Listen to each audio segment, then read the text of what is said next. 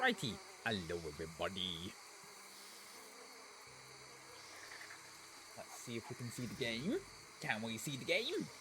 Welcome to WildRP. Welcome back if you were joining us the previous part of today's stream. Yes, there we go. We have the game. We have the game. Hope you enjoyed a little bit of Generation Zero, which went on actually probably a little bit more than I expected it to. But hey ho, it is what it is. Oh god, yeah, I forgot we still have to get the pronghorns for the fucking butcher. God damn. Anyway, welcome back to the life of Astrид. So yeah, last time out was a bit of an interesting experience.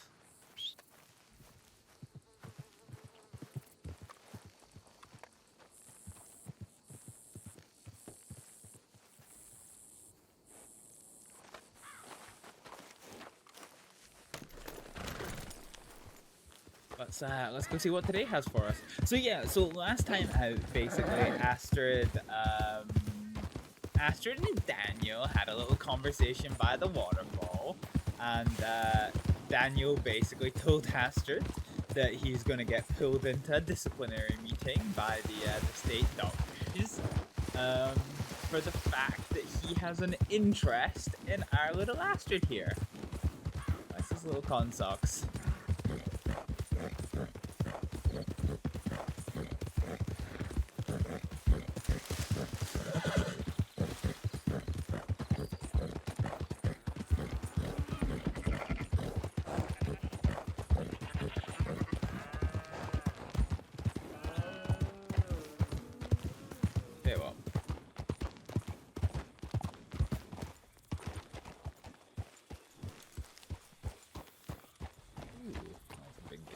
Gang of people over there, isn't it?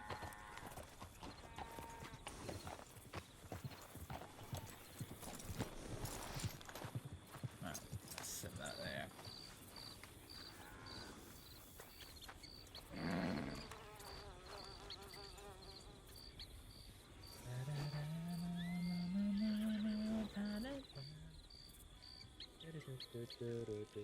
Put the open sign down. Done.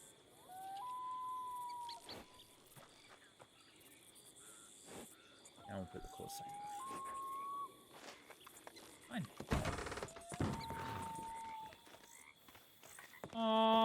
Oh, Marley.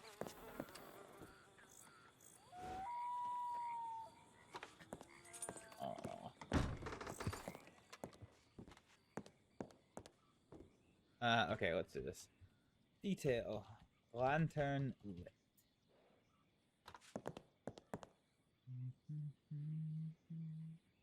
It's really important to aim for the wall, because if you don't aim for the wall, it tends to go past it and do it on the floor. Because when I used to set up my detailing, I used to set it up like aiming at the lantern like that, and it just completely fucked it up. Detail. Fire.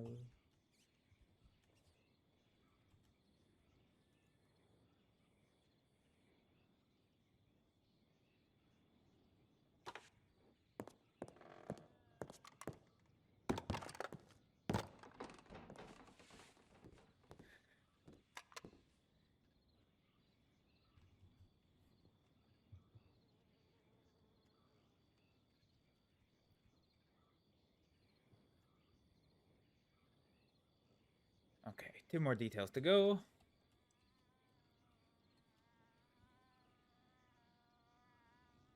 Oops. Oh.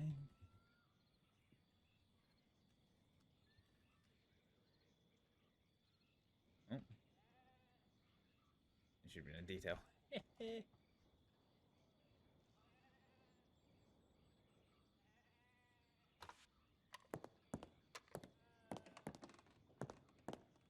Alright, detail.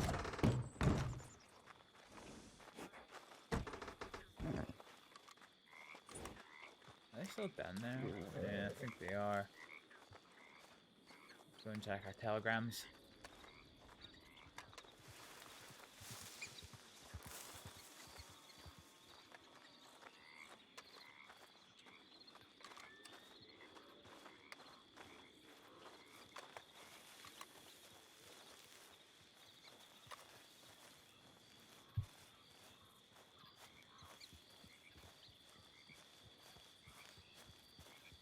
Oh yeah, shit, we need to get our music.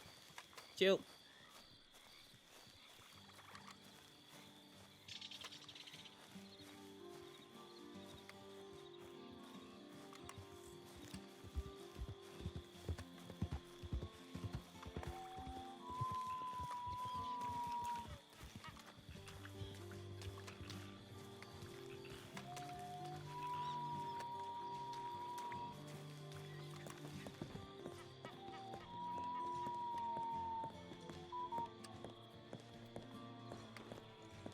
Hi there.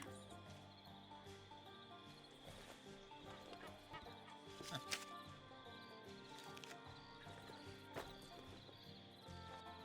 A single telegram.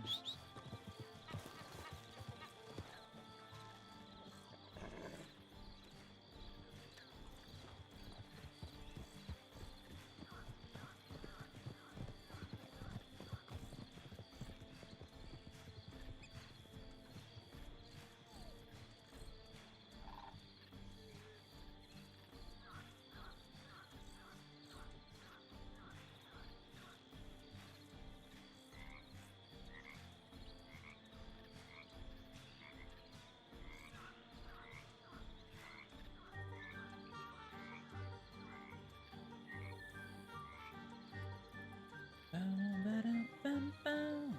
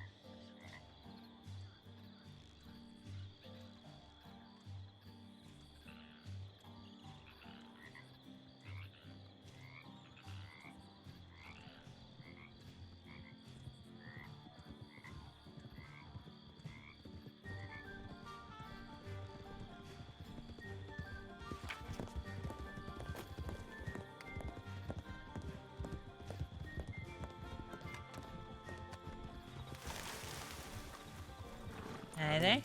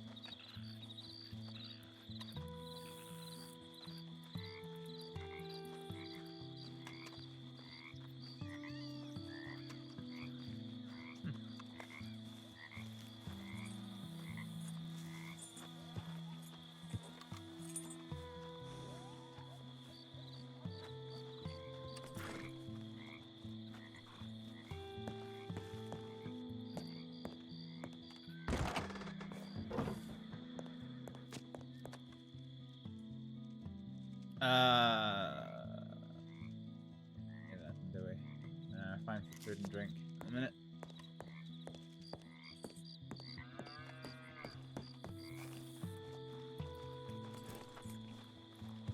I wonder who these horses are.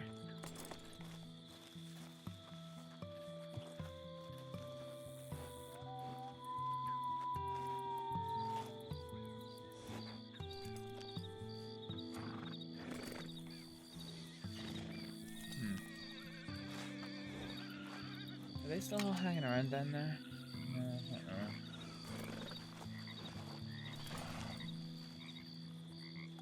No idea where that big group went. Oh.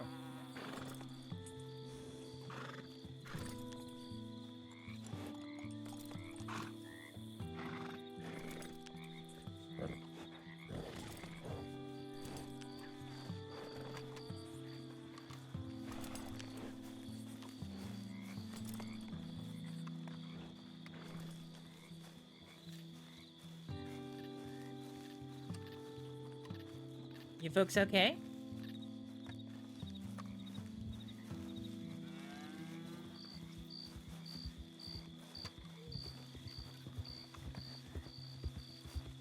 You folks okay?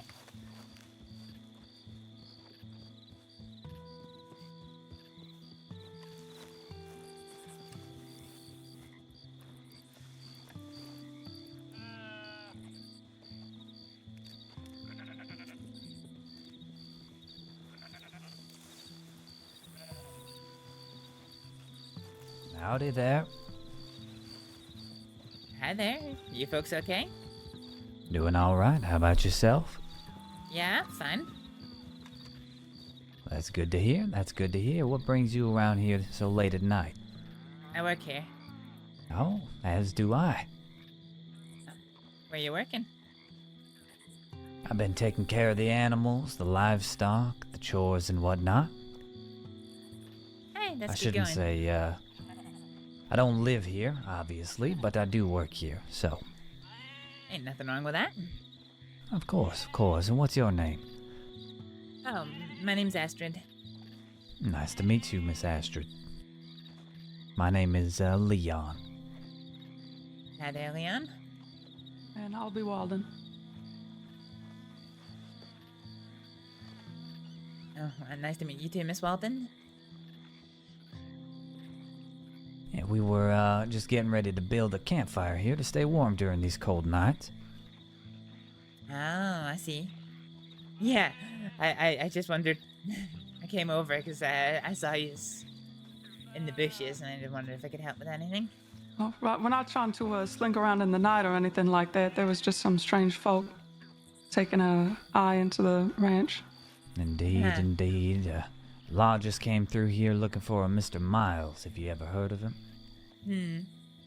Sad truth of the Emerald Ranch is that there's always large groups of folks riding around these parts. Indeed, seems to be a busy place. True enough. Well, if we can get this fire going real quick, maybe we can have a chance to speak over the fire. Sure. All right. If you'll excuse me for a moment while I gather the supplies. Sure. I'll just be out front my shop. Are you still?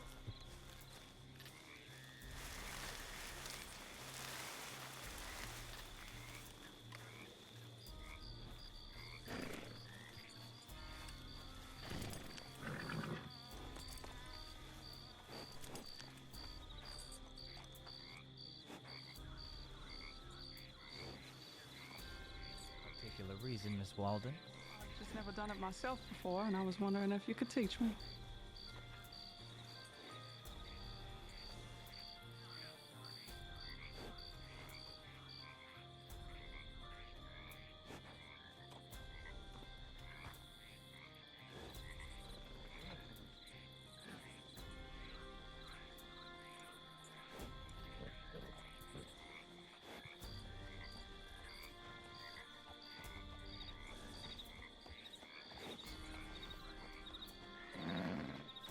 Oh, is he waving?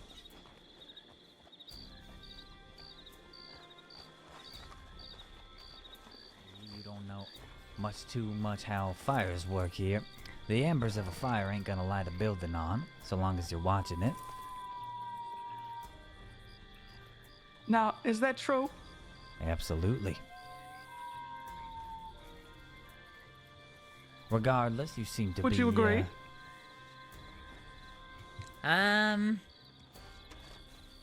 Oh, I can't say I've ever set a campfire close to a building, but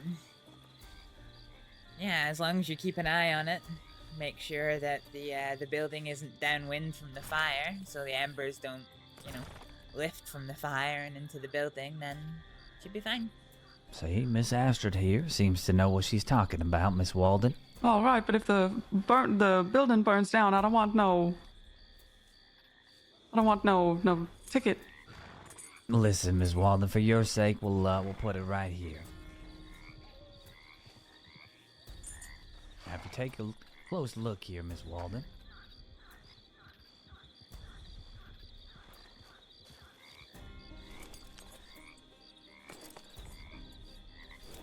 This is so the ashes and wood and whatnot do not stray from your circle you got here.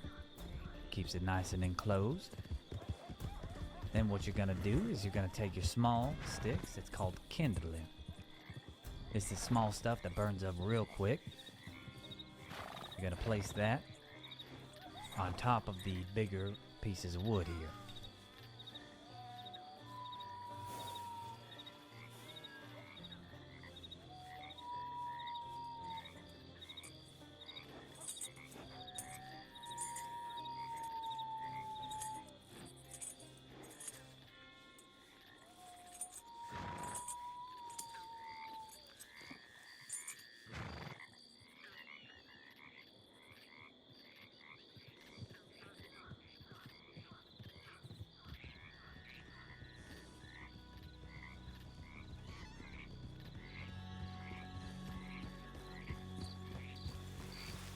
Good evening.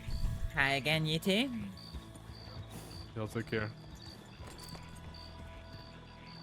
Good evening. Good evening. Does it normally take a while? It does. So you want to take this and you rub it together, and that puts out sparks here. And those sparks will quickly light that kindling on fire. Once the kindling is on fire, the firewood itself begins to light on fire. Does that make sense, Miss Walt? Of course.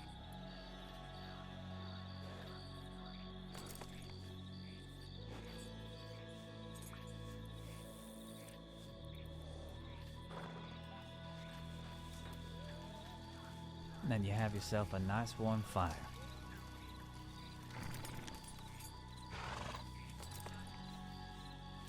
Care to join us, Miss Astrid? Yeah, certainly.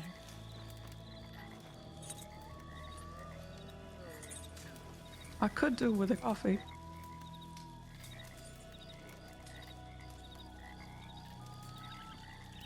Miss Astrid, Mm-hmm. would you know where one might find a coffee around here? Oh. Well, unless you happen to have a kettle and some coffee grounds on you, I reckon the nearest general store is probably Rhodes or Valentine. Miss Walden, can you hold over until the morning when we ride out to town to gather some supplies? I guess it'll have to do. I'll see if Marley has any.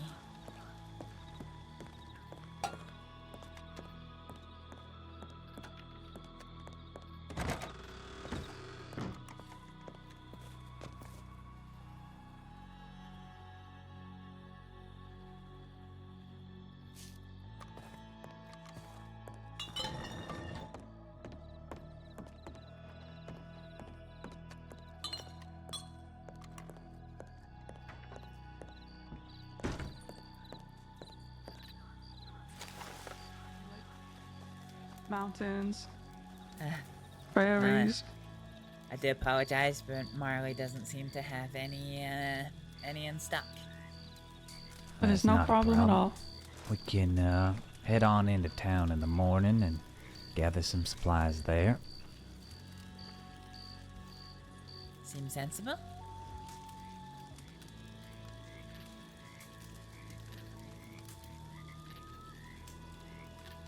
Yeah, well, I'm from Tennessee there. It's got lots of mountains and hills and open fields and whatnot. Got a little bit of everything. I always thought that Tennessee would be more flat. In some parts.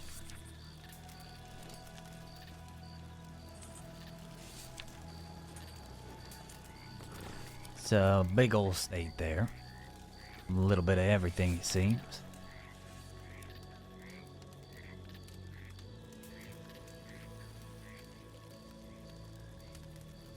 So, Miss Astrid, what is it that you do around here? I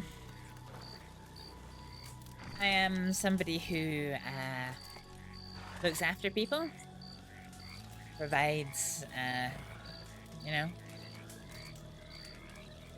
treatments and minor medical matters for people. on a private basis. I don't work with the state. I see. It sounds like you and Miss Walden may get along just fine. Oh? Taking care of people and whatnot. I'm no doctor or nothing. Oh, you don't have to be. Still take care of people in different ways. That's true. I was a doctor here a long time ago. I'm still a registered doctor in 2 different countries, but because of Saints Crossing stipulation that if you're not with the state, you're not allowed to call yourself a doctor. Can't really say I'm a doctor anymore. Of course, it's a complicated thing, that is.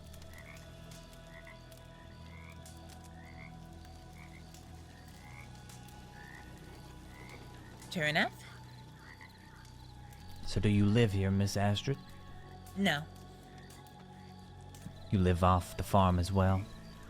Not far, but yeah, I stay off the farm. I see. Do many other folk work here? Well, let's see. So you got the people that tend the ranch. Some like to do it regularly. Others, I guess you would describe them as being quite transient. They come and they go. The old general store across the road is where I have my little private practice. And Miss Marley and Mr. Constantine run the Bird's Nest, the saloon here. I see.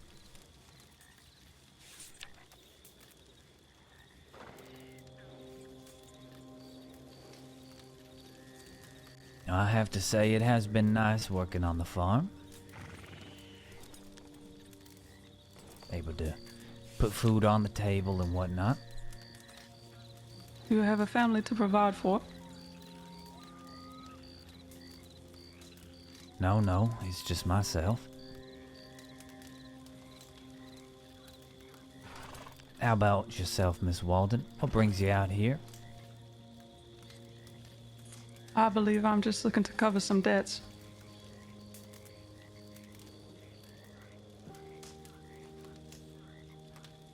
Money problems and all of that.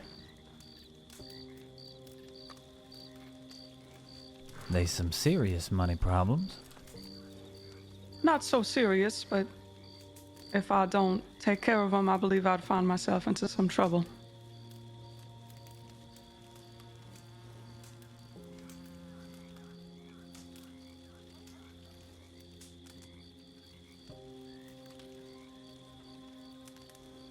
Certainly seems a keen idea to keep on top of them then. Of course, I don't want the bank coming for anything that I love. Yeah.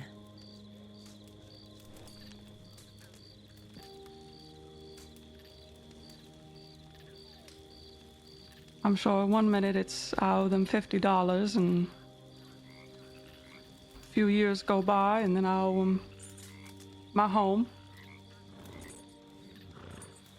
my cattle.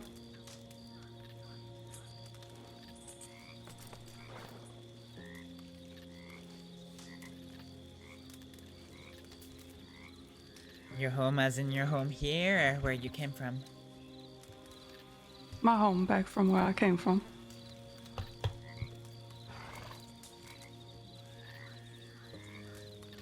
I see.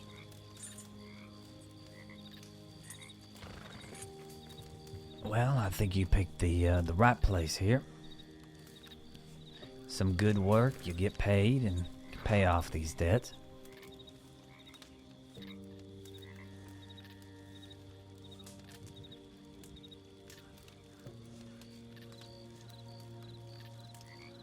Well, the sun seems to be rising.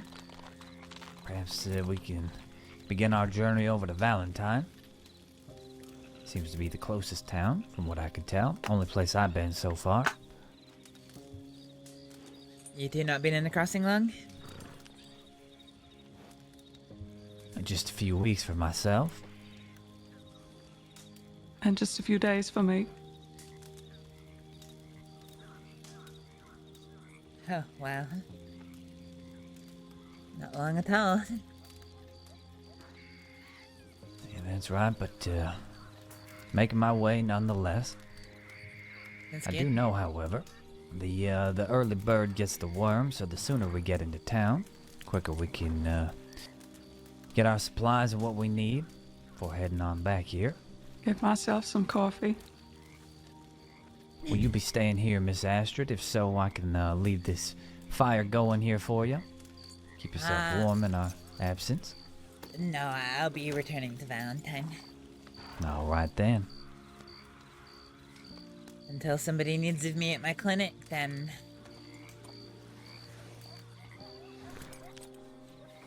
All right then. Well, you're more than welcome to come along with us. Yeah, well, we're all heading the same way.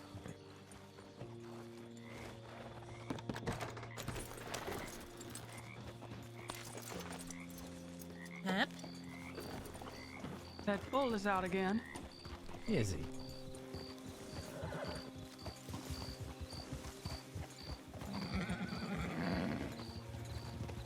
A pesky creature that one is. Seems to be an escape artist.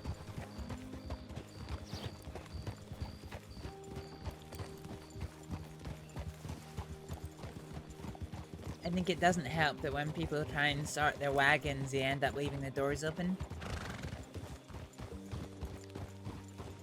Indeed, I can say it makes it much easier to clean up their pens when they're not in there chasing you around all the time. It was quite the nightmare to deal with yesterday. It's the goats that normally have it out for me.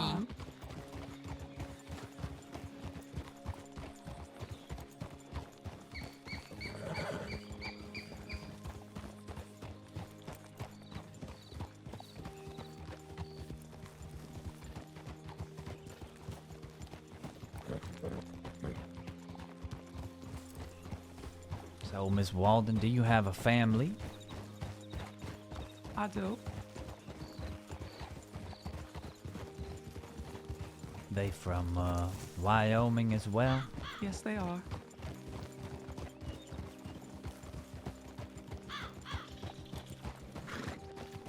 And how about you? I don't think I've ever heard of Wyoming before.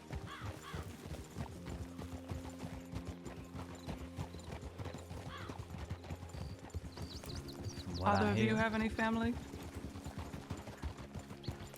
I used to. No longer, unfortunately.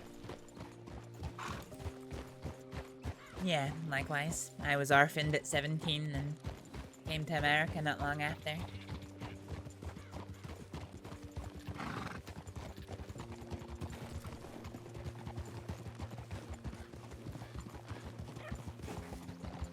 It's an unfortunate thing.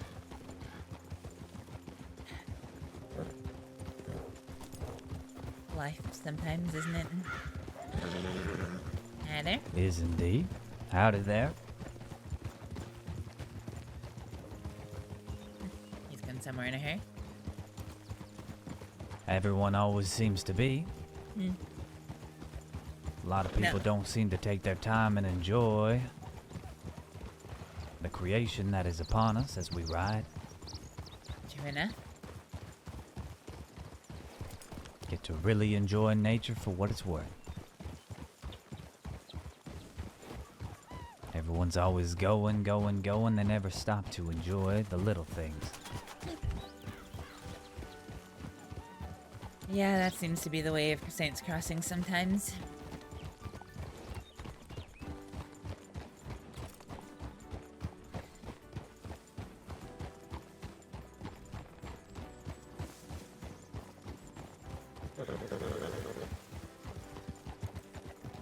You have a place you're staying, Miss Walden. I did come in from Rhodes. I was gonna see about getting a hotel there. Rhodes is nice. Can't say I've been to Rhodes. It's a dusty town. Yeah, it is. Is it now? Yep.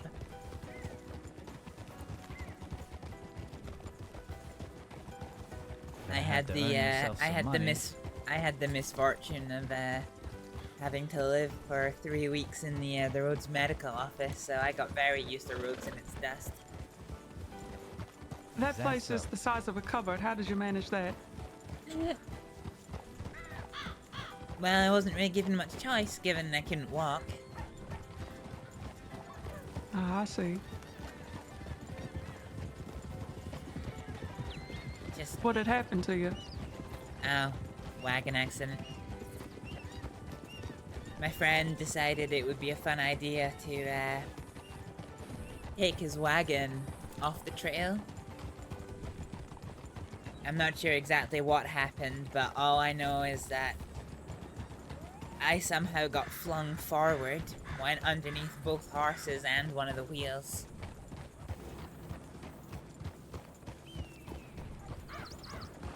And barely walked out of there with my life. Well, walk's a strong word. I couldn't really And walk. are they still your friend? They were. They've gone now. They left the crossing. I see. Careful of that wagon there. That man seems to be in a hurry.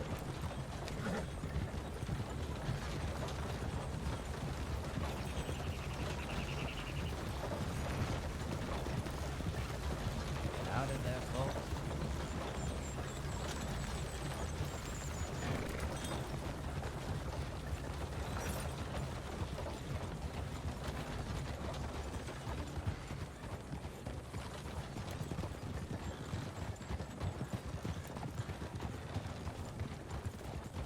But yes, he was my friend.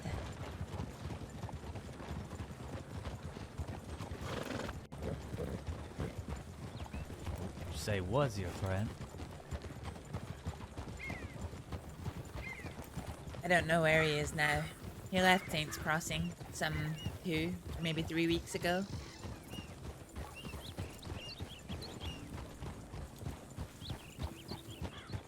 Yeah, well, people come and go. That is the way of life. Sure enough. Everyone's on a journey of their own.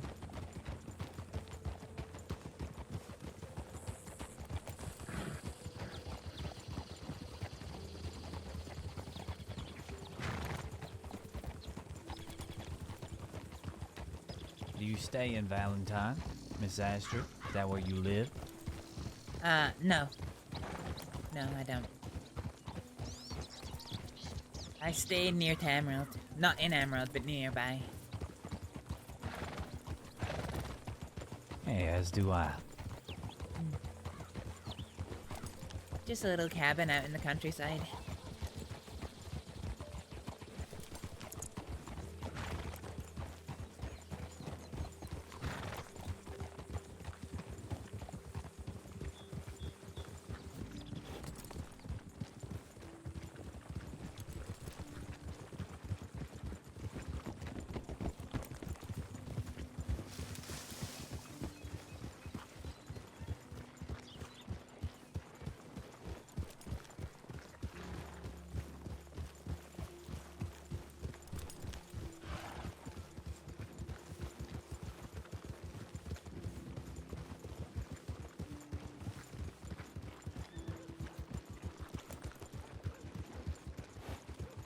Although sometimes I do put my head down here. It seems to be a nice enough place here. I see they have a church. They Indeed. do. Father McCarthy is quite nice. I see. Is that on Sundays? Yes, I can't remember the exact time, but the service is posted on the door. I'll have You to a go take a church-going look. woman, Miss Walden? Of course. Well, since you can't buy right up there, I figured I would just.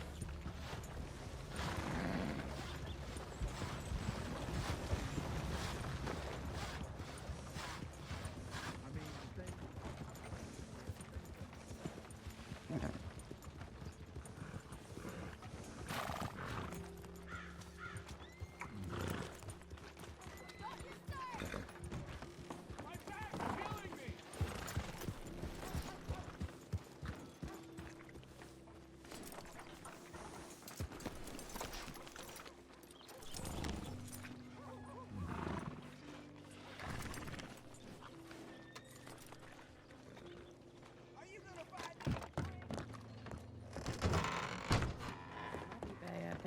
quick bath. Oops, excuse me. Hi, how are Hi you? there. Not so bad yourself? Pretty good. It's good to see you. And you? What can I get for you? I think I'm okay just now, actually. Okay. I'm just You here just come in to say hi. for the company. Yep. Well, it's good to see you. And you? How things been? Pretty good. Pretty good. Been eventful at all tonight, Miss Josie? Not well. I will say that there was this one gentleman that came in that had some really interesting stories. His name's Hank, and apparently his brother is Chompy.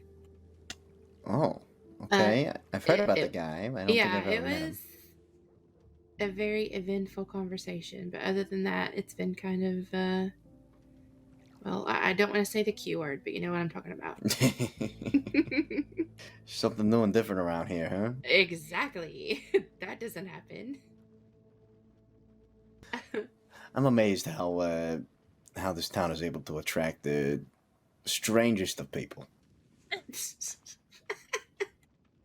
Look, they're probably in Saint Denis too, but you guys have a lot of corners and Yeah, alleys. I guess and- they just blend in. Yeah. Huh? Nowhere to hide around here.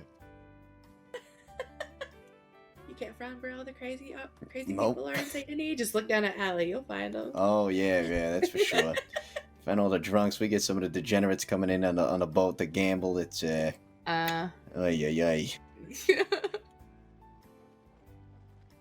Yeah, all over the crossing they are. I'm telling you.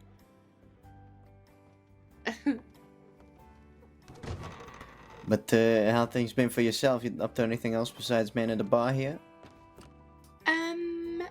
Well, honestly, I'm kind of thinking about joining the Rangers again. Oh yeah? Oh, I didn't realize you were part of them in the past. Yep, used to be a long time ago. I'm thinking about it again, but not really sure yet. Wilderness calling to you? I don't know if it's so much the wilderness as it is helping the people. Right. But, yeah, maybe. We'll see. I was actually just up in Strawberry before I came up this way. I was hoping to, I had heard somebody open the general store up there. Really? And I ran into one of the fellas who's apparently running it. He came down to the city the other night. And he was saying they're selling this scented pomade.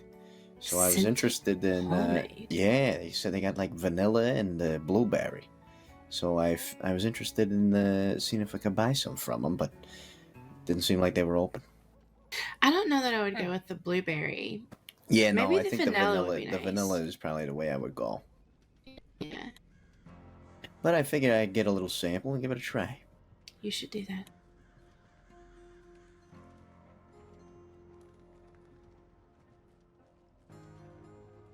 How's everybody else's night been going? Anything exciting going on? I only just I woke mean, up, so not really. Fair enough. What about you, Miss Riley? I was awake for a couple of hours and then I laid my head down for a bit and now I'm awake again. How are you feeling? You were I sick mean, the I other would day. say better than every day's a little bit better, but certainly I don't sound great. But you feeling better. I'd say so. I'm not coughing and sneezing as much. Oh, that's good. That's good. I'm glad. So what are you gonna get into tonight, Miss Astrid? Oh, well, I am, you know, perilously close to, getting my wagon. So, Night? do a bit of hunting, pay off the, Nice. butcher here in Valentine, couple of $100, and then, fingers crossed I'll have enough for the wagon after that. And 2.5 months of saving will come to an end. Very nice. What can I get you, sir? Can I get a stew, please? Absolutely. You need anything to drink with that? No, thank you. You got it. Come right up.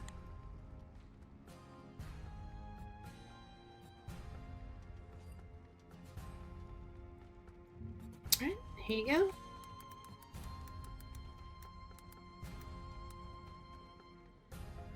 Alright, you pay what you can spare, and if you can't spare anything, it's on the house.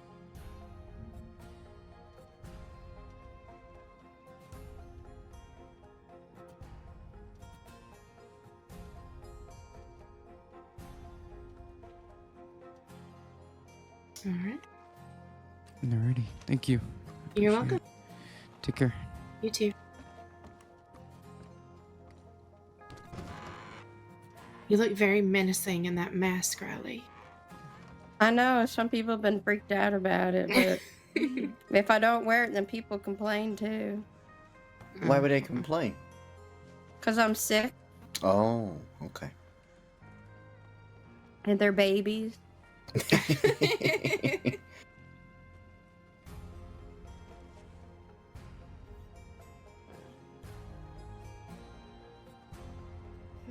I need to go check my telegrams. Okay. You guys gonna be here? I Yeah. may join you. I think I gotta do the same. Alright. Well, I'm gonna walk down there. Come on, let's go. Yeah, let me grab my I'll be right back, coat Young. here. Okay. Yeah, sure.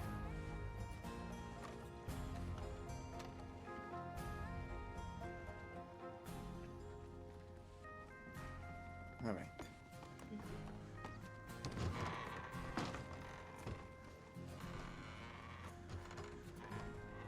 I think we have the same jacket or vest. Yeah, I think we do actually.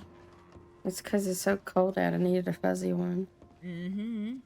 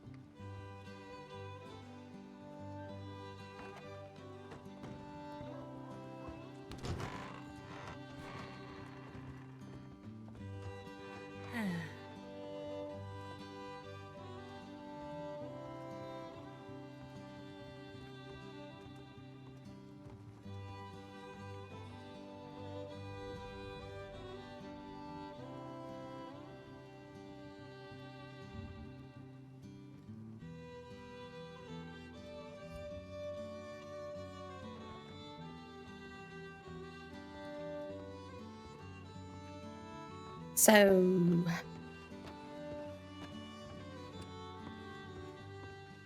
How have things been here in Valentine?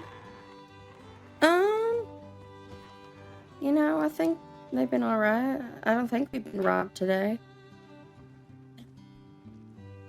Alright, that wasn't quite what I was expecting, but that's good. I feel like think.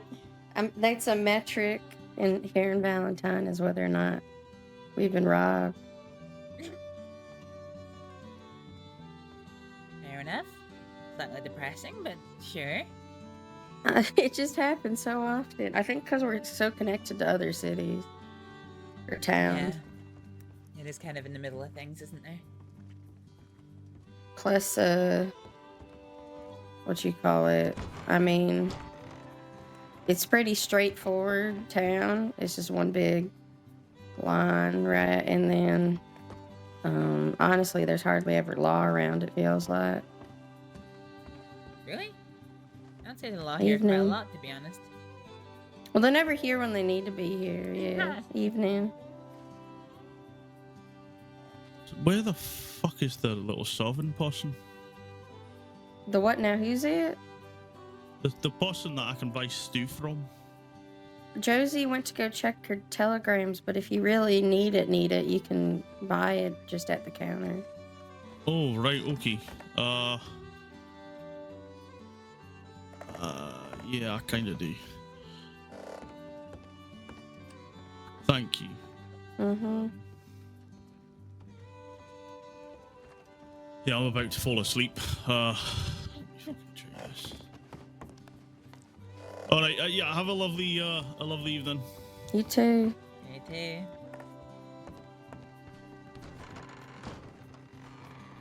Sometimes the oddest people walk in. Mm-hmm. You can really tell they're not from around here. Yep. Howdy. Oh. Hi again. Howdy there. Hey there, Miss Astrид. Everything all right in here? Is that? And we're just standing. Just chatting away. Standing and chatting away, fair enough. Miss Astrid, got a question for you. Shit. And I hate to do this, but I was wondering if you can give me a small loan of about $20 or so, if possible, that I could most definitely pay you back for. For what? I'm looking to get a cleaver and a knife, that way I can go hunting.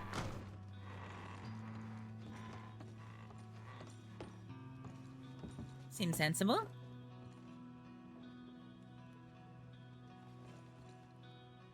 I went ahead and bought a cleaver. Oh. Well then, that was very smart of you, Miss Walden. Never mind on that one, Miss Astrid. Just pretend I didn't ask. Alright, no problem. Hey, what's your name down there, ma'am? It's Riley. What about yourself? Riley, nice to meet you. My name is Leon. Leon, it's good to meet you. You around here often? I should be coming by time to time. I work at Emerald Ranch. Okay. So I'll be coming in and out of here quite frequently. How about yourself? Yeah, I basically live here, so I guess. I don't have a hotel here, but I live here. Managed to do without one, but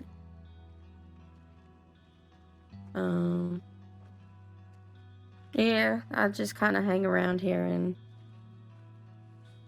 mooch off of people's social interactions.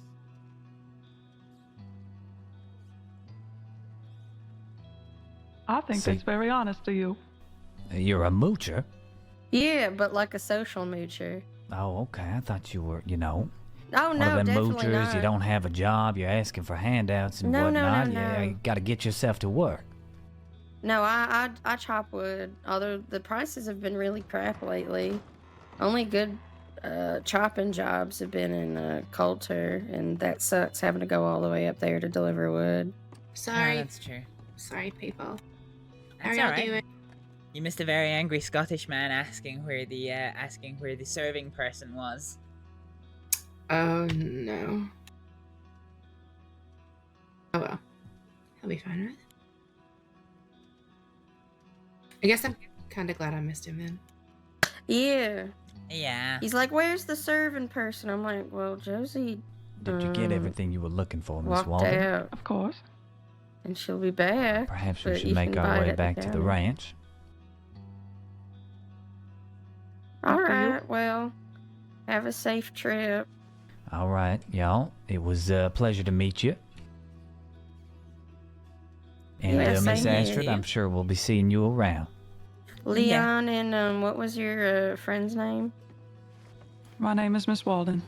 Miss Walden. Good to meet you. You as well. You as well. You, y'all take it easy now. Yeah. Y'all be safe. Safe travels on the roads. Thank you very kindly. He had funny glasses.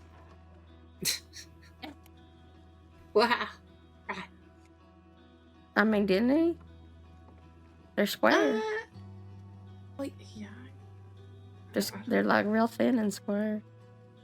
I'm gonna be totally honest, I didn't even notice. That's the only thing I noticed about them. I'm just like, funny Wow. glasses.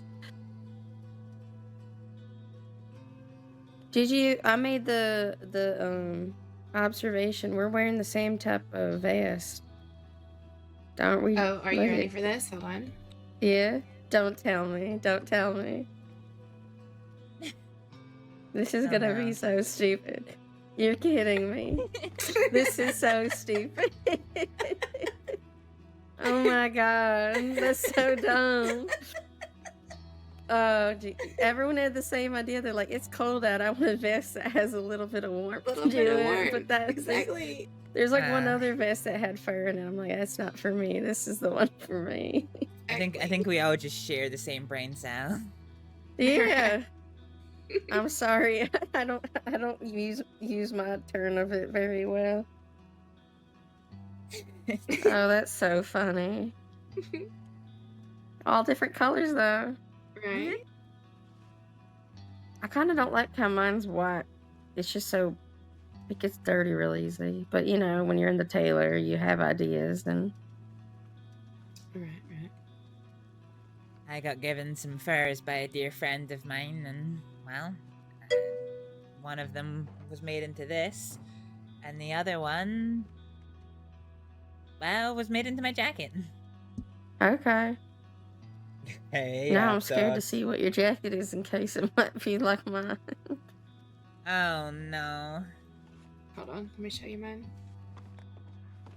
See, if we all have the same jacket, I'm not gonna be happy. The guy would have proposed on the Let me get spot. mine Love real it. quick. Oh, you're so cozy. Yeah, it's really warm. I love it. Mm-hmm. Hello, sir. Hang on, mine's a bit outside of my hearth. Okay.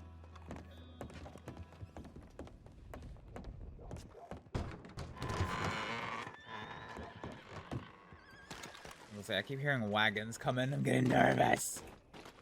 Getting fucking nervous. I've got to do something.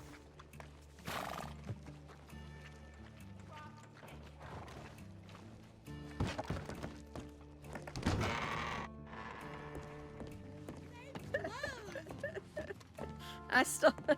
Yay, No, well done it. Okay. It's not like mine though. Feel like having a good This is background right now? ridiculous. So funny. So all three of us you have a good share night now. like one brain The cell, same but bra- you two yeah, we share do. about 5. Right. Oh my goodness. Wow. I have always At least we're not wearing the same underpants or something. I mean, who says we're not?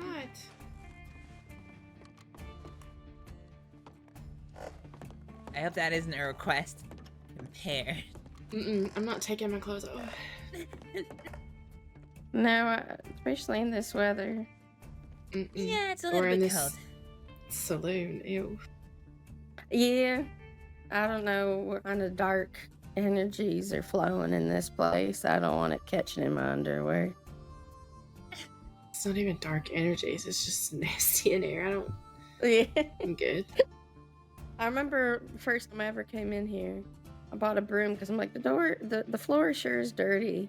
I wonder if I could sweep it up. No. You can't. Why? Because people just keep traipsing in more and more schmud. No, I think it's just so caked into the wood that it's just impenetrable. Wow. You sweep it and it's just, there's more schmud. It's just spreading it. That's Oh, gosh. gross. That is gross. Yeah.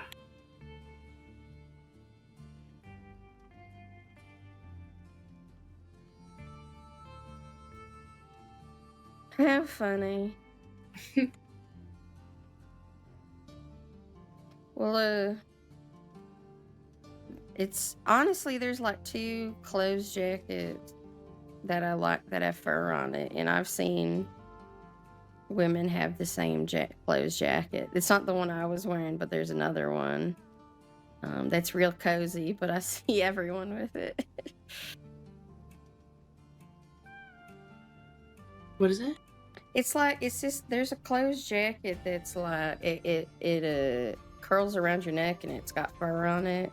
Mhm. It's real cute looking, but I'm sure if there's definitely someone in town who's wearing it and I could point it out to you, but I feel like every woman I've met has that jacket. It's probably has fur around like the neck and the sleeves, and Yeah, and in the neck, the sleeves are it's kind of like a sweater material.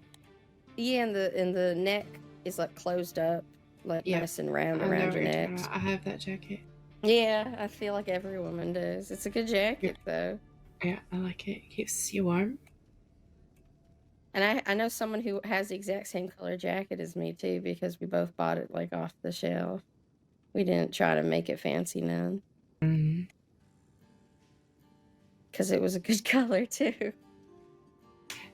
Yeah, I think I know which one you're talking about. It is a good color. I got a telegram, so I'm gonna mosey on over there. Yeah, but I'll be I back. actually hate to leave you both up. I'm gonna go to the bank, and then I think I'm gonna go to Blackwater and maybe lay my head down. Okay, that's Fair enough. fine. Nice seeing you. It's good No problem. talking with you a bit. Yeah, it was good seeing you, Riley. We need to hang out sometime. Astrид, beautiful as always, my dear. Y'all stay safe. Yeah, y'all too. Oh, excuse me. All right, Astrид. You have a good rest. You too, hon. Well then. Guess it's time to go hunting, huh? Looks like we need some pronghorn.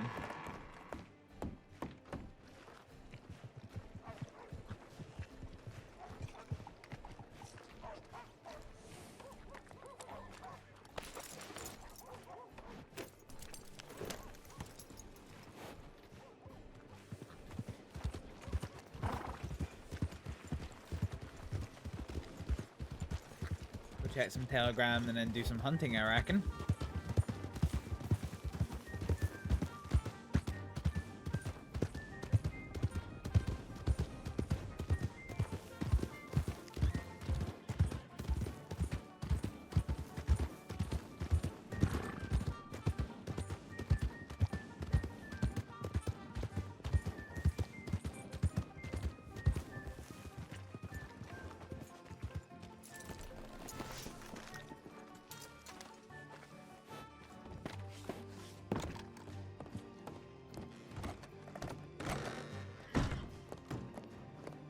Hi again. Howdy. What a quinky day.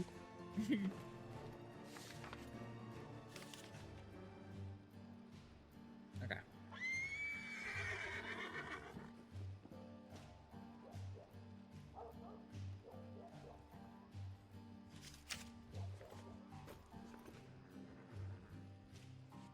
Have a good Bye.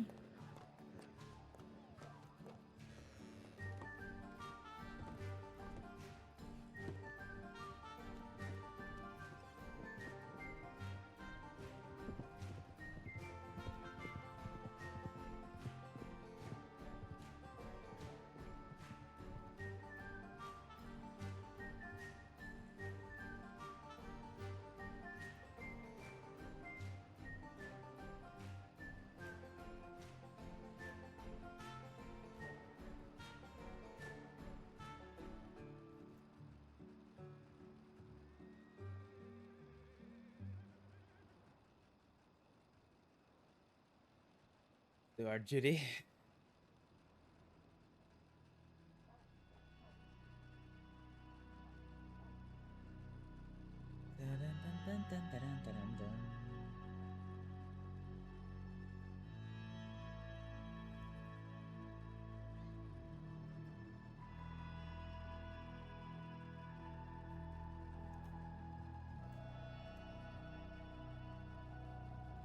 Dear Lola.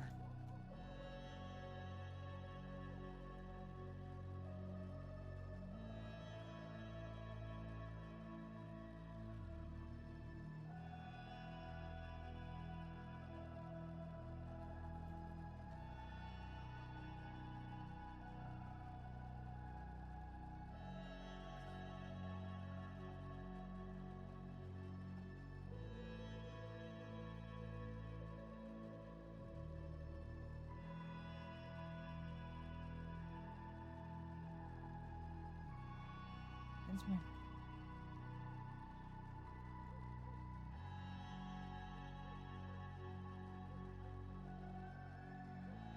Oh, actually, 3 o'clock. Might be slightly late. I think we might head to Rhodes and see if anybody is around.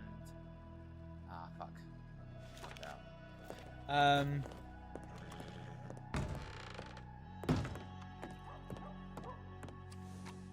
Might hit the roads and see if anybody is around RV camp.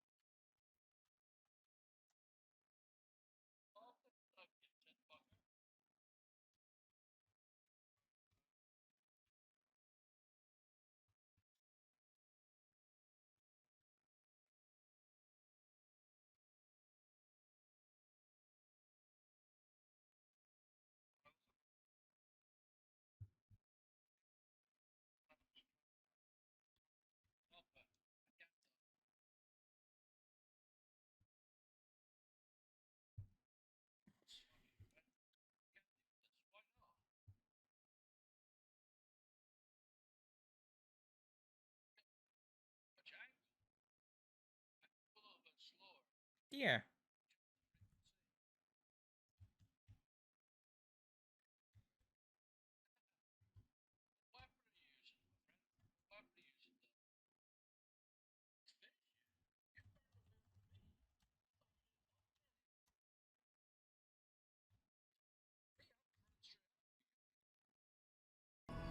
Sorry folks, had to mute game volume a second.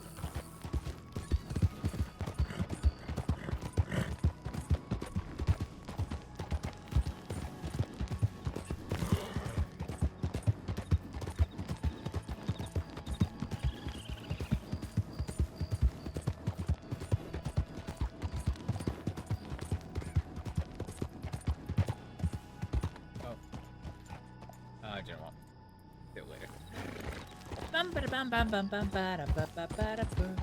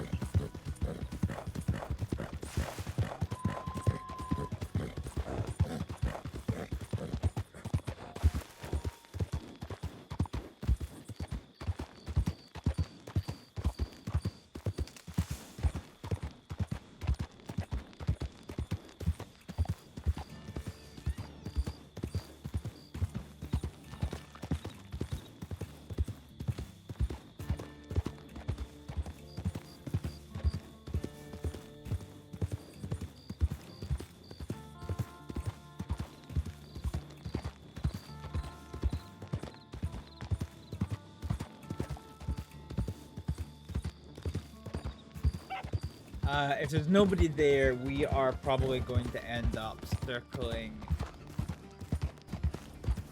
Look at your horses. If there's nobody at the Pavi camp, we're probably going to end up circling back to Blackwater Way to try and hunt some pronghorn, get this job done, and then see where the night takes us. Yes.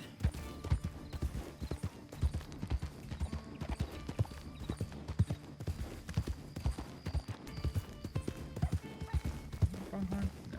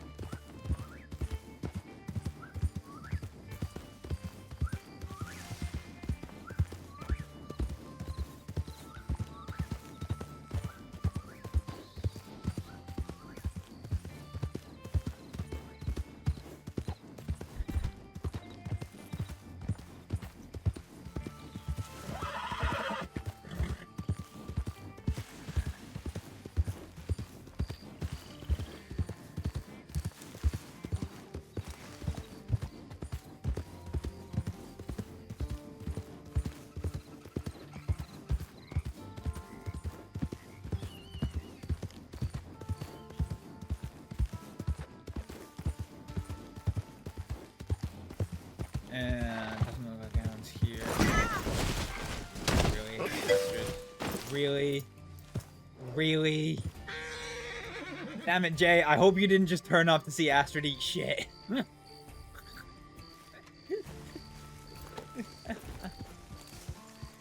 She really hurt. But yeah, there's no one here. God damn.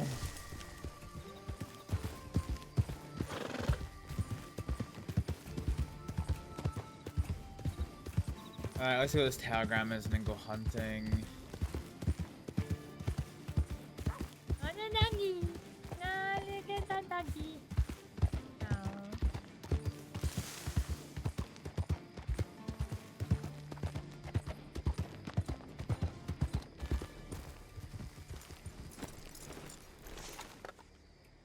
Is that Tibbs? Oh, maybe not actually. No, it's not. I saw the all black. Hi there.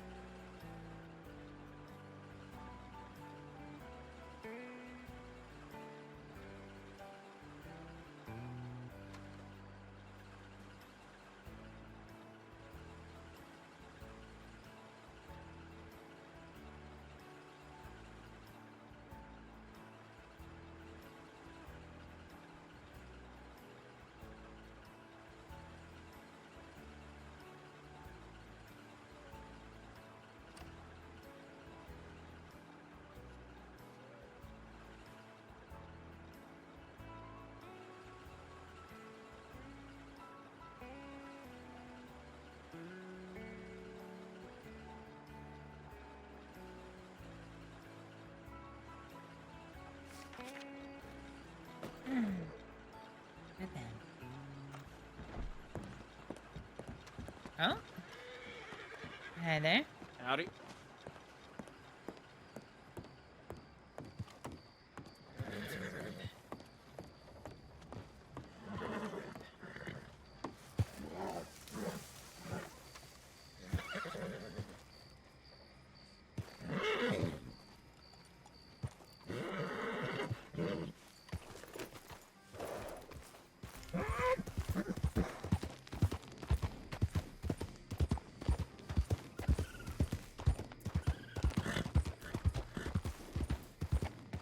We could probably pick up some rifle rounds, actually. We're a little bit shy on them. Not sure what this is. Here's a bit of a miss.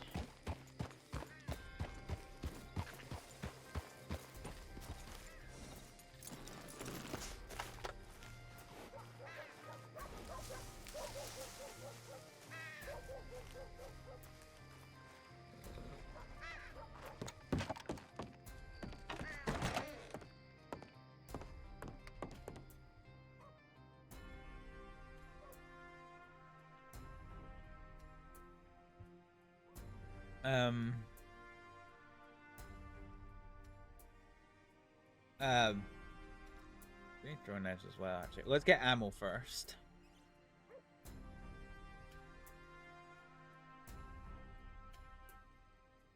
Let's grab 23.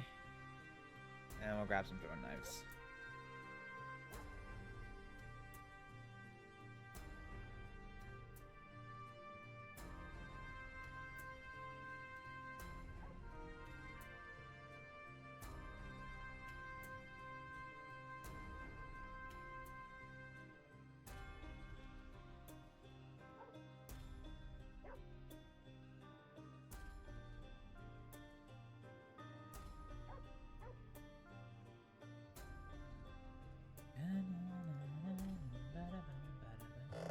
Okay, fine.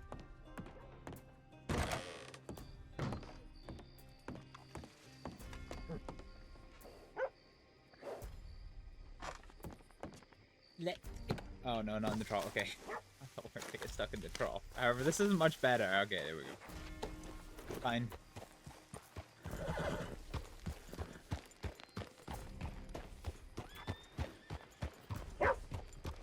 Let's head out of town. Let's go find some pronghorn.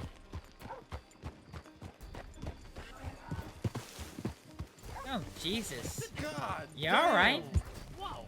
Yeah, holy shit. I tripped and hit him in his ass and he fucking hit me. Oh my. Well, at least you have... Yeah, he's a fucking dickhead, man. I'm gonna be honest with you. Alright then. Wash is a bit of a dickhead, it seems. Alright, let's hunt. Let's go and kill these things. I can't believe how long we've actually had this job for.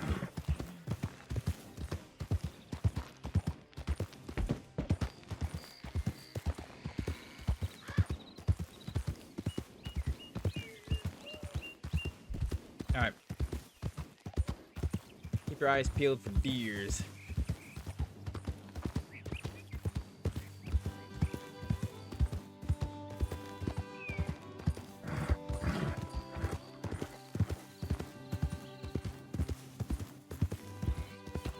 Remember, the game knows that we're after pronghorn, so it's only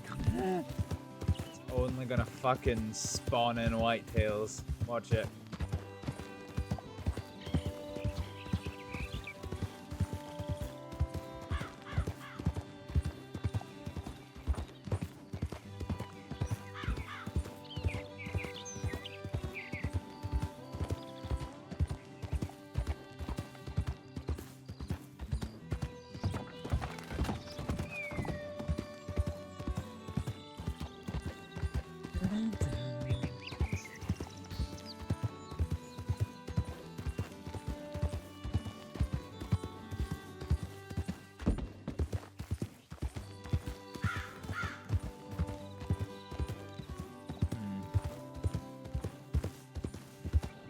I think there's gonna be any here.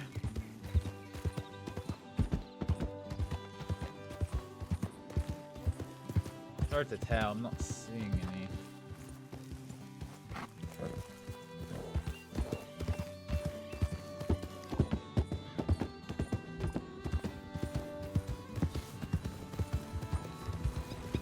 That horse looks like a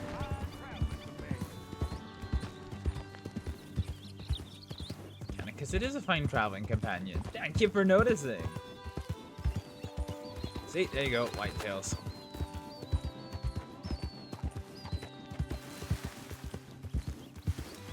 I mean, I'm like 20% sure that I've seen... Oh, Okay. Alright. Fuck the neighborhood then, huh?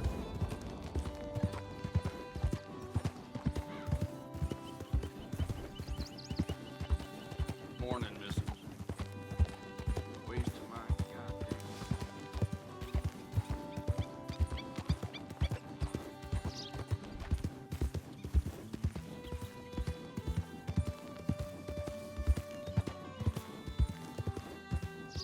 Any sign of any deers? No, not really.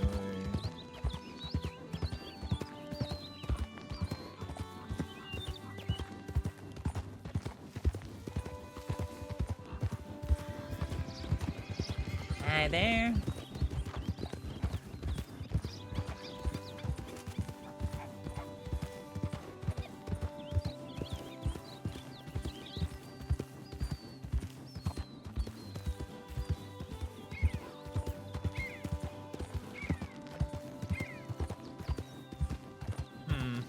Ooh, that's a pronghorn. Okay, hang on. Let's keep our eye on that. So he's probably gonna go down the path, but he's probably gonna turn around. Yeah, okay, there we go.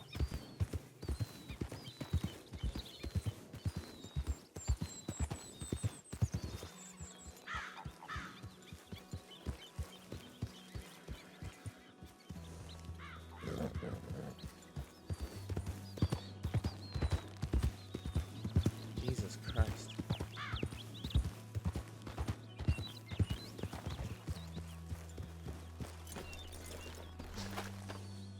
Alright, these are whitetails. Let's just try and skirt around them. Because it's the pronghorn that we want. Fuck, he was right there. Right fucking there.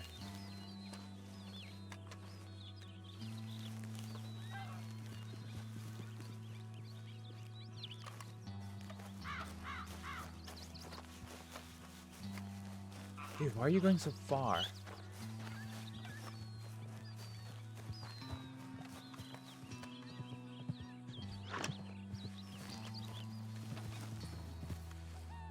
Okay, great. Stay there. I'm not sure we'll land the long shot. So let's just keep going until we can. Is that more pronghorn over there? It is, but it can only carry one. But at least we know they're here. That's the main thing, I guess.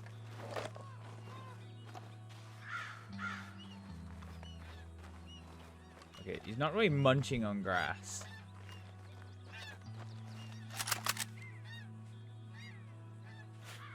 Okay, we need it to stop. Like so.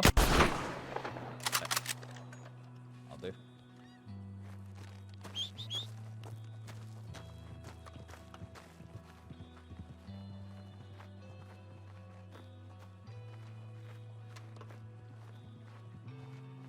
Little hunter Astrид.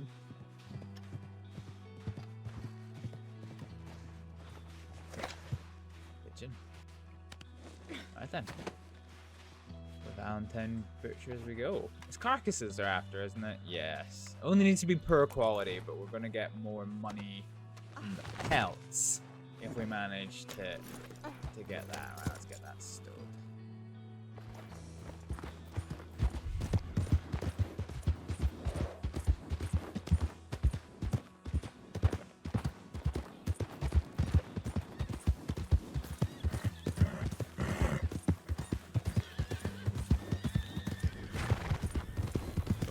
Well, we started the stampede. Unfortunate.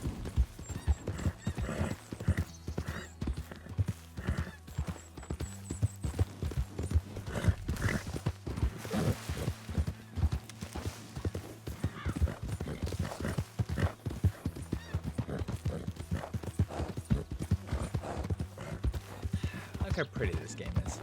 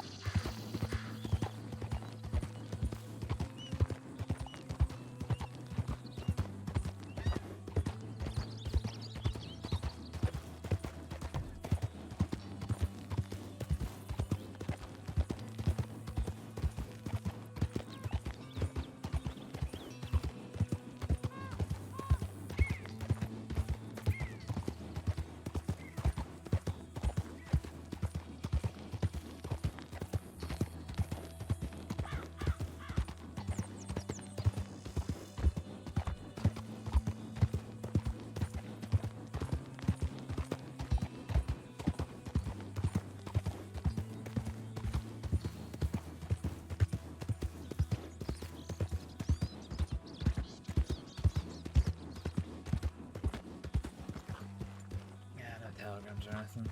Cover for the best. Oh. Bobby and Lucia.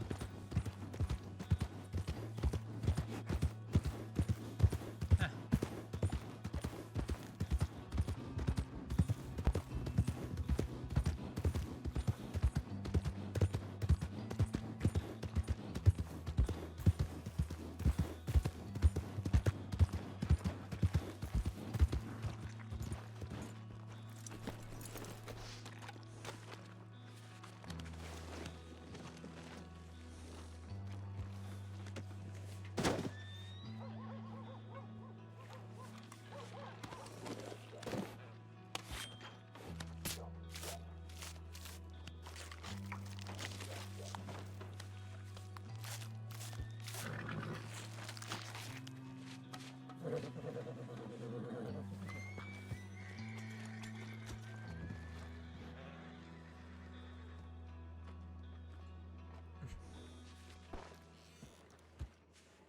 So we'll take $8 for that, back up to 20.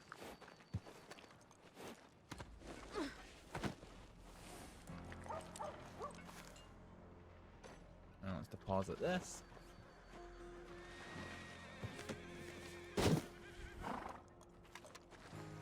Deposit for 1. Then we need to go back out hunting again.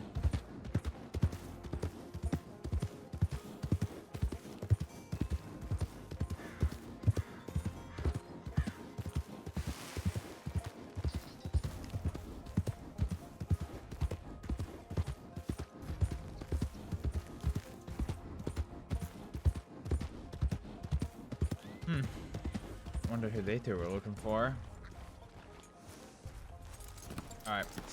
One thing I want to do, so we might be doing surgery at some point today. So I want to make sure that we've got a little consent form. Long ago. So let's just send it to myself.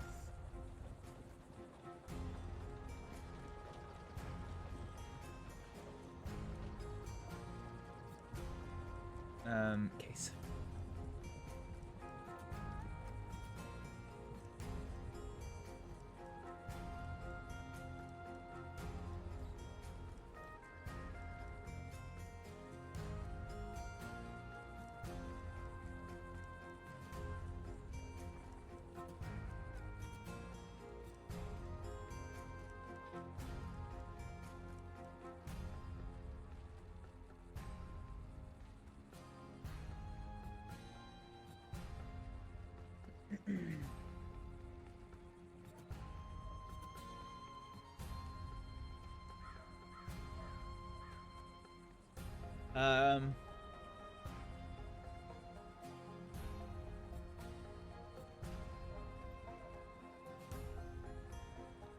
You've agreed.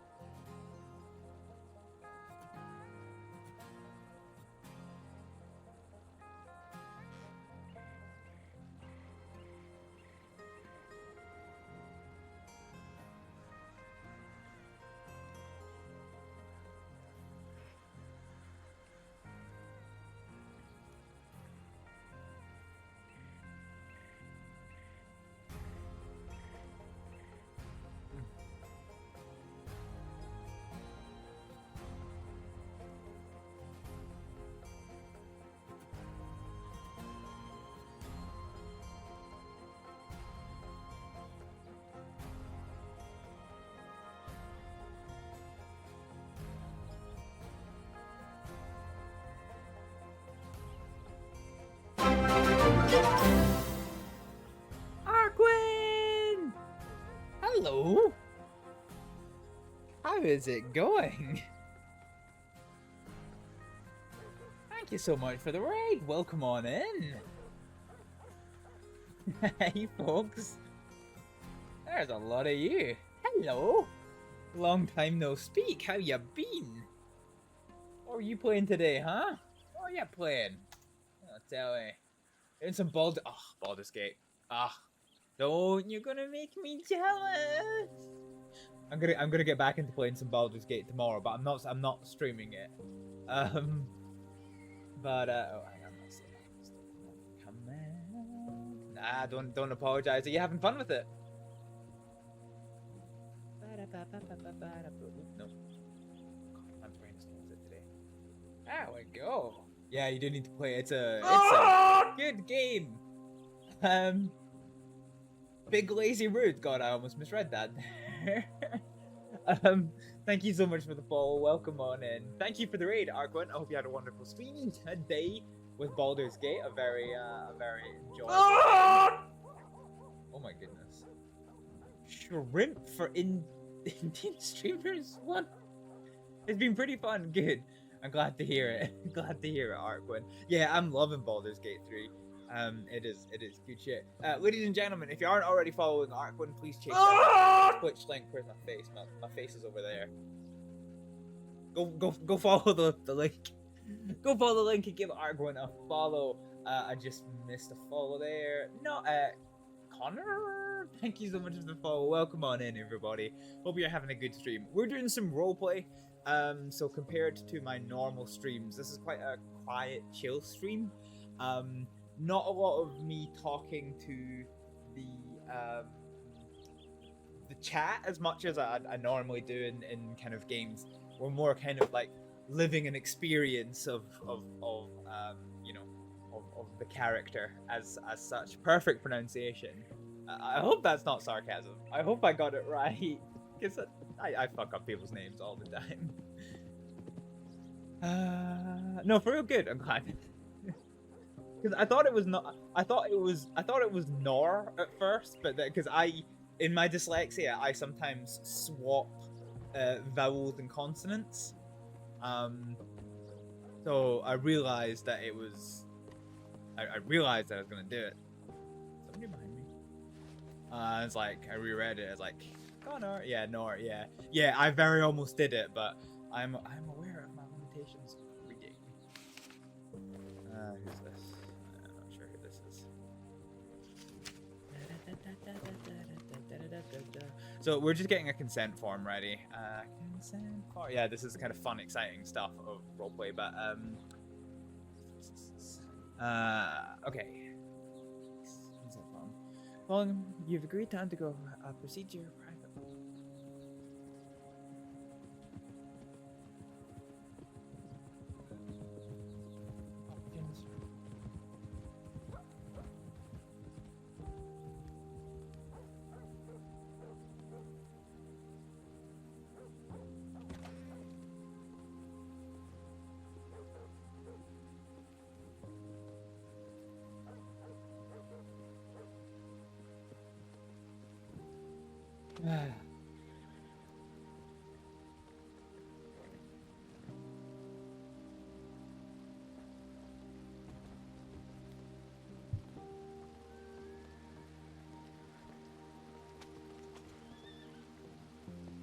Sorry to interrupt. Did you see Bobby and Lucia by chance?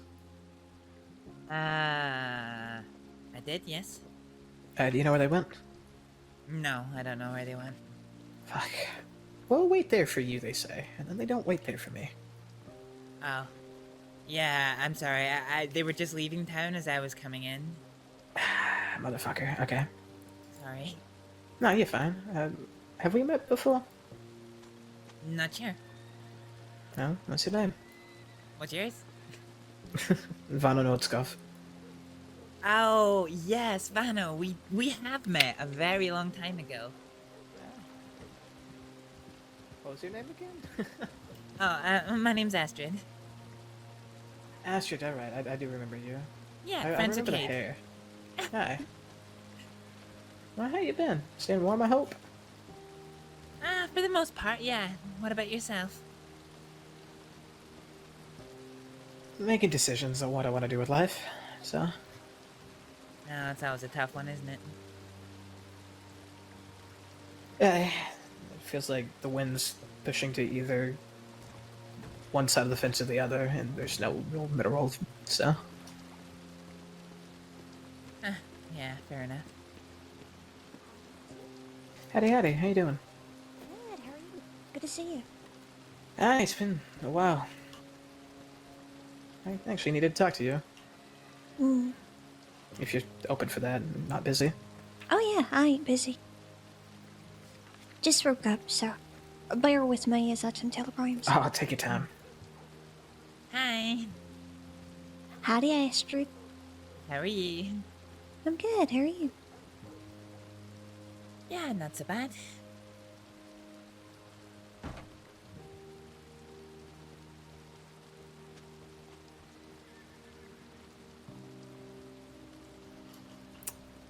Pickering, you know Violet, right? I do. Do you know her last name by chance? I'm adding her into my contact list, but I didn't ask her last name. Yeah, I actually don't. I just know her as Violet. Oh, fuck. Okay, well, that's what she's going in as then. No, she's helping me, with a little bit of work. Actual honest work, believe it or not. Any you law? No. Yeah, not. Okay. Everything Do you alright? need help? I don't know. I think something's happened to my mama in the bathhouse. With like Mama Christine? That's right. Is it okay. like medic or like? I don't know. I think she's missing. Oh god. Oh.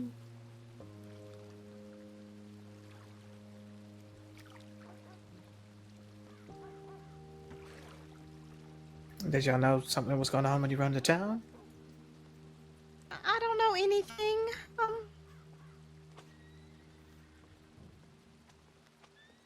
Yeah, well, I've not seen any law dogs for the past few hours, to be honest with you.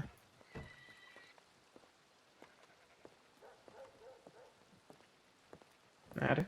Excuse me. I'll reply to this later. I mean, it's up to you if you got things to do.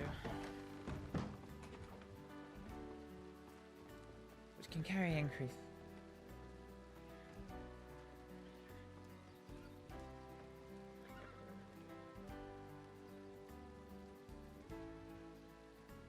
Funding nor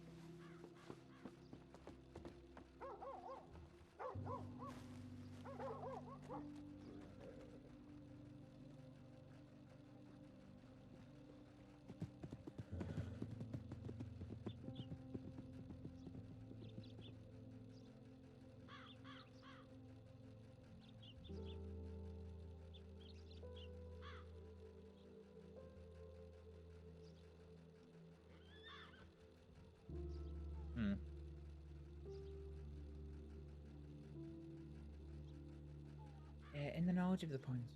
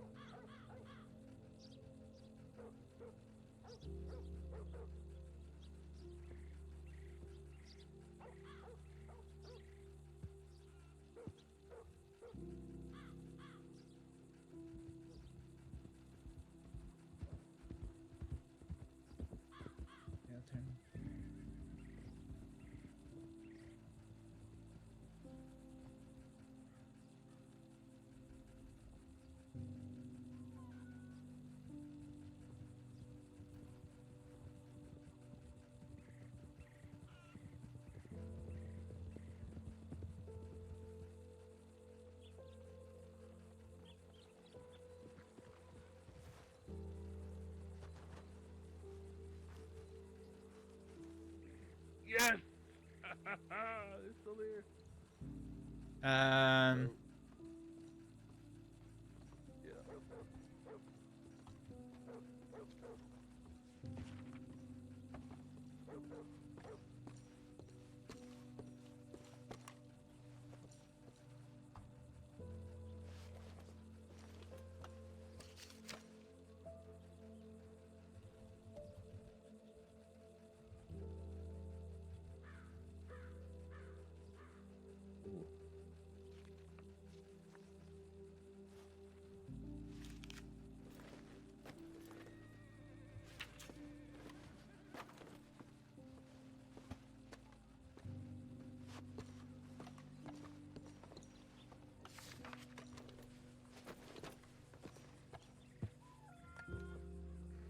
Hey.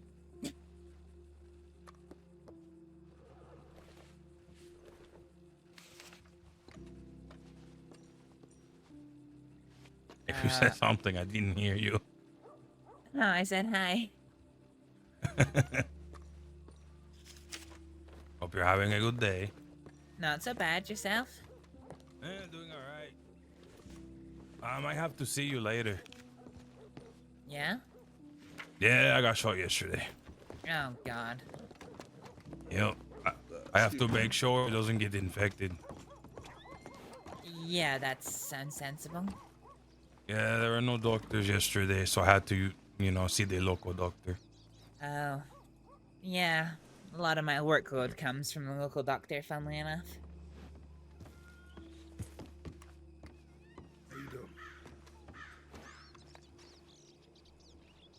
Yeah, well, if you're still around, I might see you later, just to make sure it's not infected.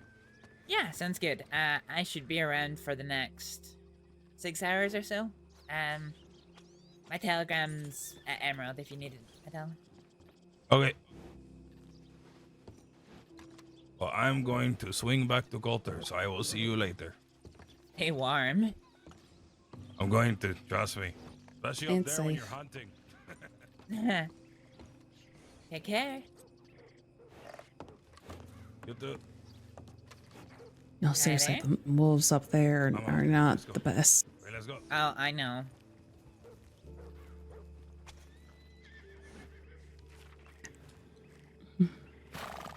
I figured that it was you inside. Yeah, I know about the wolves.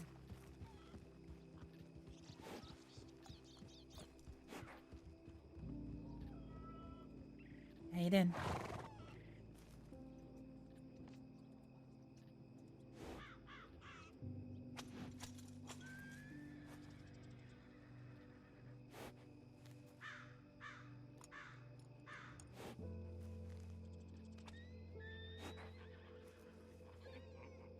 Well, I've been resting in bed for the most part.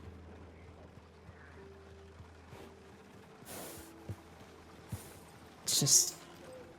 Yeah, Clara told me she's been looking after you. Yeah. Yeah, I owe her one after that night. I've been staying with her for a few nights and... well... just couldn't stand but laying in that bed, so I kind of forced myself to get up. Yeah, somebody who once had to live for 3 weeks in the Rhodes Medical Office. Trust me, I get it.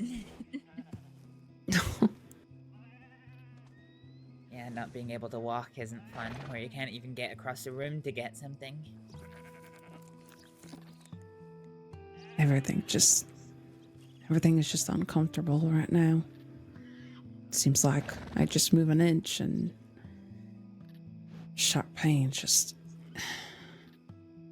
escalates from there.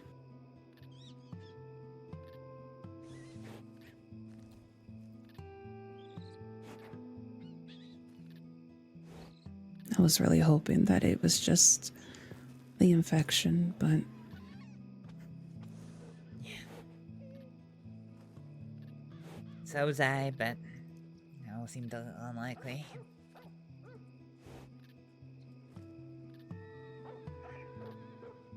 I told Drew, but part that I didn't tell him was my fears. Your fears?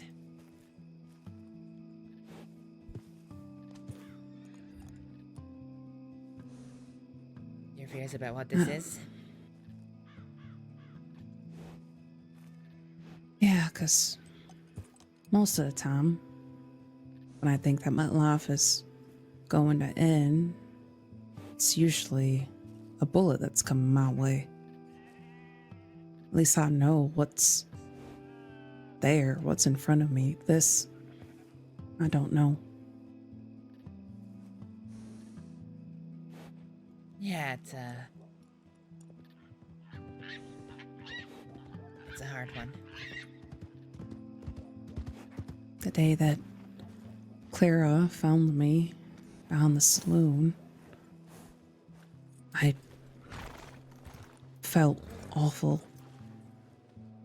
And I really thought that I did something to myself because I hadn't slept. I was all over the place.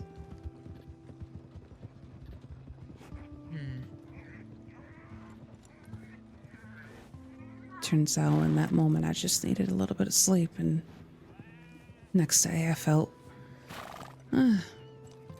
maybe 10% better than the night before. Progress. Shit progress, but progress.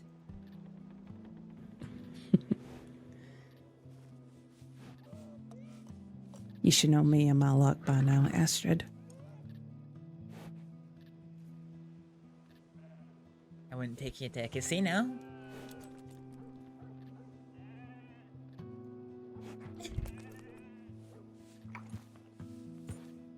Guilty.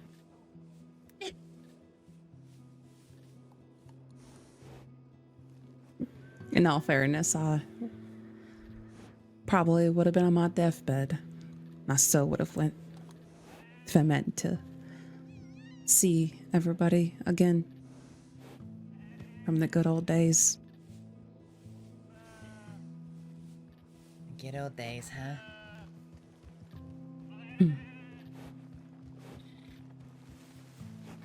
That's how it felt like. Somehow it gave me a little strength to be up and standing and walking around and whatnot. That's good. Howdy. Anything you can... Howdy, howdy. Oh! I'm alright. Oh, okay. Anything you can find that gives you strength is always a good thing.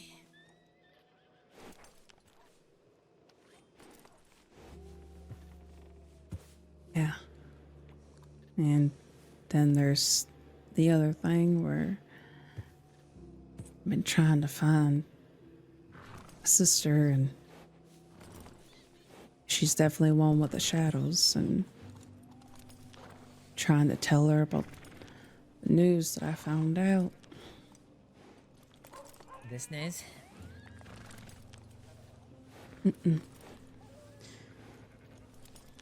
See, there was a woman by the name of Arya that I've known since I've been here in the Crossing. We met in Blackwater. Saved her from a night where she was being attacked by a cougar, and I took her to Strawberry and got her looked at, and after that we became good friends. Our visits became every so often to once in a blue moon, I suppose. Sorry to hear that. At least I knew that she was alive, I suppose, and turns out her and I have more things in common than what we thought we did, and that's why I had the infection to begin with, because we wanted to see if we were sisters. Due to information that we found out from our past, and yeah. Hello. Hi there. Howdy, howdy. Hi. What's your names?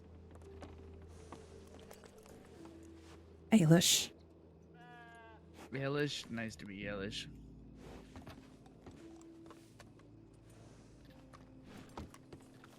What's your name, fellow? Oh, it's Isaac. Oh, Hi, Isaac. you and I've met before, Isaac. Have we? I'm so drunk, I really can't remember. Wait, What's your is name? that Astrid? Yes, it is. Hi. Is that your name? Yes, Yeah, Isaac. no, Astrid. Change it. Isaac. Ah, he's learning. He's learning. I like it. He's learning. Oh, Lord. Attaboy, Isaac. What, How are you, what Astrid? exactly is he learning? He's learning the kettle ways. Ah. Be a kettleman in no time, kid. Thank you. What y'all's up to? Hanging out on the porch of the telegram office. Just reminiscing, I suppose. Reminiscing about your glory days that have now gone, and now you are descending past the prime of your life into nothing good. You hit it on the head. Man, I'm good at this. Hello. Also another drink. You know, Another I don't drink, think honey? I don't think I have ever seen either of you two drink before. Really? We're like Yeah. a mythical creature. You know, I really shouldn't be drinking this much. I only have one kidney now. Yeah, actually, you shouldn't be drinking that much. Yeah, you know. No, I know exactly what you should drink. My dad choose to have in one place kidney of to start drinking as alcohol. much. But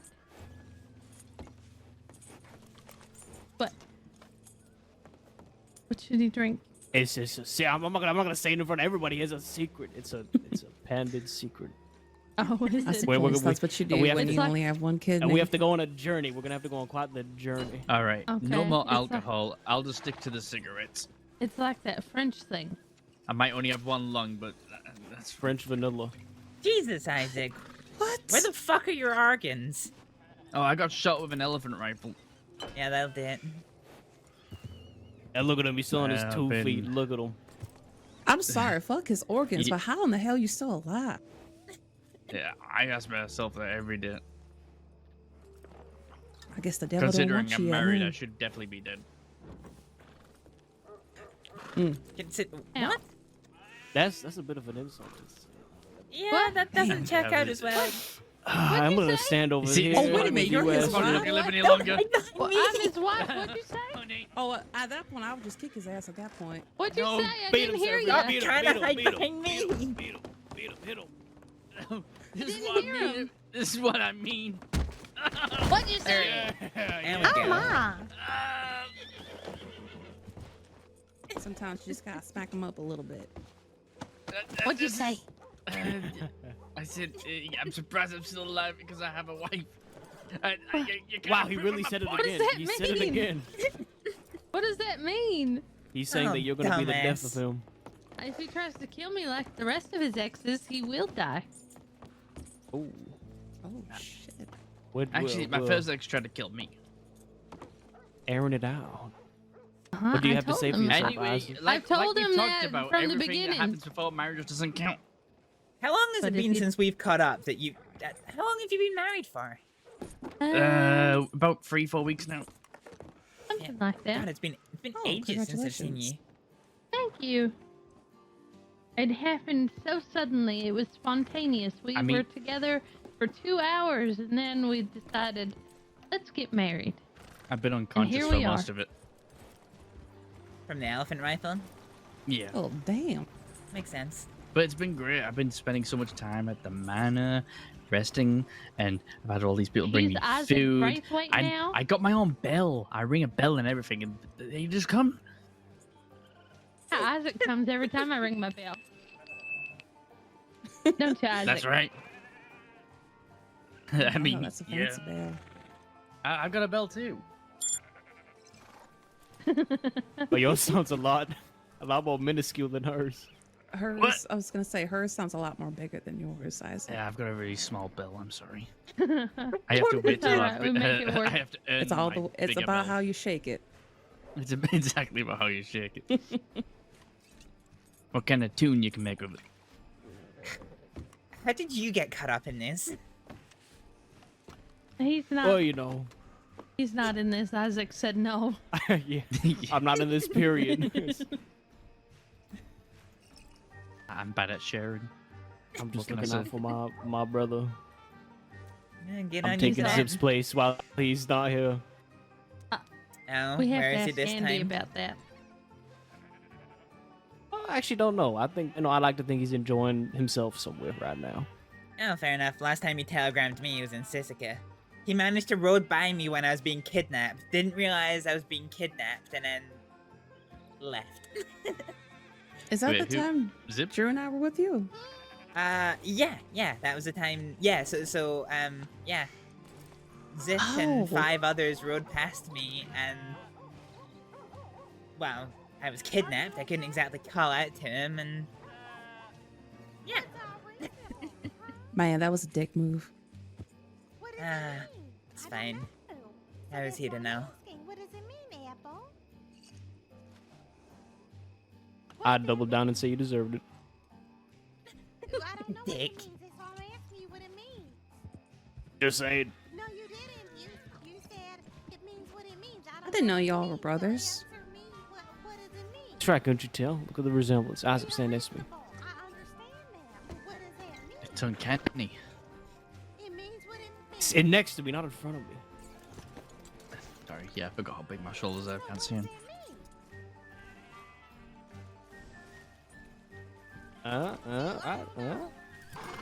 Yeah, sure. Yeah, I couldn't tell you apart if I tried. Y'all are like twins. Exactly. Yeah, that's right. That's right. Fuck, how much whiskey have you had?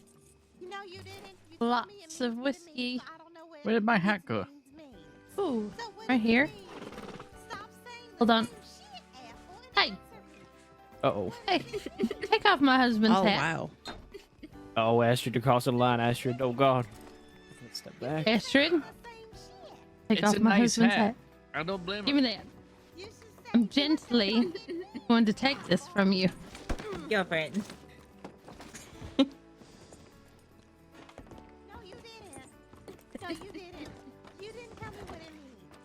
Oh wow, it even looks. Oh my goodness, it looks nice on I you. don't know. Thanks. It's a nice hat. Looks good on everyone. Looks at me the best. What? I'm definitely gonna have to this one to your wife. She definitely looks better in that hat than you do. What?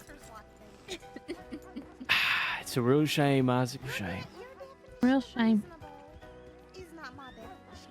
Why are they arguing? I don't know. God damn. Okay, now I feel bad. I didn't ask her what her name was. Terrafina? Terrafina? Mm-hmm. Oh, that's a very unique, pretty name. Mm-hmm. Serafina Braithwaite. Oh, wait, Quill now, right? Oh, you can just call it Sarah. That makes it easy. Hmm. Oh, Serafina Quill. Oh, Serafina. Okay, I was pronouncing it with a T. Yeah, that's Oh, right. Seratina? I was saying Terrafina. Terrafina, Oh, Yeah. but it's Serafina. Yeah. Ooh. Okay, now I even like it even more. Look at you being married. I know, right? It all happened very quickly. Yeah, from the sounds of it, that's about right. You know the first time I met her? Have I ever told you about the first time we met? Isaac, we haven't caught up in fucking months. I think the Oh, last true. time you and I caught up, and it was only for 5 minutes, is when you told me about James. Right. So, me and Zip one day went to Braithwaite to kill the family. Checks out. I think. Yeah, that sounds And- normal. You know, because, like, they fired the maid who happened to be Zip's adopted sister. It was a whole thing. So I go up there and I'm like, you know, I want to go and see what's going on because the law were there protecting him. I go up in the bedroom and there is Seraphina standing on the other side of the bedroom with a fucking shotgun pointed straight towards me. Oh, wow. Sounds about It's right. my best friend. And then I became her employee. Heather. Howdy. Is there like a party going on? No, Everyone's at the telegram. It's like enemies to lovers sort of situation. Impromptu chat.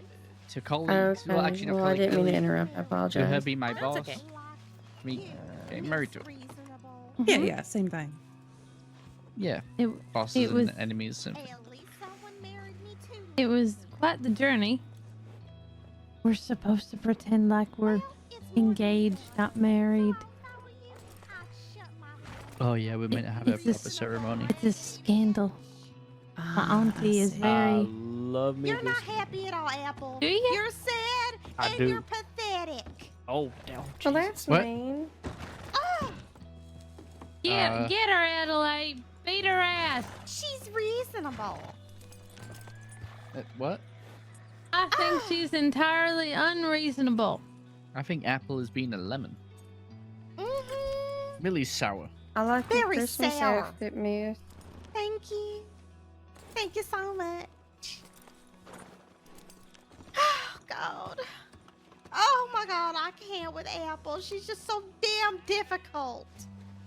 Talking about my marriage, well, at least I'm married so someone could leave me. Unlike her. Oh, You're damn. married? Oh. Well, she's saying that she's making fun of me for my husband leaving me. You know, at least I've had a husband to leave me. Oh, you're gonna sit Sarah. No, she's gonna work her magic. She's gonna smooth things over. What are you doing?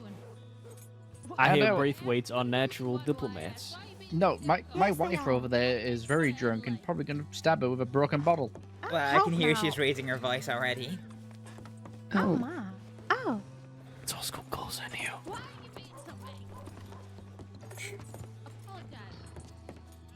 I'm sorry. I've been. Seems like you folks are having a fun Okay. day, huh? I just woke up. I just stumbled into this. Right. Now the alcohol's wearing off. I feel very cold. There's no one in town, so this is where all the action's at. Jesus Christ. damn it! I mean, I got some. Oh, for fuck's sake. She is. She is. She is. Oh, she makes me want to just get ran over by a horse and carriage. Oh my. Oh, God. At that point, you'll be dead. Miss Adelaide. I guess you're right. I guess that was too much. But Look, there's a carriage. That one is. you're just so damn impossible. I ain't even gonna ask. I'm just gonna nod my head and just give you a pretty smile. Oh. Oh, there they go. Why are they fighting?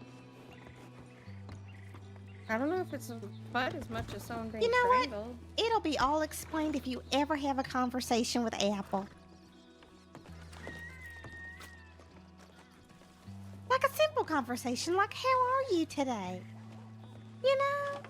And that's just enough for her to You say all the right? right words to Yeah, we're all set right. you off. Oh, Jesus, God damn. dumbass. I've had a bit to drink. Speaking of Alright. which, Pardon me. You're dirty. Whiskey. You're a dirty, dirty, dirty man. Hey, What- don't what you you- talk why am I dirty to doing my that? Yeah, husband Isaac, like you're that. a dirty, dirty, dirty He's man, filthy, Isaac. isn't he? He's You're a filthy. dirty, filthy my man. wife is very filthy. Filthy. Look at all that mud on the side of your face. I slipped. Go take a bath, Isaac. God damn it. You gotta look presentable, motherfucker. Let's take I already had a You're bath tarnishing like our 10 minutes goddamn ago. name. I had about 10 minutes. Okay, the bell's ringing right. You're not coming. Have fun. Oh, Jesus. You're not coming to the bath time. It's private.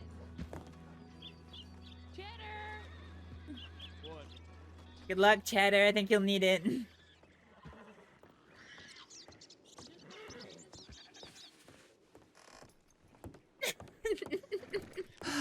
I suppose things are never gonna change. Ah. That was actually quite delightful. Dumbasses. Yeah.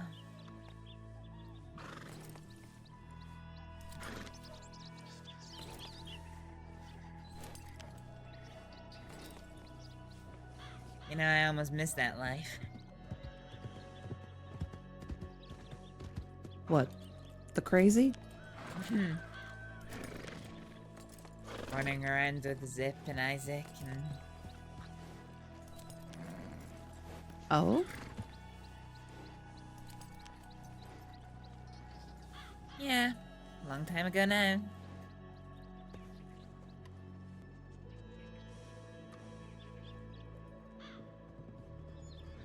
You're gonna have to forgive me. I'm not sure if you ever told me about that or not.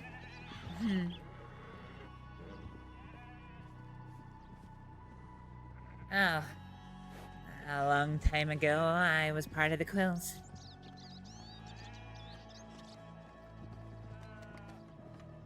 I never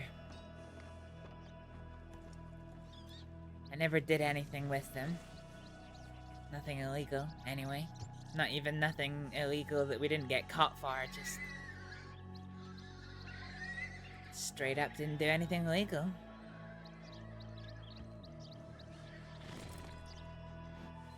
Were you like their, I guess, personal medic or?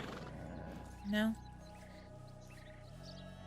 I mean, I guess I was, but more than that.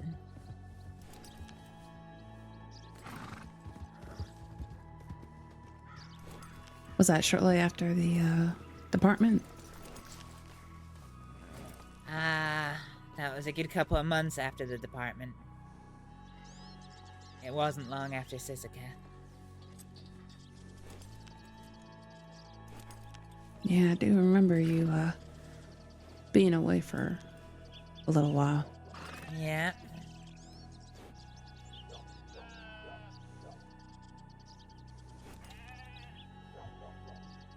Do you remember writing to you every now and then? I'm sure I remember writing to you from Sisika.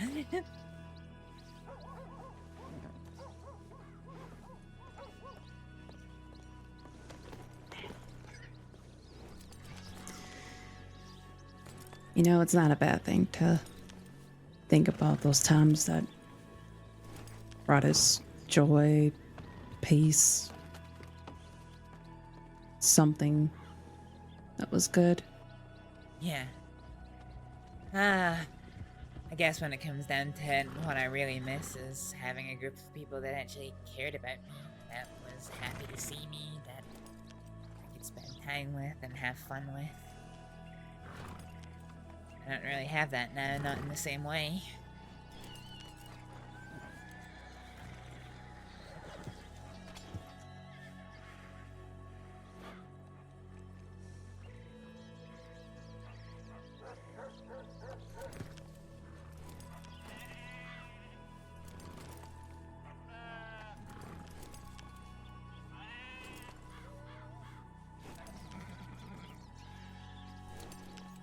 I think you might have just summed up a feeling that I've been feeling for quite some time.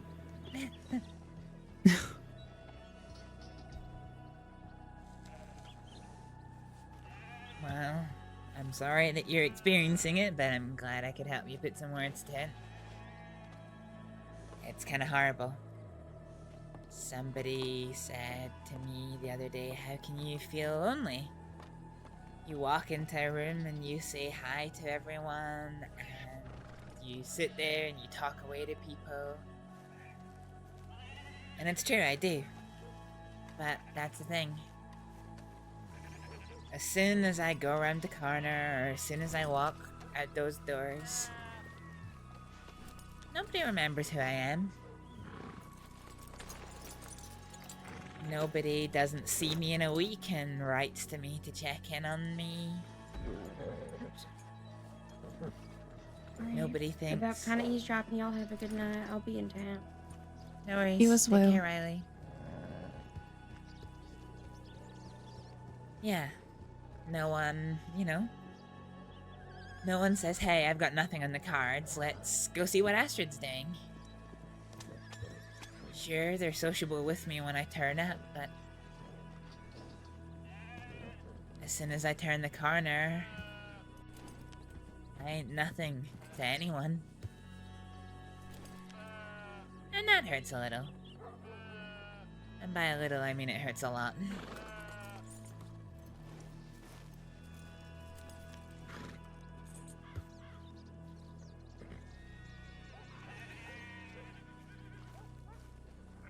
Not everyone. Howdy, howdy. Not everyone forgets you, Astrид.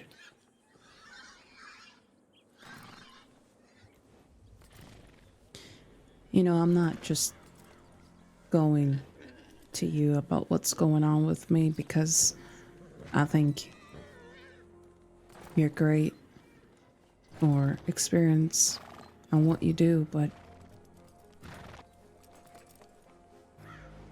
you know, you stuck with me since last year around this time. And I can only imagine I was bleeding out on that table. You were the only one that, sure, in the moment you were the one that was there, you're the one that was in surgery with me, but you were able to bring me back. And I didn't forget that. I never forget those that helped me. And that stuck with me all the way up until now.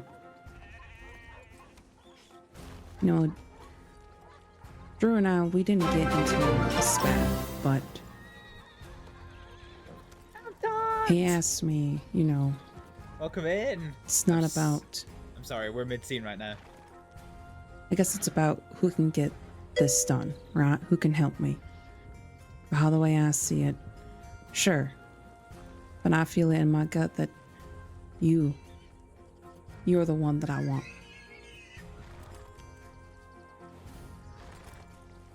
Because there's that, what I would like to think, that trust. And it's not even just that, but that bond as well. Well, I'm certainly glad you feel that way. I just hope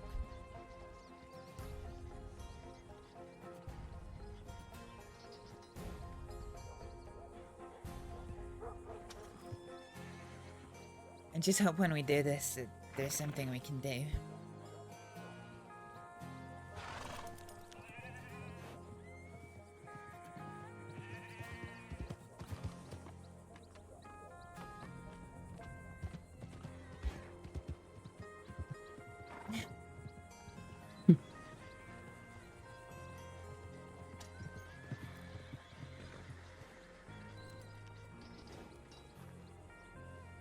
All right.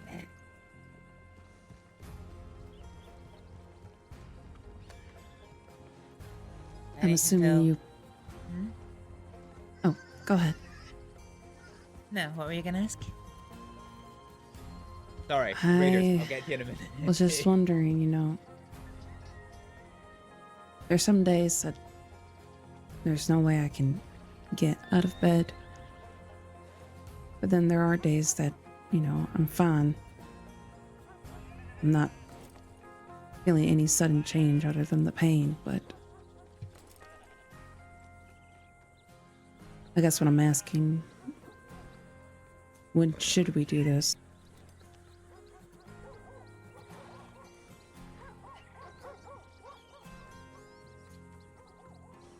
Shall we head to Emerald and I'll have another check? See what's changed. See what we're dealing with. And we can talk more. Yeah, let's do that. All right. I need to go fill my water canteen, then I'm pretty much good to go. All right. I'll ride with you. All right. Yep. You smile. Where's my horse? This is my horse. Wait, where's my horse? Oh, it's here. I can never remember our horse. All right. Take just a quick Yeah, okay. All right, she's going for a nap. That's actually quite helpful. Okay, that gives us a little second. Thank you so much for the raid. Welcome on in, everybody. Sorry I missed the shout out thing. We're just in the middle of a scene. For those of you who haven't seen roleplay before, everybody here is another actor. So you know, when you're in character, you're in character. There is no, you know, kind of breaking of your character for any reason. So unfortunately, when I'm mid-scene, I have to play it out. But anyway, I put a link to Abtot's GMH in the chat. Good friend of mine and an amazing streamer who is basically... Dude, how much fucking like life changes have you got going on at the minute? You've changed your profession, you're now a Twitch partner. It was your birthday recently as well. I didn't realize it was, but because I was at work, and then I think it was your birthday recently. Am I right in that one? So happy belated birthday, unless I'm just completely wrong. It's good to see you too. I hope you've all had a wonderful Foxhole stream today. We're about to do maybe some surgery, maybe. You want to ride with me, or? Yeah. If I wasn't an emotionless... It's kind of hard to get onto the saddle. Offers her a hand. A lot of shit is going on. Shit's good.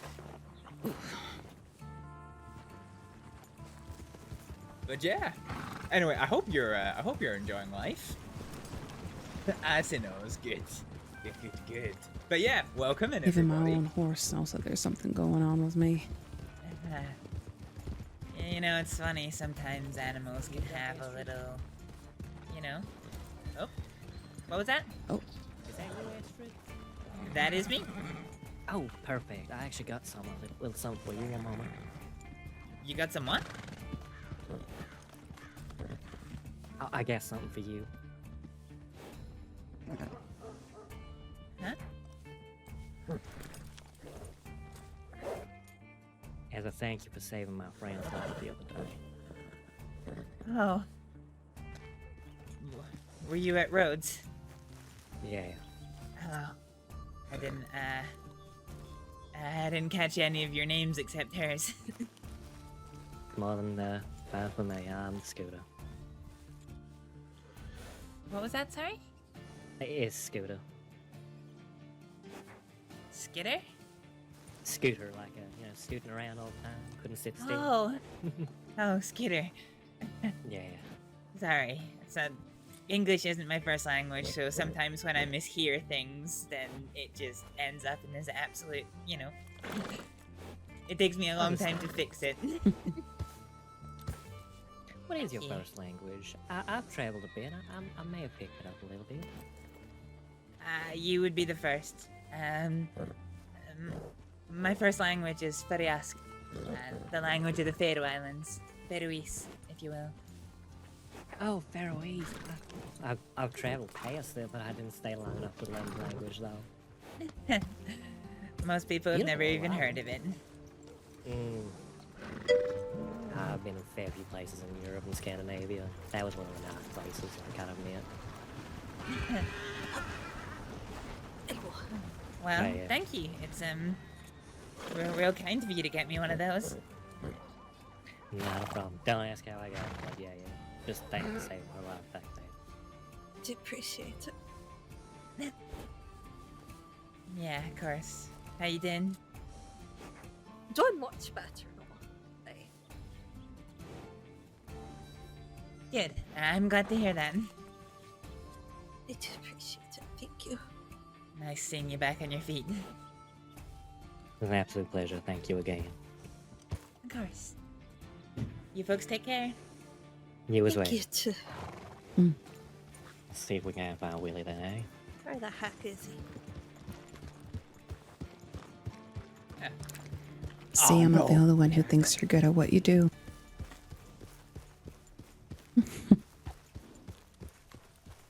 I was in the middle. Yeah, scene does take precedent. I was in the middle of. What was I doing? I was looking for someone. That was it. And then. Yeah. I just came across them in roads. And one of them had stopped breathing, so that was that was a bit difficult to deal with. Oh, that's always a great introduction. Yeah. Oh, I should probably fill up as well.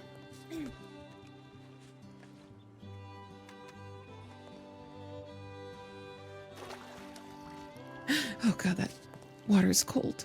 Yeah. Whew. All right. Nope.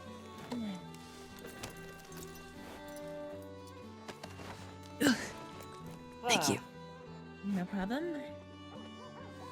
Alright, so I've got 10 push-ups to do at some point, courtesy of Draco. Thank you very much for that. Alright, to Emerald then. Yeah, I wasn't expecting to see them, I'll be honest. I didn't even recognize them at first. When somebody says I've got something for you and starts reaching into their bag, well, you know, that gets a little bit worrying sometimes. Yeah, I'm not gonna lie. I kind of was already reaching for my gun. Yeah, I was on edge. I was very much on edge. You do miss Astrид. That's what happens when you've been through a thing or two or seen a thing or two. Yeah, this Come is the where worst. your surroundings. Yeah, I know the feeling. The problem with me is, because I travel quite a lot, I end up in all ends of the crossing, and because I am mostly on my own, I end up more often than not surrounded with groups that have no loyalty to me whatsoever, that would kill or rob me in half a heartbeat. I guess over the months I've learned how to navigate those situations.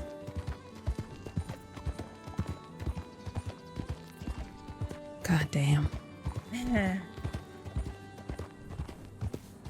It gets a little bit funny sometimes. Like when the Rude Boys used to ride out together. I swear, Rude Boy Rudy did not know how to deal with me. The first time I ever met them, they were sitting there at Thieves Landing, about 4 of them. And they didn't really know what to do with this short little ginger girl that walks up to them, not a care in the world, sits down next to them and cracks open a bottle of beer and just sits with them. One of them even turned to the other and were like, do we rob her? They genuinely didn't know what to do. Since then, Rudy didn't know how to handle me. Every time he saw me, he was basically just... I don't know. He wasn't afraid of me or anything, God no, but he just didn't know how to deal with me. It was quite funny, actually. But... Didn't know if he should rob you or not, huh? Mm-hmm. I never had any problem with the Rude Boys until they split off into the, I guess, the Rude Boy remnants and Waggy's folk. What I give for a horse's fine as that. Is Rudy still alive? I don't know. I haven't heard his name spoken in a long time.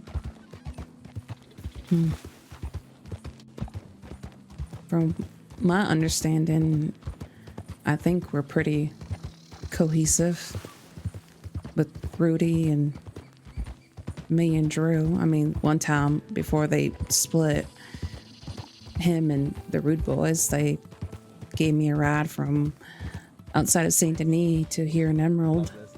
She should really make it more for more points. Somebody could Because they have knew used who I it. was, and Well, mostly they knew who my husband was. Yeah.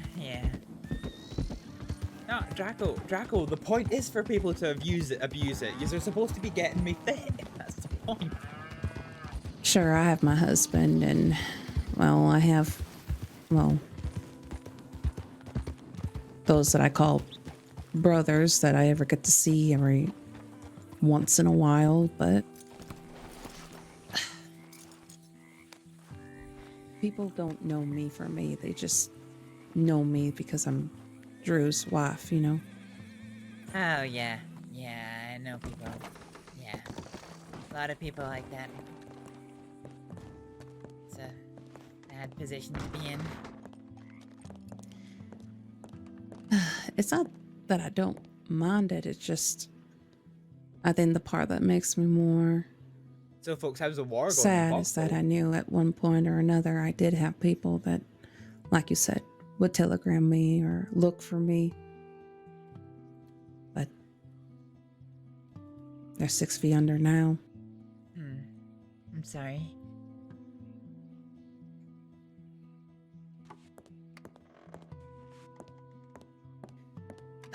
Alright, I can go ahead and take my coat off. Yeah. I don't know. Today was your first day. You've been on Zomboid. Ooh. Just find this place to sit.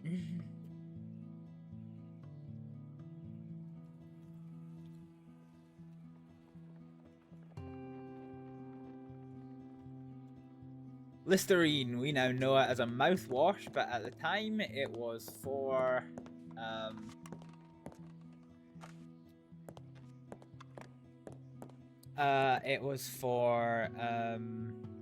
cleaning, surgical stuff. Yeah. Wash his hands.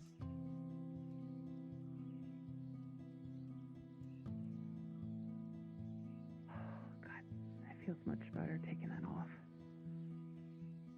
It hurts, but it's not the greatest idea to walk around without no gun belt.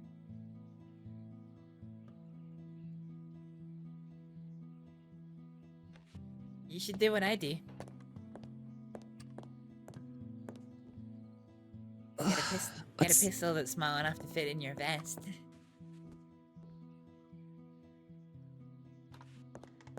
I'm sorry, my dirty mind thought that. Okay, never mind. What? I don't know why I thought you were gonna say vagina, Astrид.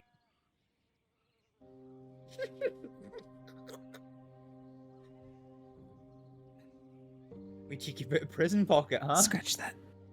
Yeah, that's not really a practical place to keep a gun.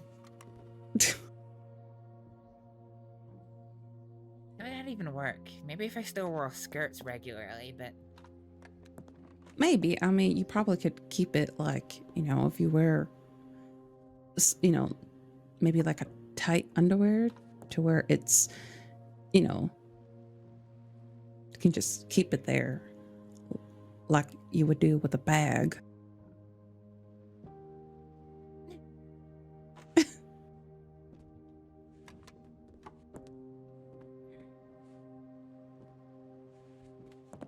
Moving swiftly on, I think.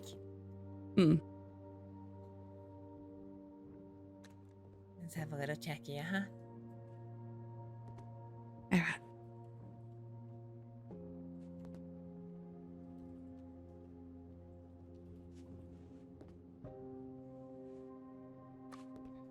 Alright, let's start with the basics. I see you clutching your side from time to time. Are you in a bit of pain at the minute? Yeah. I wouldn't admit that to anybody else, but yeah.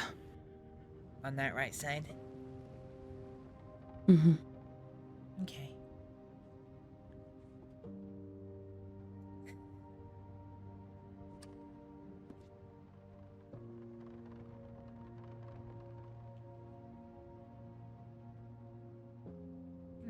Good.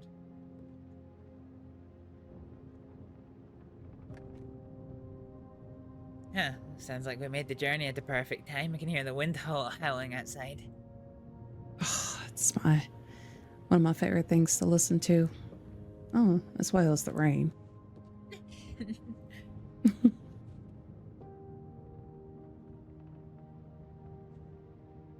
Have you taken anything for the pain at all? No. The last thing that I took was some leftover pain medicine that Clara had. I was so out of it, I don't remember what she gave me. That was almost a week ago. Jesus, so you're not had anything in a while, huh? Yeah. Yeah, that's not good. Yeah, I know. I can be quite stubborn. Sometimes it's not good to be like that. No, especially not when it comes to pain. Alright, I want you to flop backwards. Get your tummy as, you know, flat and as relaxed as you can get it, okay? So on my back then. Ideally, yeah.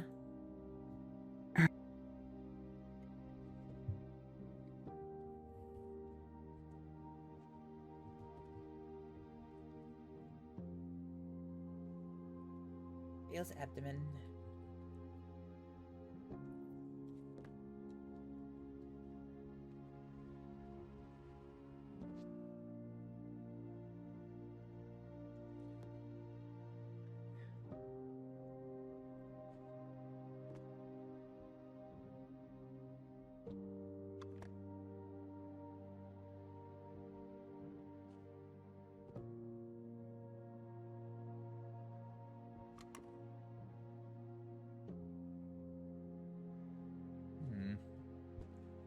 Just the two, huh? Let's see. Me.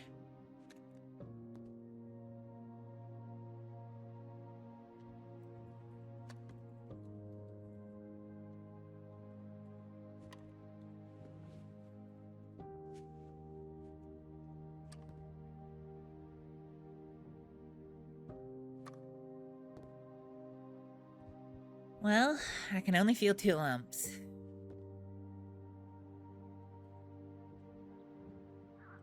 I suppose that's a good start. Yep.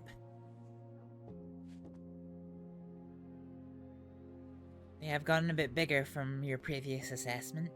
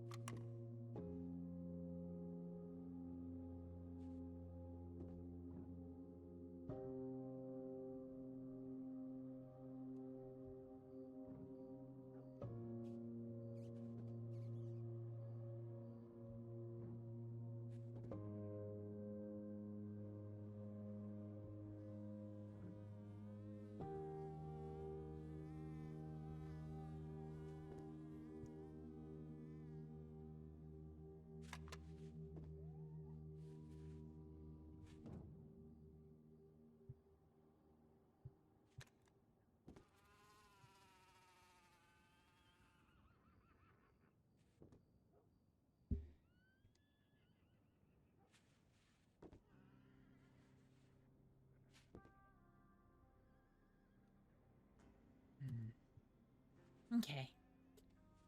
All right. Fine. So, from just feeling... There's no new lumps that I can feel. They have gotten bigger. Could explain the pain. Yeah, if they start to push against, you know, the various things that move and react around your body. It's really hard to tell what they're attached to from, you know, from just looking. From feeling, we know that one of them's on the surface, and we know that one of them's a bit deeper. Could just be attached to skin and muscle. But I don't think we're gonna know that until we do something about Then. them. Yeah.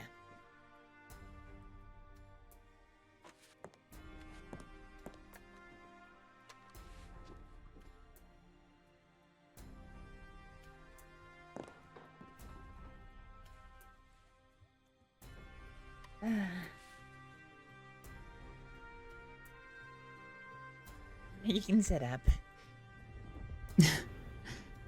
It's not that I want to be in this position. It's just kind of hard to bend. Alright, well, stay lying down then. Whatever's easiest.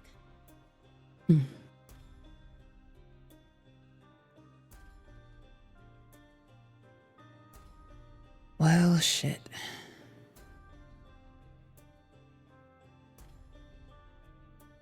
You know, part of me was kind of hoping that I didn't have to go underneath the knife, but yet that part of me is the delusional side. I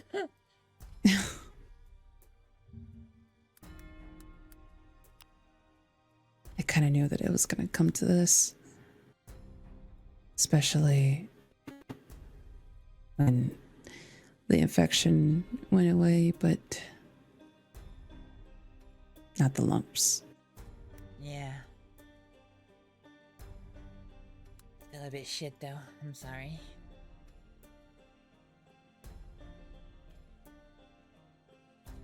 This might sound crazy, but I was kind of hoping this moment that it was just a bullet that I was dealing with.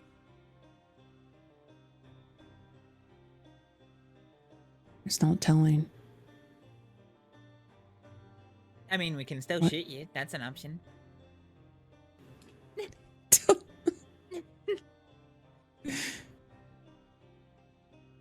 That indeed is.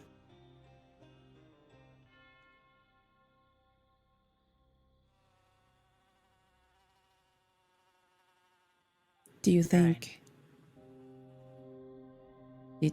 time is... Do you think time is what I have, or...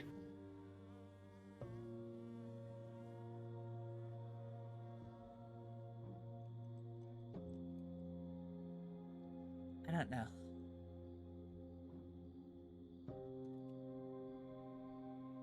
Here, honestly, is your choices.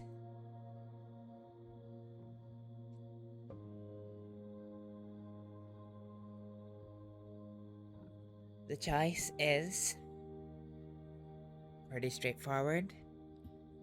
We either do something about it or not. Any abnormal growth in a person's body is called a tumor. Sometimes they can be benign. They will grow to a certain size, and then they will stop growing, and then they won't cause any problems again.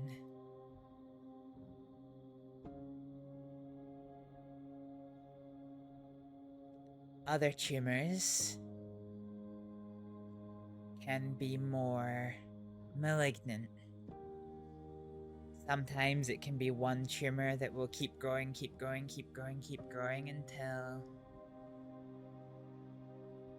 enough body function has stopped that the person dies. Alternatively, the tumors can spread to new places, make more tumors, and sometimes they don't have to be big, but get enough small tumors in enough critical places, and the result's the same. The patient dies.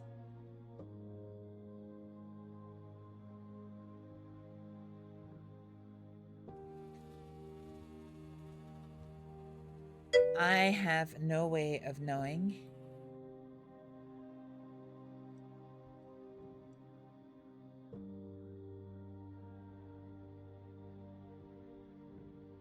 I understand. I have no way of knowing if these 2 tumors that you've got will be benign, if they will continue to grow in size to a certain point and then stop growing. However, I would argue that there is a degree of malignancy, given it's already causing you pain, and it's already leaving you it's already leaving you so faint that you can't do a lot of day-to-day function.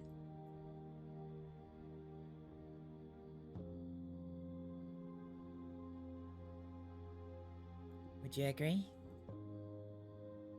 So no, you can't get the internal. I do agree that it's doing something that it shouldn't be. I do think it's getting worse. At least in growth or whatever it might be, but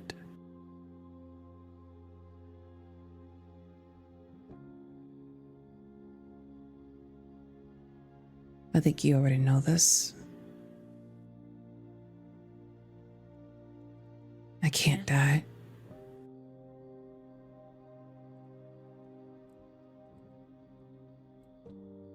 I mean, I know there's going to be a day where that'll be the case, but not right now.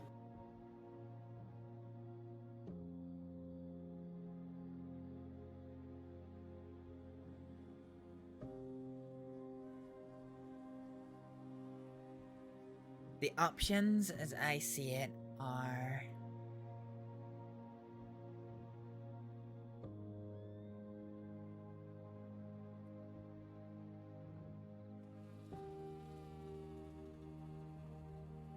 basically to remove them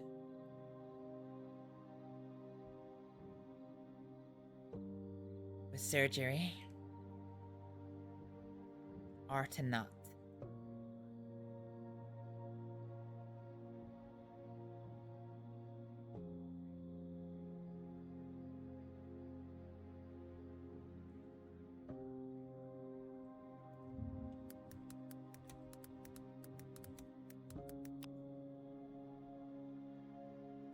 We have to take him out.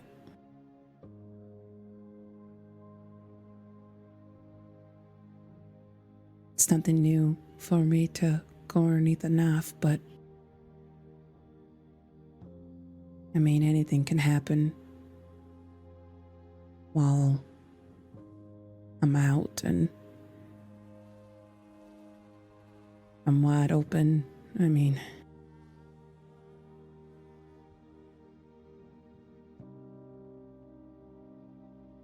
before I was shot up, stabbed, so I wasn't really in the mindset to be thinking this way. So I guess this is the first time where I gotta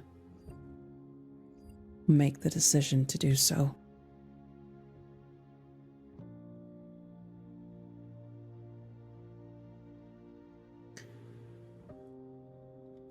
How long will we have until where the surgery will happen?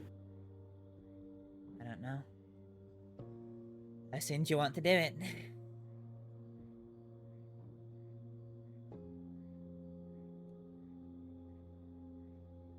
I might be taking a risk here, but I have to think of the worst possible scenario, and that's obviously Don, but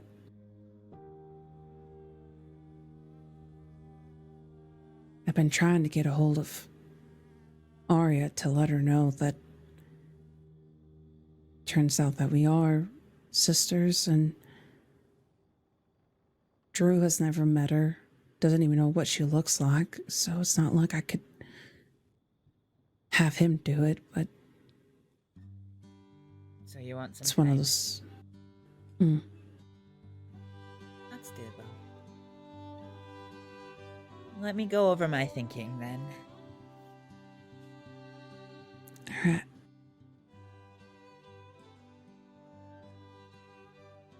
So, regarding the procedure,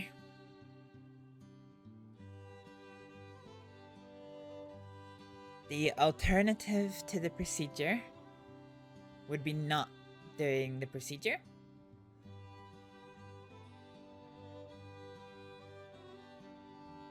There are risks and benefits associated with that.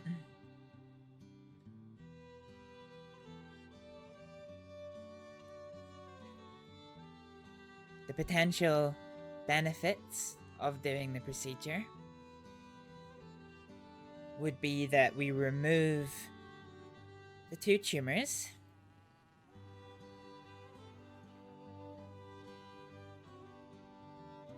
And although we won't be, you know, digging around all your organs, if we happen to see any other tumors, we can identify them and remove them as well.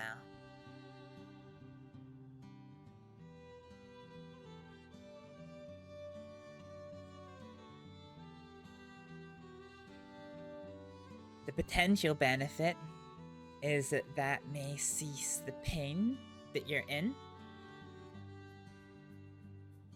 and any other symptoms that you have associated with the side effects of these tumors. There are risks. In any surgery, there's always risks. You obviously have to understand that I work alone.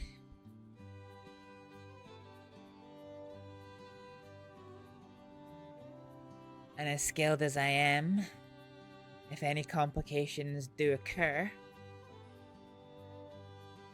it generally means that I'm slower to respond. For example, I can do what I'm doing, or I can check vitals. I can't do both. So that comes with added risks.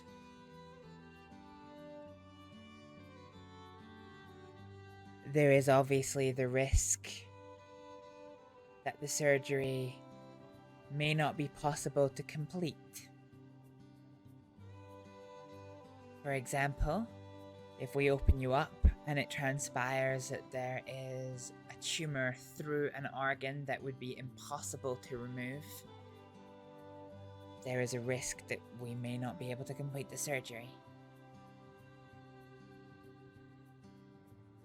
There is a risk that when we remove the tumors, that the pain and other symptoms may not fully resolve.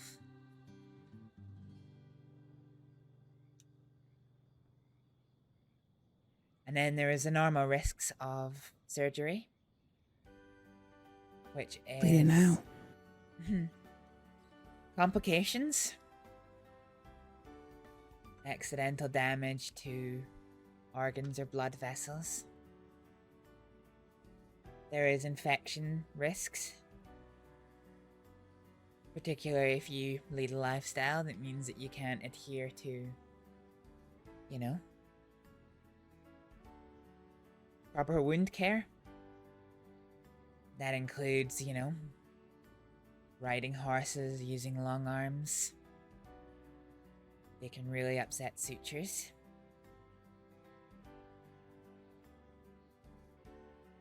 Those complications may be so severe that they could be life-limiting, or yes, they could even result in your death.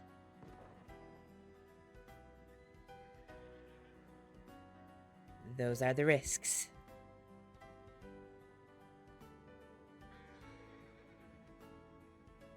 going back to the option of delaying treatment or no treatment,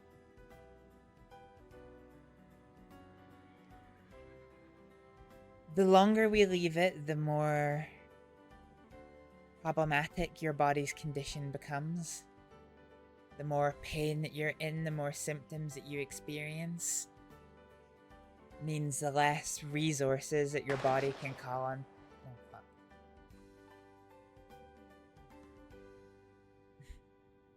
Perfect timing. Yeah. Basically, the more pain that you're in, the more symptoms that you're experiencing, the more tumors, the larger the tumors, means the less resources your body has available to get through the surgery.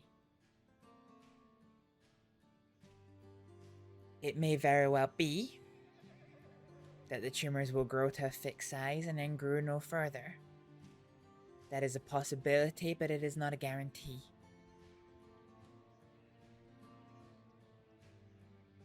Right.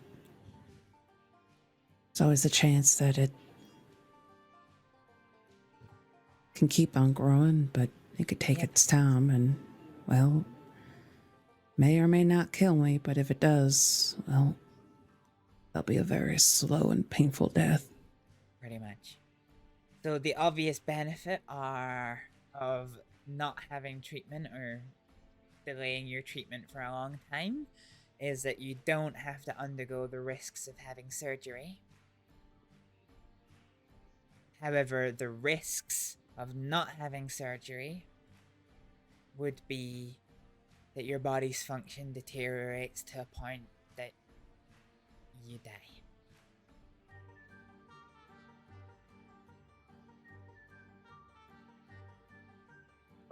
So that is the benefits and the risks to both having the procedure and not having the procedure.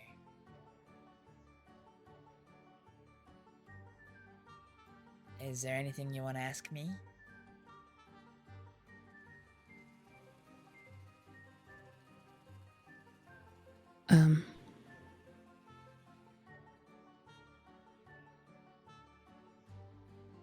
If there is a case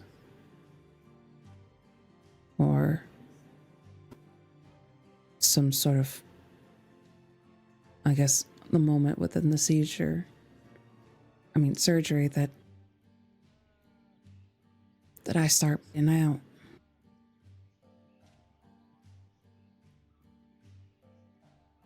It's gonna be hard, I guess, to stop it or fix it, especially when there's not another person there to help or to give blood. The only thing that I can think of is Ari and I were twins, but maybe if she knows, if I can ask her what type of blood type she has, maybe that could somewhat help. At least that risk. Do you know what blood type you are? Oh, I think it's O, right? I don't know that one. As far as I think know, we've there's- got A, B, and C. Well, B, it C. seems. C, it seems, can give to A and B.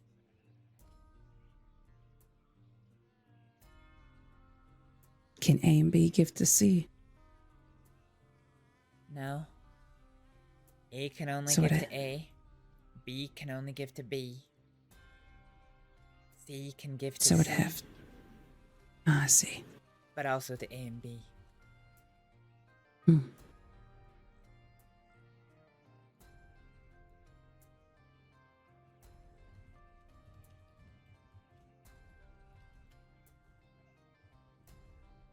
Well, let's just hope that that's the case when I ask her.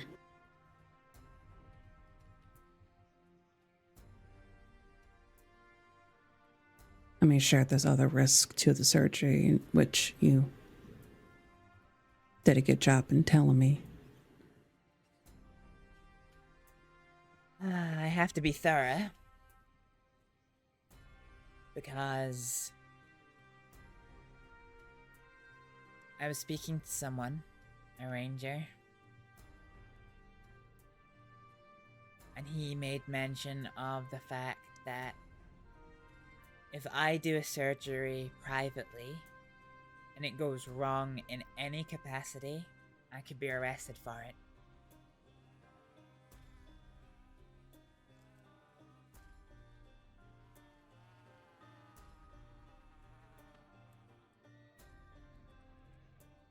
Even if I do it with consent.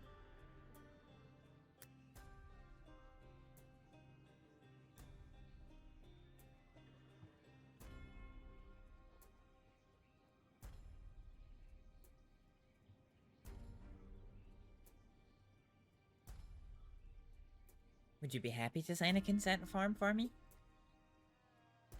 Of course, Astrид.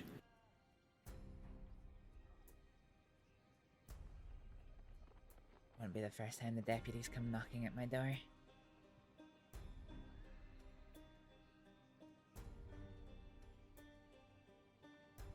Of course, that's the worst case scenario, right?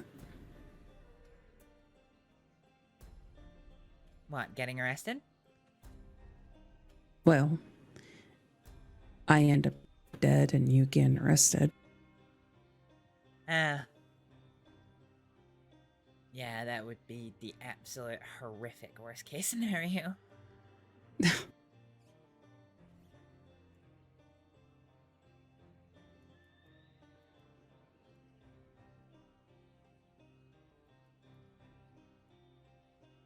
Of course, I trust you. And I also, well, despite the situation I'm in, I know my body, but if I can help to make things go smoother for you, you're in, cutting me open.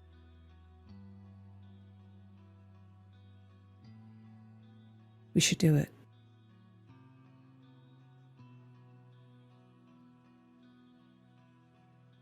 But first, I need to get a hold of Arya. I need to let her know what's going on, what's about to happen. Yeah. And if she is what I think she is, as far as blood type, she can help.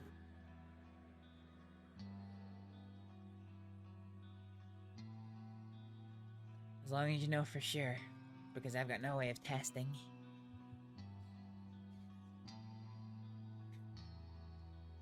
Back when I had a hospital, I had a microscope, and the testing was pretty easy. You basically just put a sample of blood in a little clear dish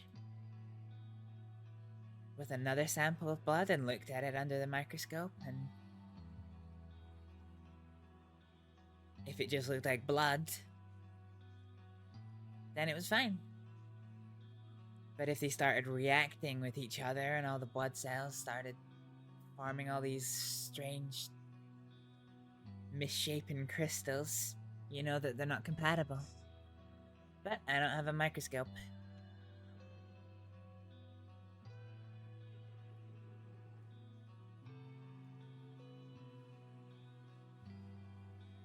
I'm sure if she went into the big city, she probably could find out.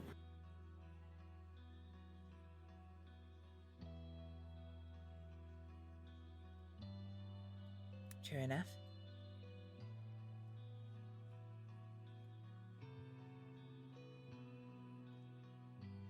I tell you what. If everything goes all right, which that's all that we can hope for.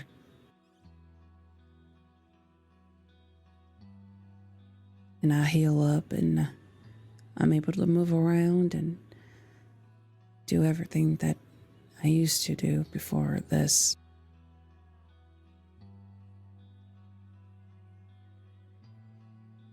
You and I can have a girl's day. Sounds good.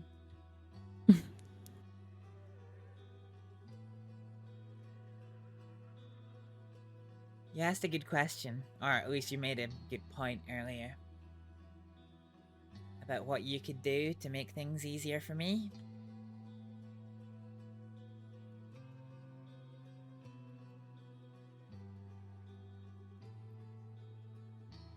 The easy answer to that is to look after yourself.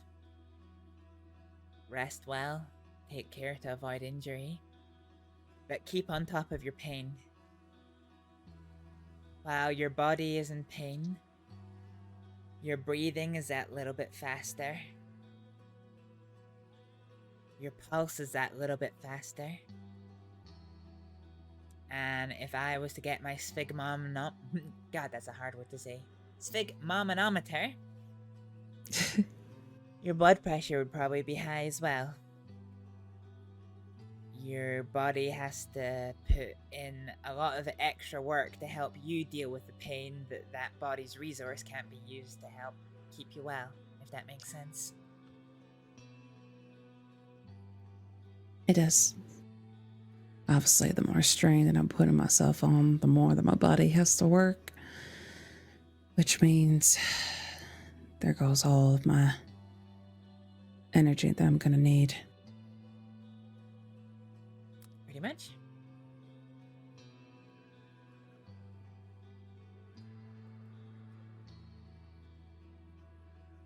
So I in guess that regard, can I give you something for the pain?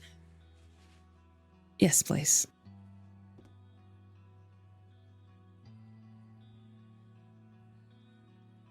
Would you prefer laudanum? I can give you as a tonic. Yeah. A little bit of that goes a long ways.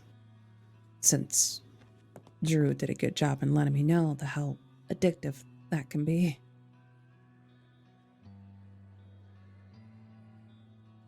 You know what the problem with addiction is?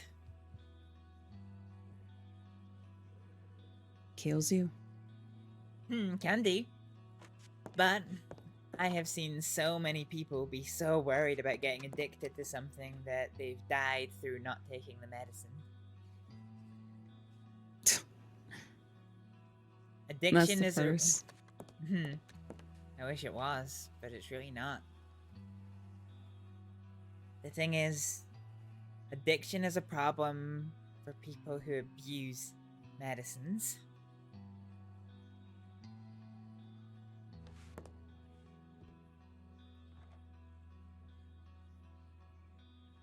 But if you don't abuse them...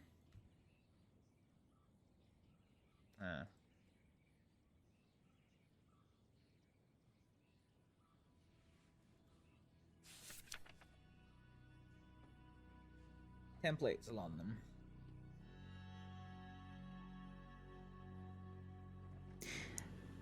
Then obviously you won't be in pain and you won't die because, well, you're not trying to get addicted to it.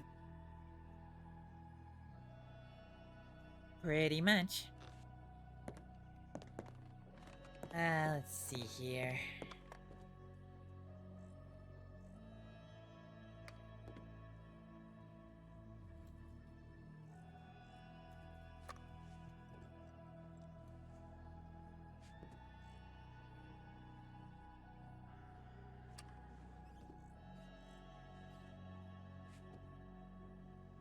Here we go.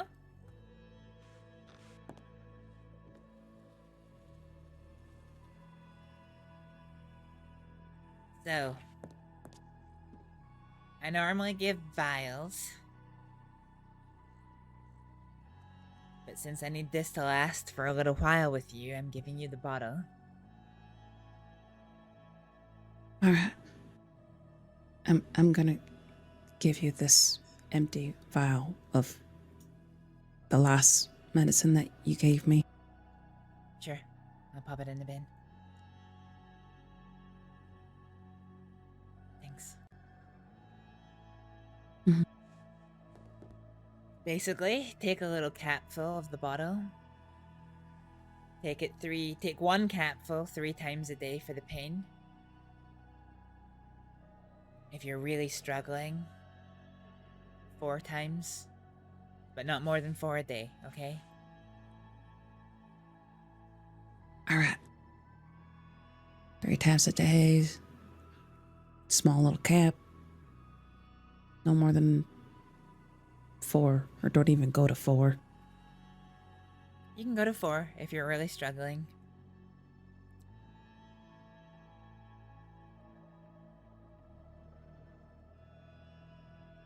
Alrighty. That'll definitely help. Mhm. Thank you, hon. Yeah, of course. Can I ask a bit of an awkward question?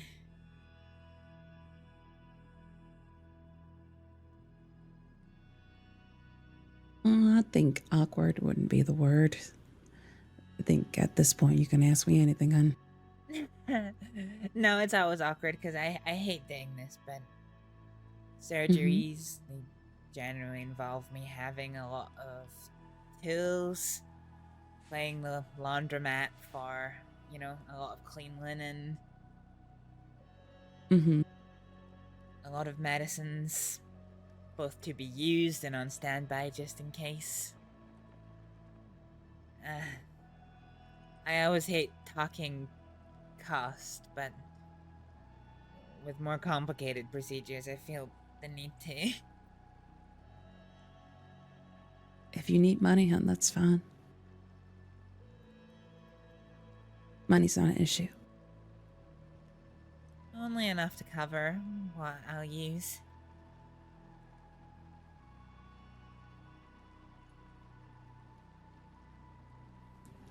Would 200 be alright?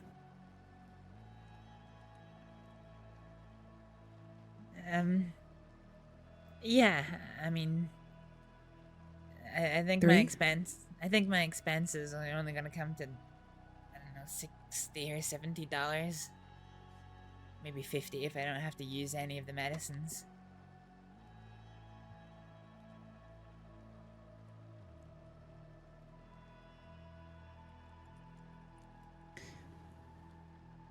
You don't have to be uncomfortable with me, hon. Because right now, you are literally my Hail Mary. I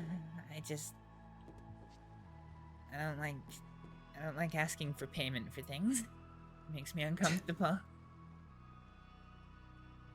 I get it. I get it, hon. It's understandable, especially when, you know, I think it's more comfortable for those who don't,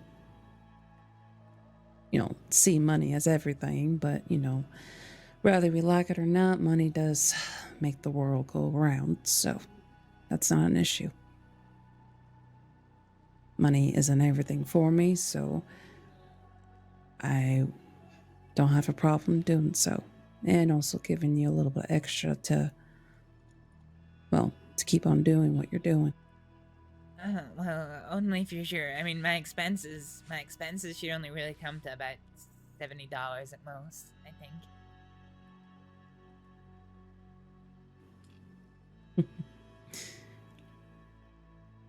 200 it is then. No, I ain't gonna take no for an answer. Gonna ask Drew. I could be quite persistent. All right, as long as you're sure. Thanks.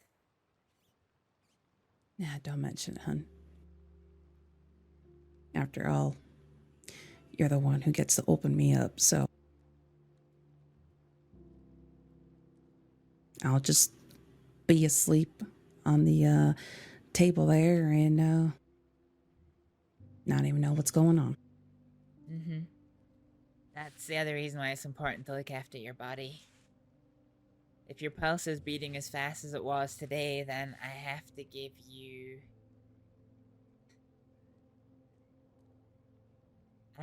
chloroform. I'm assuming that might give a opposite effect. Yeah. Well, so here's the thing, right? There was a recent discovery in surgery, maybe about 10, 15 years ago. It's still fairly recent. But it's called ACE. It's your ace in the hole. Oh. The thing about chloroform is that it's very dangerous. Sometimes you give it to people and they react to it and they just die. It's a cardiac depressant, so it slows the function of your heart and it slows the function of your lungs. The opposite to that is ether, which you can also use to render somebody unconscious, but it's a cardiac stimulant. So if your heart's already beating fast, then giving you ether would make it beat too fast. And on its own, it has a lot of risks, similar to chloroform. However, All right. if you mix them,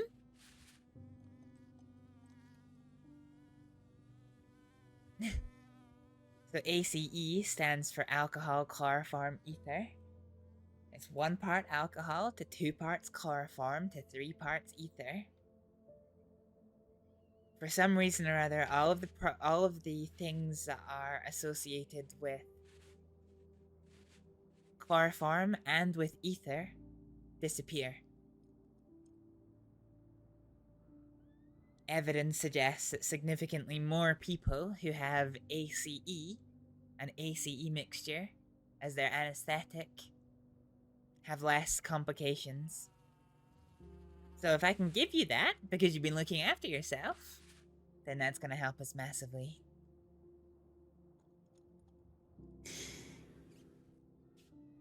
All right. You have my hands tied. I'll be good.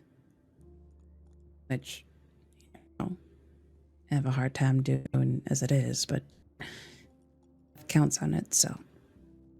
Yeah. I promise to be resting up. Good.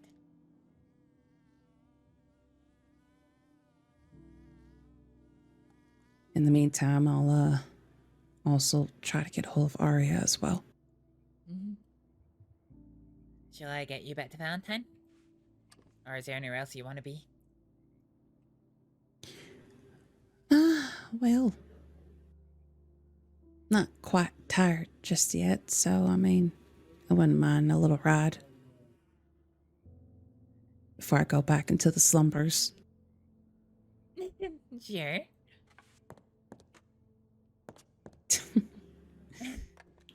You're taking the reins, though.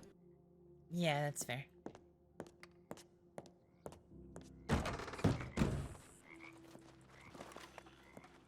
Oh, hey, are you hungry? You have more fry bread? No, but the person who runs the saloon gave me a present. Ooh. They made gingerbread.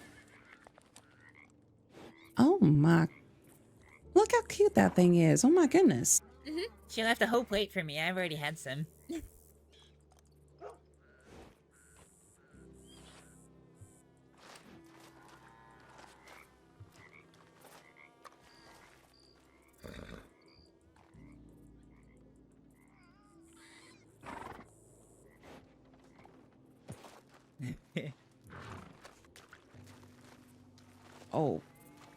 Oh my goodness. It's tasty, isn't it? Mm-hmm. Oh God. It's becoming quite the little town, this. Don't get me wrong. I love my husband, I do, but I'm getting tired of his chicken noodle soup that he's been giving me. Well, if you see me, you can always ask me for food. I make a mean potato soup. Oh my goodness. That's what my grandmother used to make me all the time when I was growing up. It's one of the things I used to eat in winter back in Ferriar. I put a lot of pepper in it to make it nice and spicy to see you through the cold months.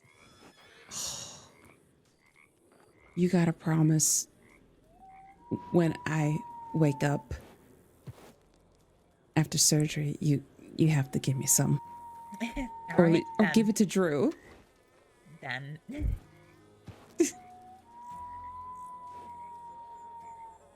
Actually do a lot of cooking now, but that's my specialty. Although I've been warned that other than my potato soup, I'm not allowed to make any Faroese cuisine here on America.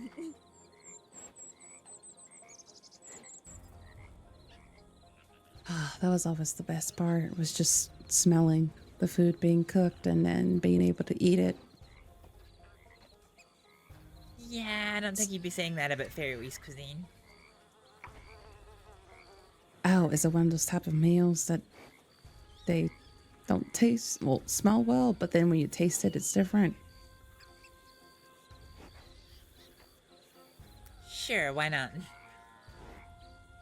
All right, we'll just go with that. I mean, they're pretty tasty, but the problem with Ferriar is that we don't have any salt mines or mines of any form, so we have no way of procuring salt to preserve our food. And I see. There's no ice, so we've got no way of, cooling our food down in that regard. So there's only one other way that we have of preserving our food.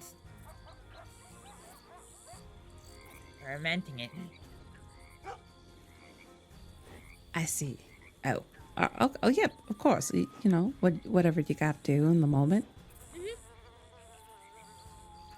Use what you have. Pretty much. Let me go bin this.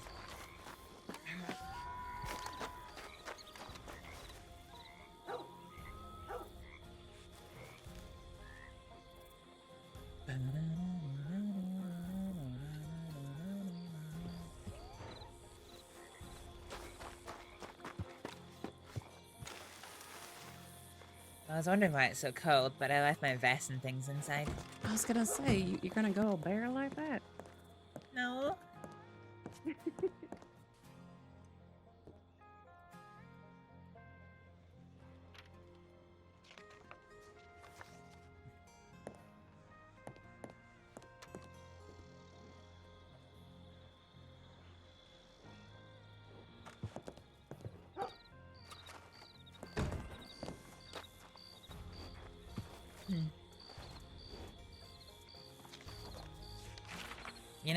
I actually procured some attire, some well-kept, clean attire for doing, surgical procedures.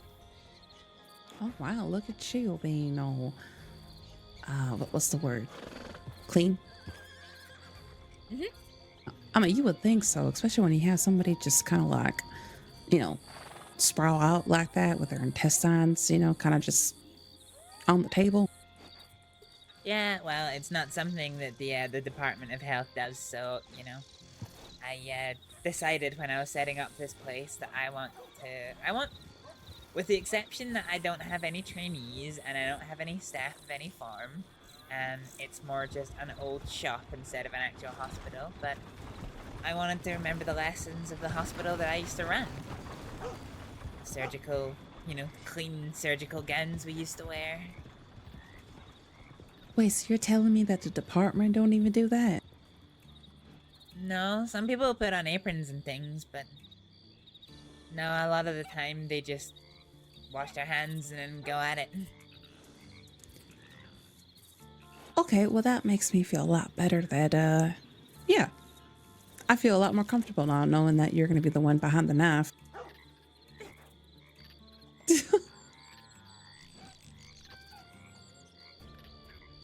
I mean, don't get me wrong. I mean, I do like some of the folk that are there in the department. But just knowing that it gives me a little bit of reassurance that at least the procedure is going to be clean. Mm-hmm. I can show you if you want. Yep. All right.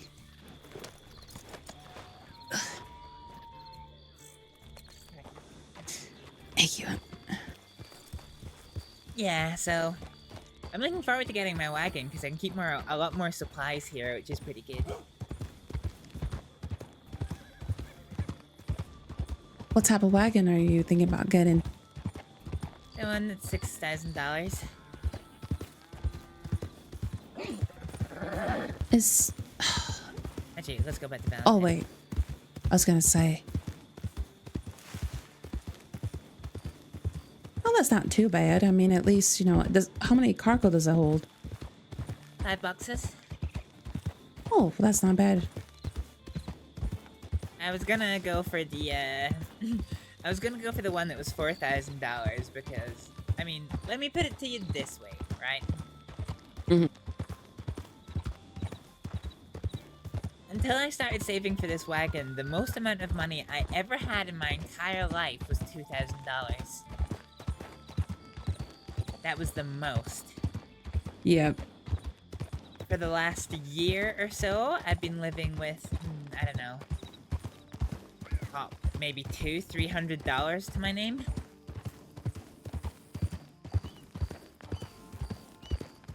So saving up for the wagon's been a struggle, so I was gonna go for the $4,000 one because I figured that was the only one I could afford. But everyone was like, "No, you're being silly. Just save up for the $6,000 one." I was like, I was the exact same way when I was gonna save up, for my wagon. I was gonna go for the $4,000 one, but I was like, I don't want to be in that predicament where I'm gonna be like, man, I should have just got the one that, that holds 5 cargo and has a second person that can be with me, Yeah, imagine having friends and being married. Do you want to know something? Only one time I had just me and Drew on that wagon. Only one time since I've ever had it. Yeah? And the day that him and I, well, actually, it was the next day after I purchased it. The next day, Drew and I were riding, and I had the reins, of course, and we were on the wagon. That was the same night that him and I ended up getting shot down by these group of folks. So yeah, that was the last time. I'm scared of wagons.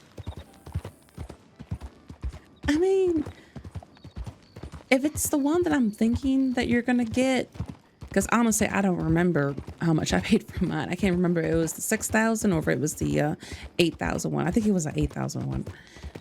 I mean, you'll get comfortable with it. You just have to avoid the train tracks, because otherwise they'll bust the wheels, I always avoid the train tracks even when I'm riding horses unless I'm riding with a group.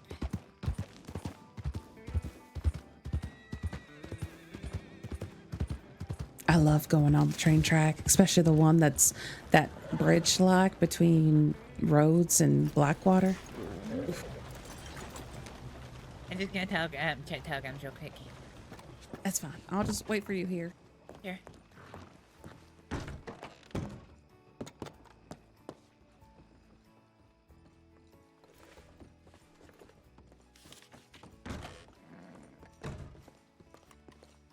The gentleman behind the counter for your telegram number, and they'll be able to get you situated with any telegrams moving forward.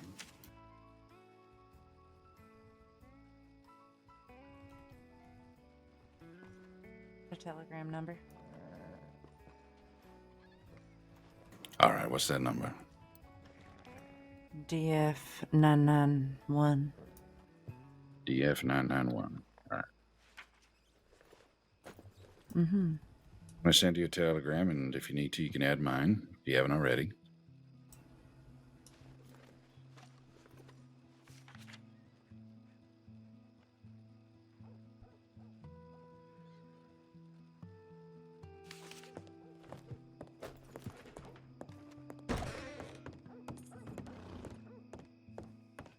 Okay, yep.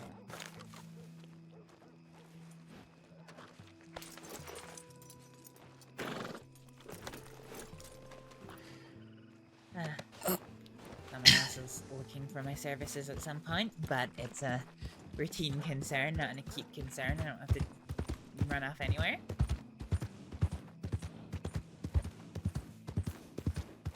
Do you have quite a bit of traffic that goes your way? No, actually. 2 calls in one day is a bit weird. Huh, I see.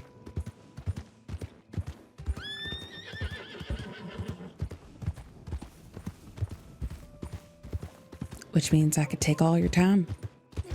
Mm-hmm. Oh wow, there's a lot of horses here.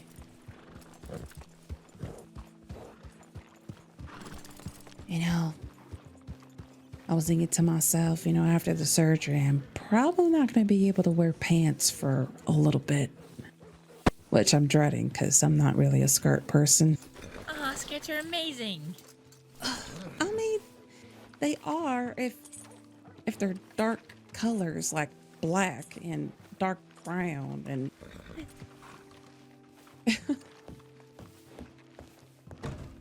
Oh. How was that about? Ew. Oh yeah, yep, I saw that earlier. Just gotta go around it. Yeah, I'm gonna go freshen up real quick. All right. Jesus. Anyone in?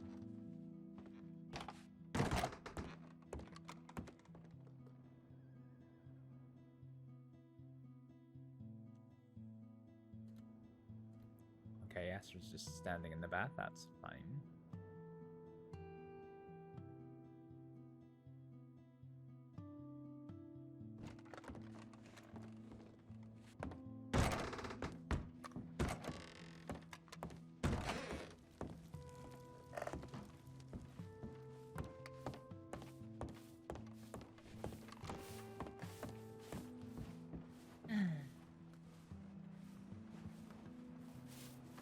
Can we go over to the zoo in a second? Yep. I think as much as I dread it, I think I probably should washing up as well. All right.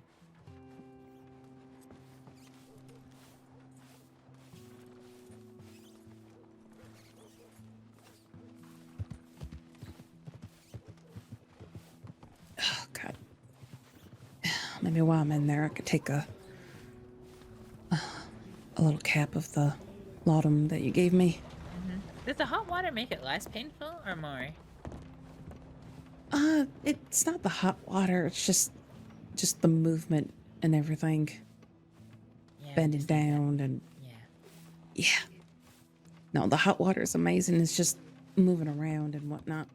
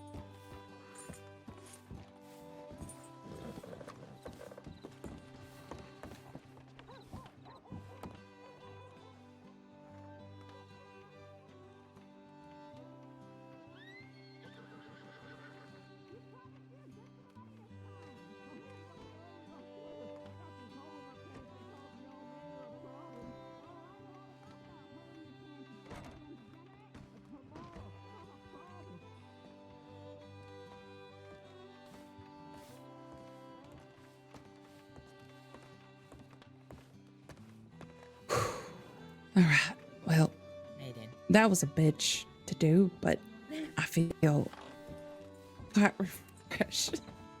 All right.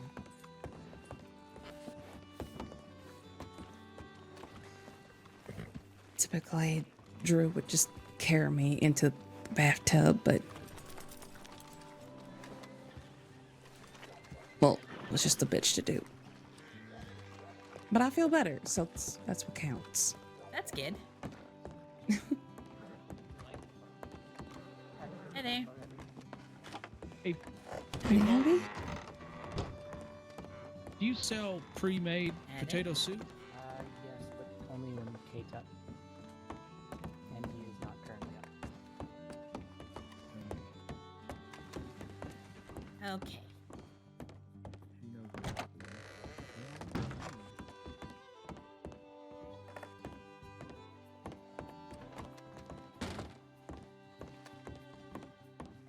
Oh, hi Bobby. Oh, we're doing this out here. Have you seen Clara?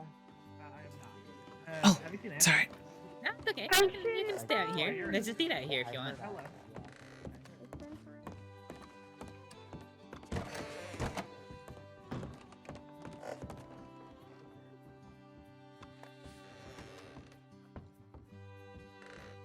I swear I heard her voice.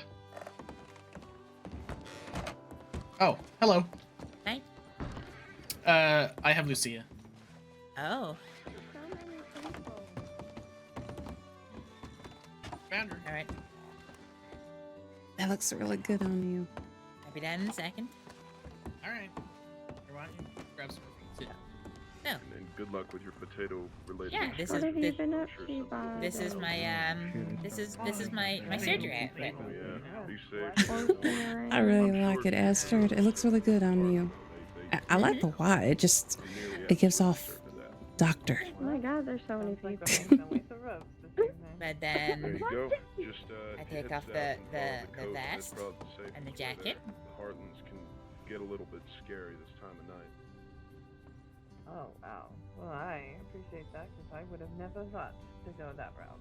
Oh wow! Yeah, it's just a useful little tip. If Like, you're look at that! Like you're ready. You are ready to grab the knife and get to it.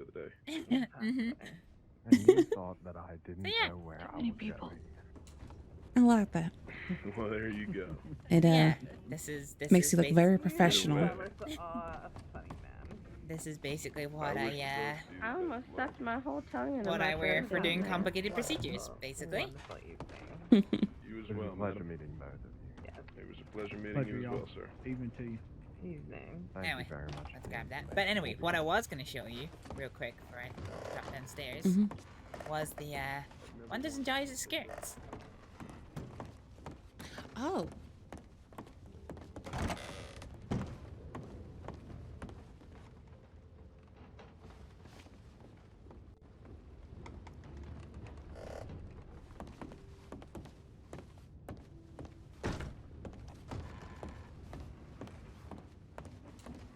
So, I don't know if you've ever seen this before, but this is my fancy Oh. skirt. Oh, was that Blondie? I already love the color because it's black. Mm-hmm. Yeah, it's quite good. I've got another one that's similar.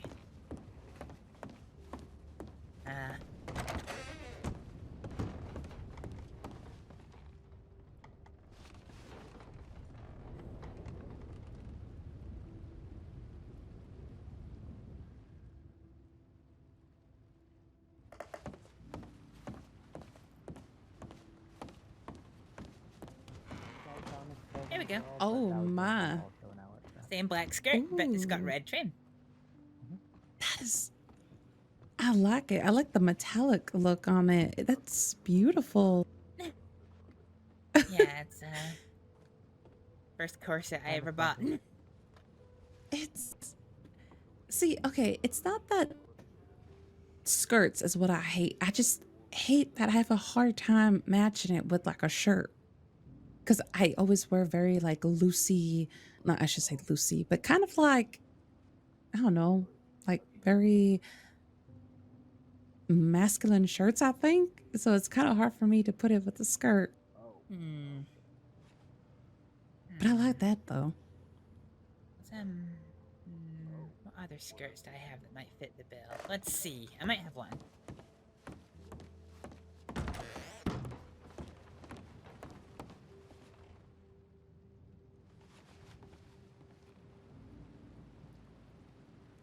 Not sure what the mask's on.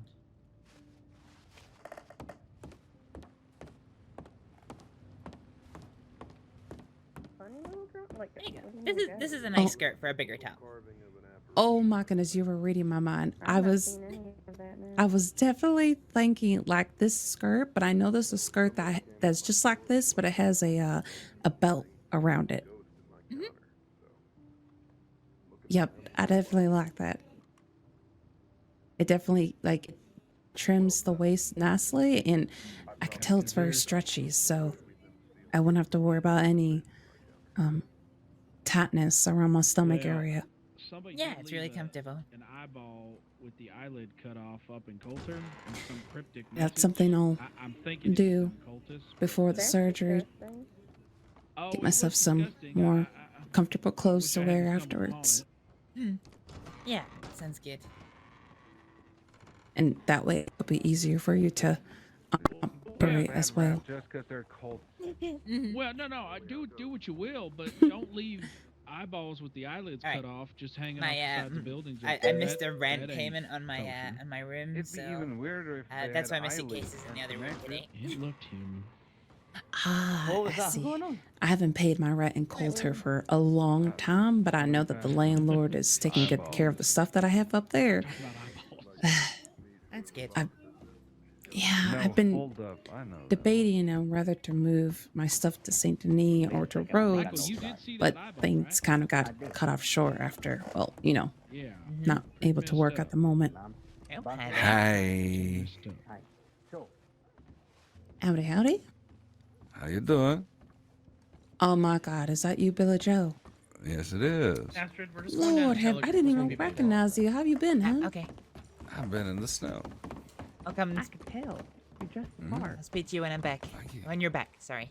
How you doing? Yeah. Well, that could be better. How I soon? think I'm done. You done or dying? I think I'm done. From what?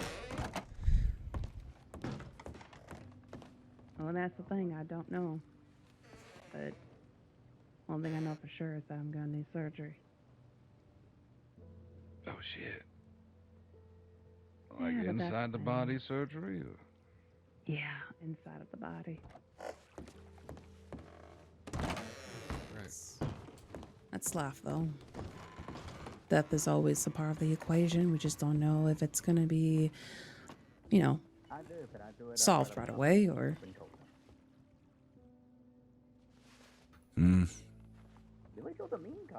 Shit. I mean, if you wanna, I don't know if you believe in the old gods, but if you wanna go to Valhalla, just get Drew to start up the Dappers again. Absolutely not. I think I'll be all right. Shit. Nah, you gonna be just fine. Just, get whatever's not right inside you out of you, or whatever's not inside of you into you, and you're good, right? Oh, okay. Do I need to take this coat off? Of course. Hey. And at the flip side of it, you can always, say the exact same thing at my funeral if you like. I bet. Probably rephrase it. How long do More paraphrasing, isn't it? 5 minutes. Coulter to here. There you go. Kind of a little sweet thing to it. What? Before you go on for surgery and all that, come up to Coulter sometime. We're trying to repopulate. 5 minutes too. Anyone going higher? And it's really awkward without no gals. Wait, what happened to I'll Izzy? definitely keep that in mind. Nah, that was just a dumb joke, but we are trying to make it cozy up there, so do come on up. Can you believe Have you met Izzy before? From Coulter to here. I don't think I can get my God. I have. Well, I know you have. Is he? Yeah. I timed it. I rode behind him the whole time. I know why the name sounds so familiar. It's weird. She looks identical to me. Like it could be me in a mirror. Slightly different fashion sense, but yeah, she looks exactly like me. Yeah. Y'all have a good night. You as well. It's good to see you again. Oi, I found someone to mess with. Oh, We somebody found got Bundy, and also they're saying you can't play cards. What you gonna Were do you about supposed to see Lucia? Yeah, they've gone to telegrams. They'll be back soon. Oh, okay. Bundy's the one who said that. Because I know they were sitting down over there at the table. Yeah. I'll see them, and then do you want to go do something? Sure. Wow, what? I mean, I wouldn't mind waiting up here if, when you're looking at her, so. Yeah, I won't be going anywhere, I don't think, but afterwards, I mean, if you want to go for a little, I think you said you wanted to go for a ride somewhere? Yeah, I think that might be, fine. It's been a while since I've, rode around and saw something else than a full four-wall bedroom, Yeah. It's okay, Billy Joe. Poker's a thinking man's game. I get it. Can you do me a favor, though? Can you help me down the stairs so therefore I wouldn't have to do it after you're done? Sure. Oh my.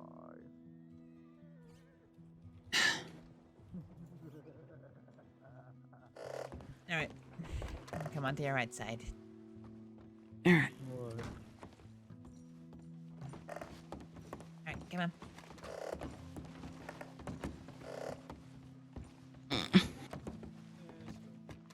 God damn these stairs. Yeah. Why they gotta be so narrow?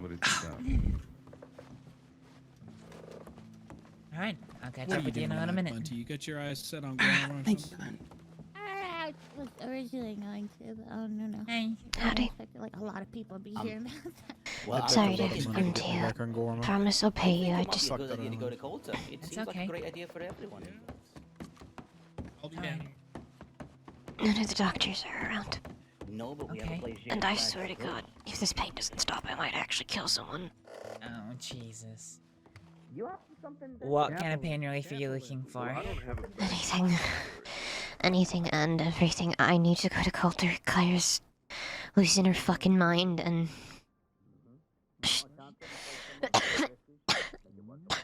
She's gonna get herself hurt if I don't come get her. And I need to be okay enough to come get her. Okay. Have you had morphine before?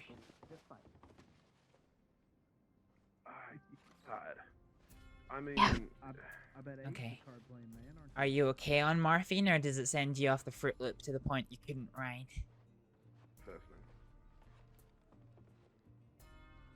Why?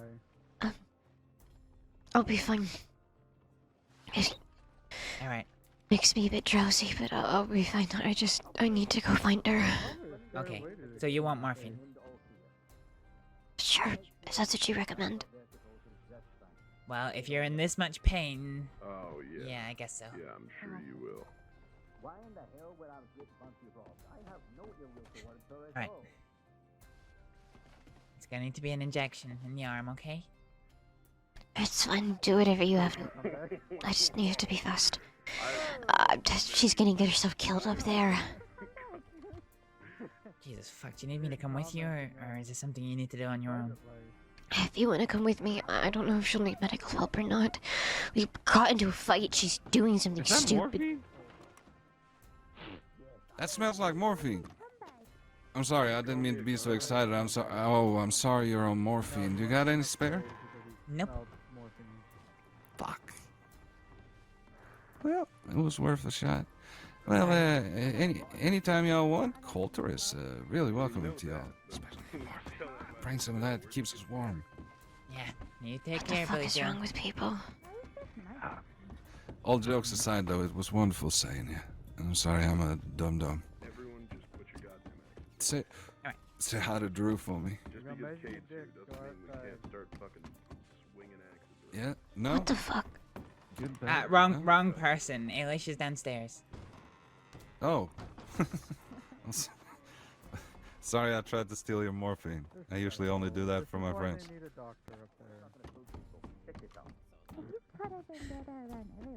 What? Alright, nice and still. He's just showing me, you know, for hunting. So. What? What?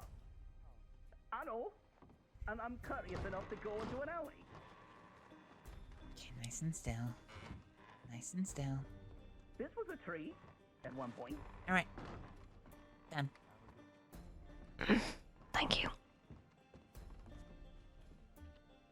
I'm gonna give you something else as I well. won't do it again. You can fuck off. Don't take it just now, I didn't even mean to say that part of the because end, it's but another don't worry. opiate. Don't worry. But later on, Thank you. if the pain starts coming back and it starts getting too much, drink it. It's only the one dose, so you'd need to go and see a doctor to get more after that, but that should hopefully tide you over enough to get there and deal with what you need to do. I'll down it like a shot. Again, but you're not gonna wonder where it come from. Yep, as long as you don't do it now, that's the main thing. I just don't want to know that stupid. Here.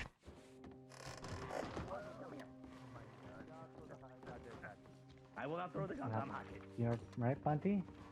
Yes, he'll never find me.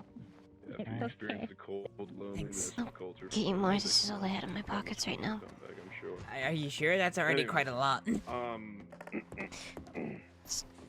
So least I can do. Do you throw one again?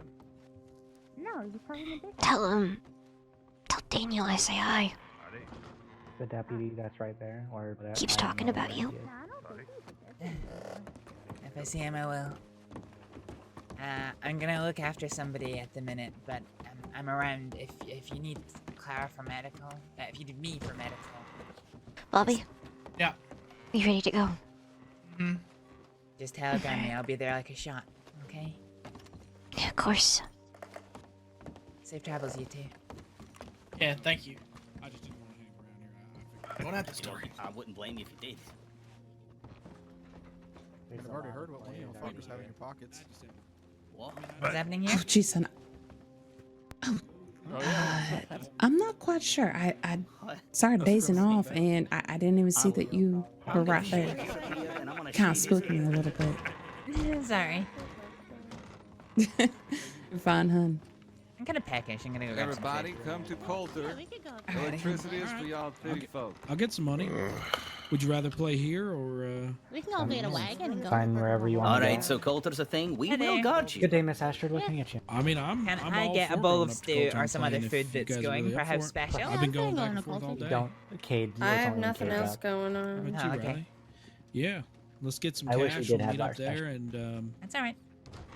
play some cards. Hey, you Oh, want we to could. Astrид?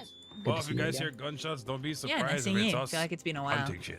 The problem is that my card suit is not. Do you want to try reaching out? That's my True. And get a new coat. Here you are. If it was a new coat, then it wouldn't be my card suit now, would it, Bunty? I mean, Thank there's a you. fireplace Your winter in the coat suit. saloon. What can I get you, sir? How you doing, buddy? Let me get 2 of those bowls of stew real. You can bear the trip. Let me go get I Sal. really would rather not. I consider that civilized enough to play. Oh man, What do they even kind of cold. have in Coulter? What is it just Sorry, I'm a bit TV peckish. that we all sit inside of? No. You're quite alright, hun. Are you still full from your gingerbread or There's Johnson actually food? a full-on saloon. There's a doctor's I office. think I'm still full from the gingerbread. Believe it or not, there's even a place to rent up there too. I just got done taking some of the medicine, so was letting that kick in while you were out with Lucia. Wait, $35, Yeah, my that's friend. fair. I think that's just a Whoopity. medical pelvic. Whoopity. Everything go all right? I mean, you don't have to $49. go into detail, but just a basic question. Yeah, pretty straightforward. That's good.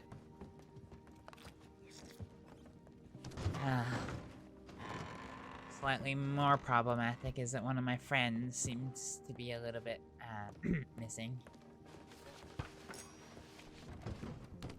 Oh. Yeah, that's not always good.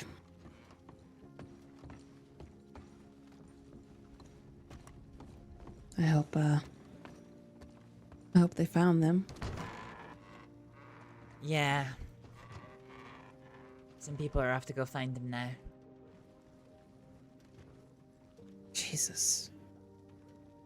Kidnapped.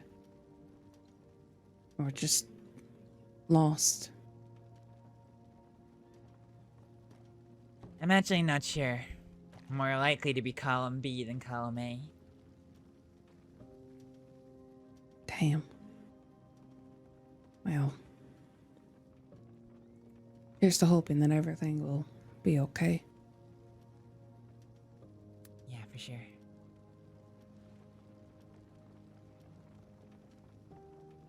Well, the night is still young. If you're ready to head out, so I'm Yeah, sounds good.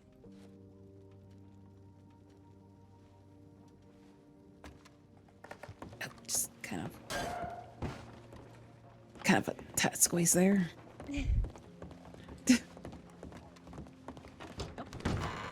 Right there. Sorry. Oh, sorry about that.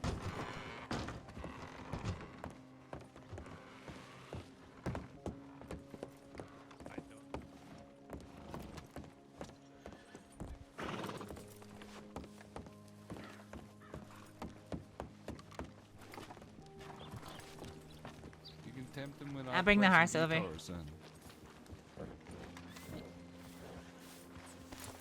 But I'm heading up there now. I ain't waiting for it.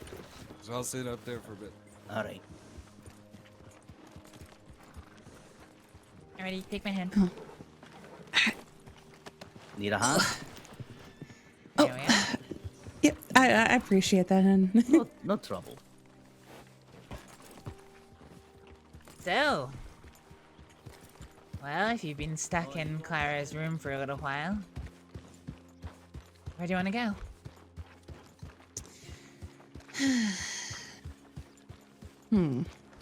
Is there anywhere you want to go? Well, I guess somewhere other than Clara's room. There's actually there's a little spot that's just, I guess, west of Rhodes that I've been wanting to check out and see. It's actually you know, if you're looking at Rhodes and you go west, there's a little dock that's right there. I think it actually shows in the map there. Oh yeah, I see it. All right, Kinda let's looks go like check that a- out. Hi there. A little nice place for scenery.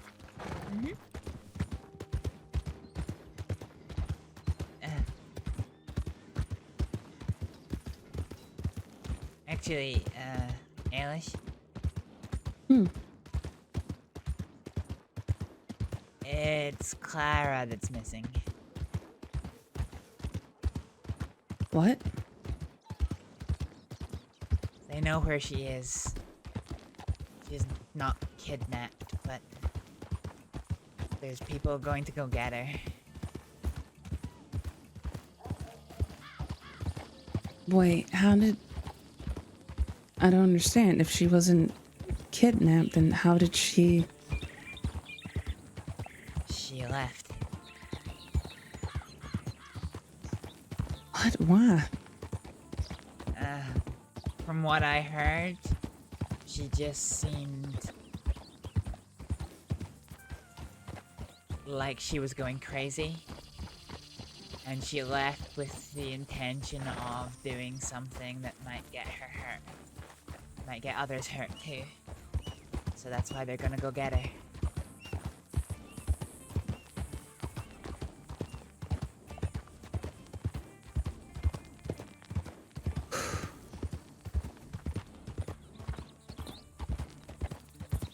God damn it.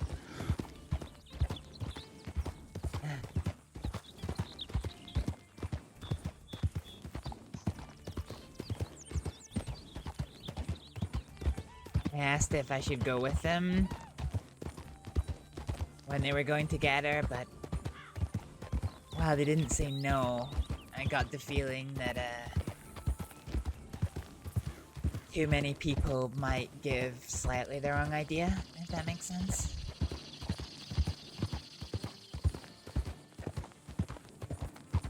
I take it you're aware of what's been going on recently. The only thing that I know is that the last big thing was that she was trying to find Lucia. Yeah, it's related to all that. Last time that I seen her, she helped me, and I mean, I was so out of it that she was in and out of the room, so I didn't know the extent of it. Yeah.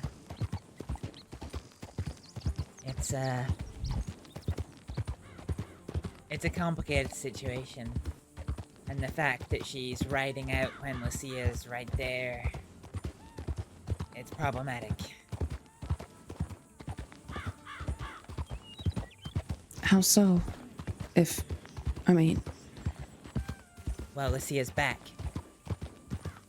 Yeah? She doesn't need to ride out to get Lucia back.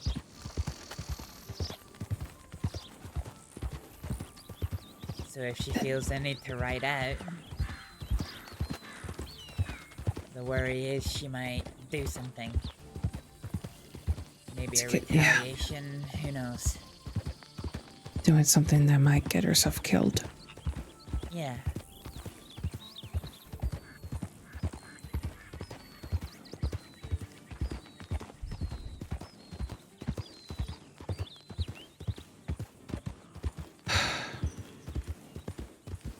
Sorry.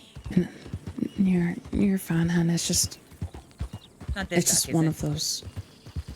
It's, more down the shoreline.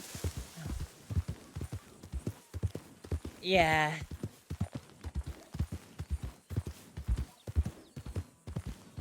I'm just... It's like I said, yeah, it's frustrating, but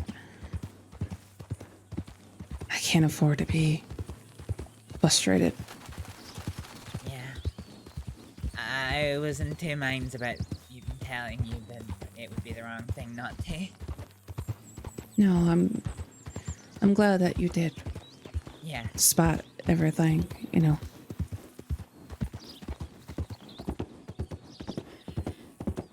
But I know what it's like to lose your mind and just go off the walls. Mm-hmm.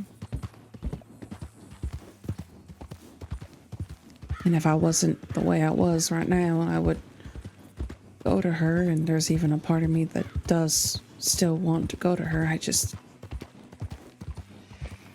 physically can't. Yeah. Whether I like it or not, I'm on borrowed time right now.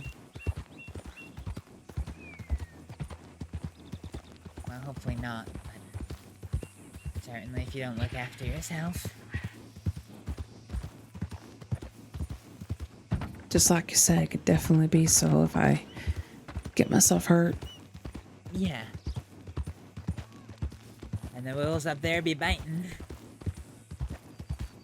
Mm.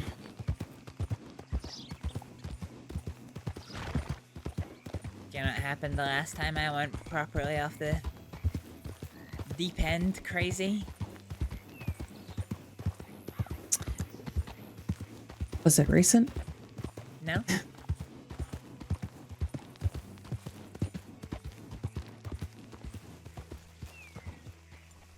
Looking for a small trail, is this it? I think it's just yeah. You can't really see because with a whole bunch of snow, but... Yeah, I had to be pinned down by the entirety of the Quill gang. One on each one of my limbs, and then I think it was Abigail Quill who held her hand over my mouth to stop me trying to execute one of the bastards in the middle of the street. Not my finest moment. But all I could see was a blood rage. Oh, there's a boat here? Oh. Huh. Never knew that. We haven't found the jetty, though. Where's the little jetty?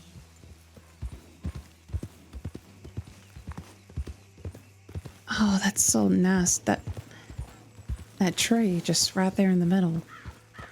The big tree? Yeah. Overlooking the shoreline.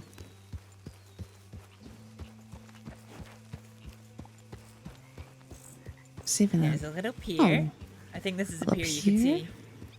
Mm-hmm. Yeah, it is. A pretty little spot.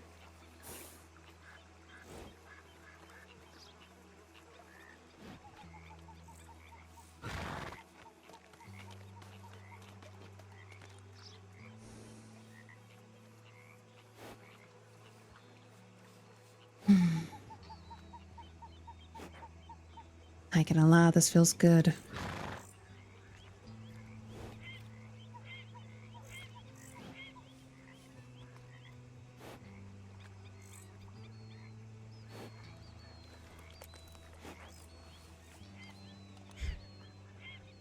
Nice. I like the water. I miss the water. When you come from a place where everything you do involves traveling by boat, it's kind of weird not doing that anymore.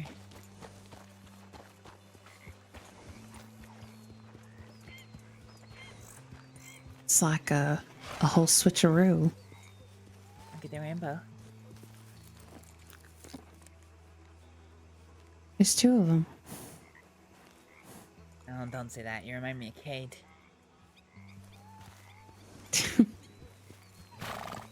Kate, two of them cross. Oh, Oh my goodness. What does it say?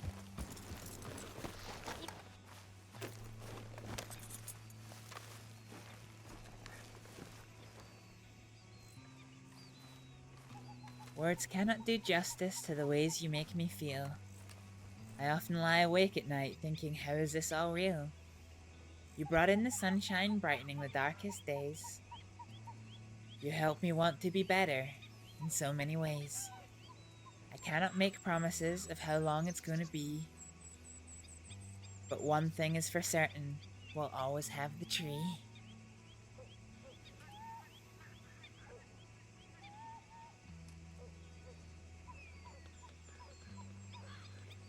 To H, love N. March 22nd. Good lord, this has been here for months. That was a long time. Real sweet though. Someone's first love was here, it seems. I don't blame them. It's quite the view.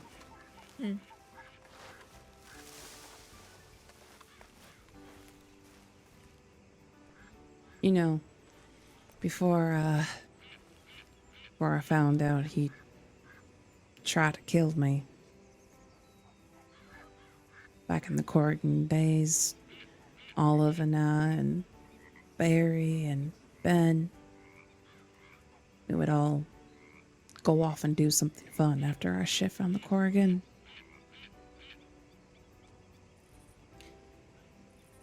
One night, Ben and I, we decided to get a boat and make our way to a small little island right there. Well, it's not really small, but you know.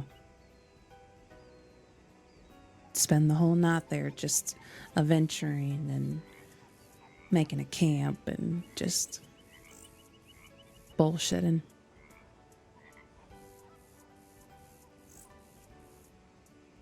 That's the only thing I have now. It's just fond memories.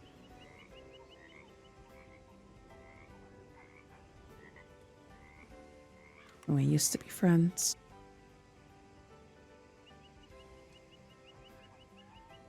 That was before anything had happened on the Corrigan. Before he changed. Before he decided to not take responsibility.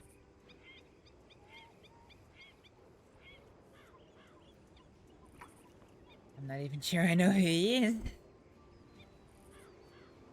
Barry, you said his name was? Mm-mm. Oh. Benjamin Gaines.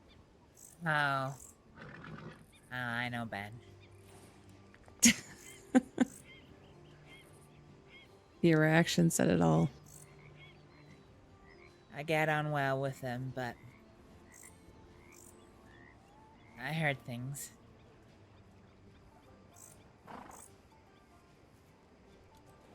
Barry was the one that told me. The night that I got stabbed, Ben was in on it. I didn't find that out until maybe a couple weeks after. After Ben and I went our own way. Not told him in front of the Corgan that I couldn't deal with his shit anymore. That I wasn't about to lose everyone on the Corgan that I loved.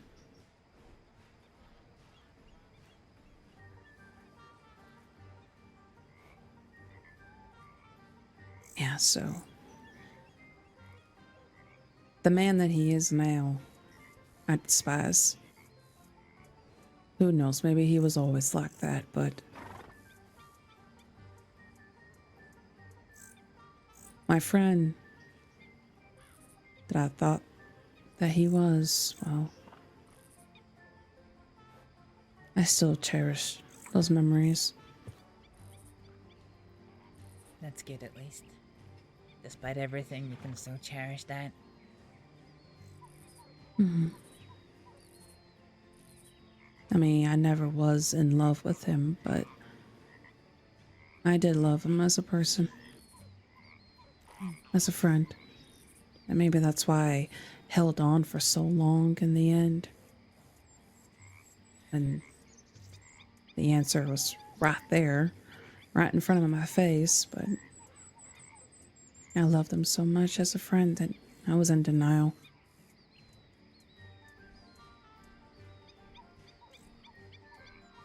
It's funny how often that happens to good people. I recently had the same conversation with my ex-boyfriend. Well, I say recently. Probably about 6 weeks or so ago now. I thought things were maybe getting better between us. And I wanted to find out if he might, I don't know, take me back. He said he couldn't. He said he couldn't understand how I still hold on to the good times that we had. I think that's a problem for people that like people and like to care about people, is that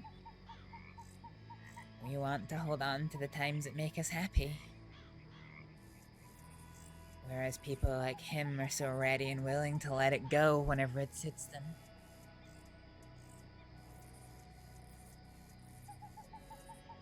Yeah, I think when somebody gets, well, not gets to that point, but when they're able to do so, there's no care in the world, and when you stop caring or don't want to care, hope is lost at that point. I think, anyways.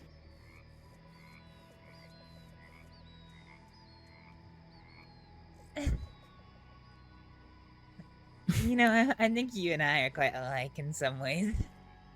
I think so. I think we've been through a thing or two that are exactly the same. Maybe not in detail, but in the same boat. It's almost word for word what I told Varric. What you just said. Well, I'll be damned. He said to me that he broke up with me because he saw it heading in that direction. And I said to him, because he's not in a good place, I'm not in a good place. I pointed out to him that, you know, things are pretty shit. Life in the crossing is actually hard. You're fooling yourself if, you know, anyone lets you think otherwise.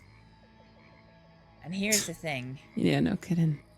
Every day you stand up, you walk out that door, and you face the crossing, you roll a set of dice. The chances are slim, but there is a chance that it's gonna come up sixes and something good happens. Most days it won't, but the point is, every day you roll the dice, you take that chance.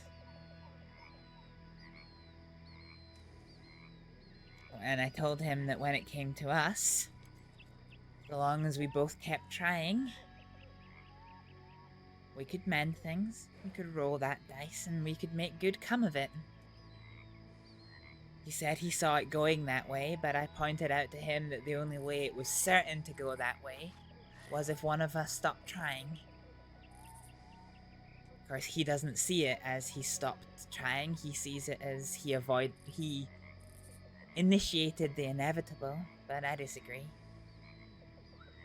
He took that slight chance we had, turned uncertainty into certainty, and he went from having a chance at happiness with us together to no chance at all.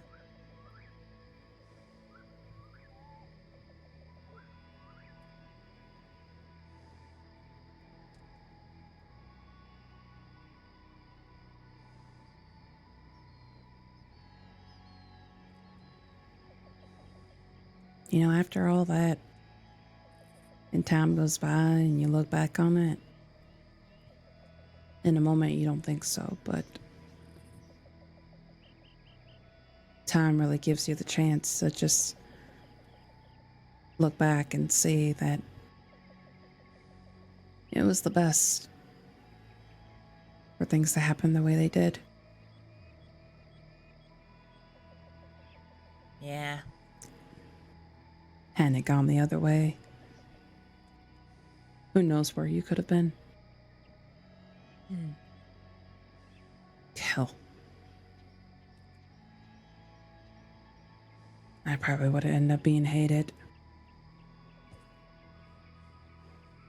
No, I still am hated.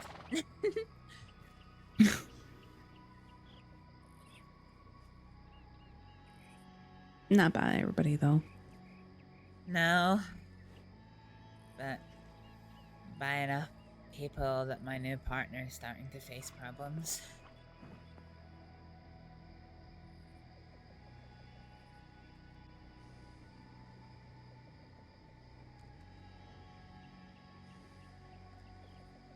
Well, that's another thing that you and I have in common then. Well, Oh. What? that's one of Drew's fear or pet peeve. What's Because I married him and have the Peter's name, it's gonna cause unwanted attention towards me. Which it has. But so I'm No. Drew in this situation, huh? as I was gonna say, I know he looks at it as a burden, but for me, it's something that, without no questions, I'll take on, because at the end of the day, I love him. And if your partner is on the same spectrum,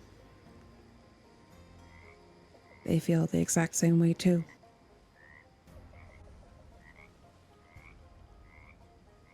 He does, but this whole thing could end up costing him his whole job. Is he a deputy? No. He's a medic.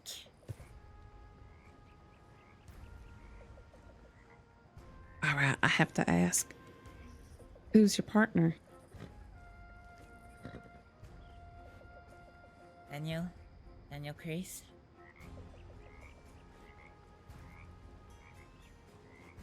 How does he look?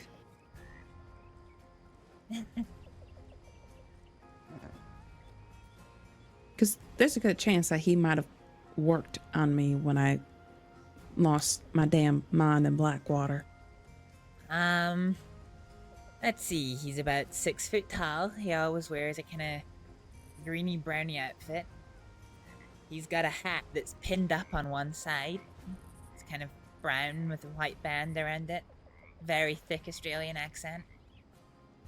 Okay, so it's not... Okay, so he doesn't have, like, black hair and a black mustache, right? No. That All right, that might be... Oh, fuck. That sounds... What's his name? McConnell. I can't... Ewan McConnell. That sounds like Ewan. Okay. He wears, like, nice vest, and... I think he wears...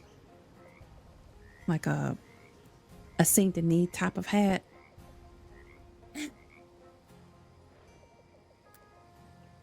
Okay. Whew.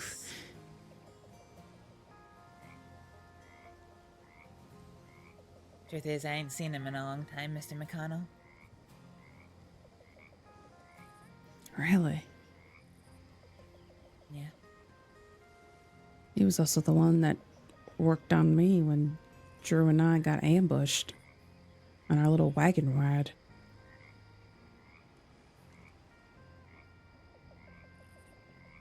Got hit a couple times in the arm. He was able to take the bullets out and whatnot.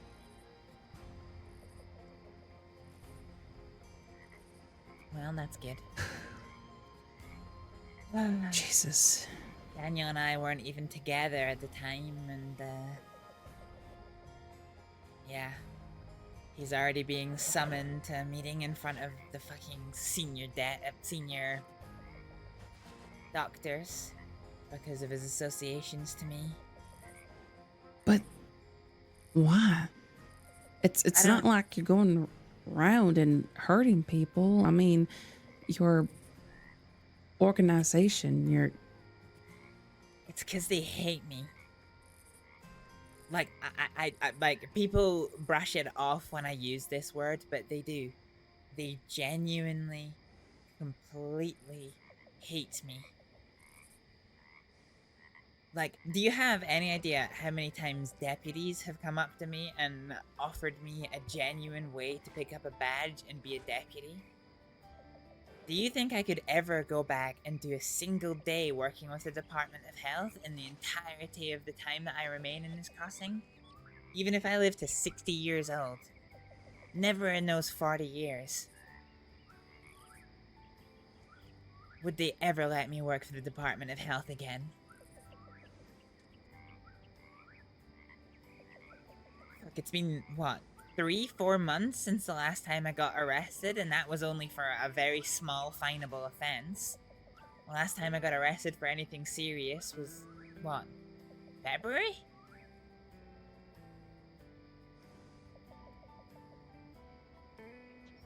But it doesn't That's matter. the thing. It just doesn't matter to the department. Why do they hate you though, Astrид? Is because they thought you were hurting people when you were in the department? No, it's because of what I did in Guarma.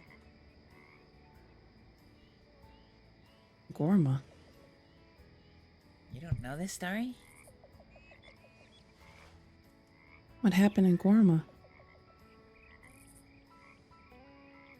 It's The only thing I know... I mean, the only thing I know about Gorma is what Drew and I were a part of. The war, Gormageddon, that's the only thing I know about it.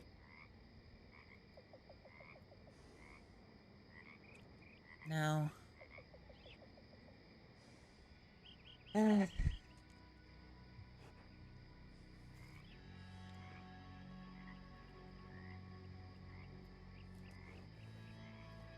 Back when I was working for the state, I kidnapped a doctor. That's how the record sits.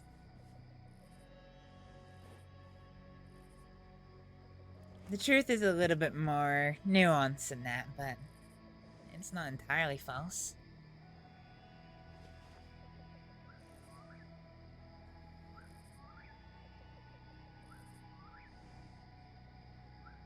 You're familiar with the Cattlemans, aren't you? Of course. Fuck, we even saw them today. Drunk though as they were. Just saw Jack Kettleman myself a couple times.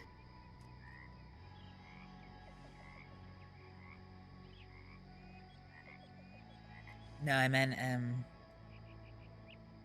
you know those folks who were drinking? Outside the telegram office? Yeah. They're Cattlemans. Isaac and... Mm-hmm.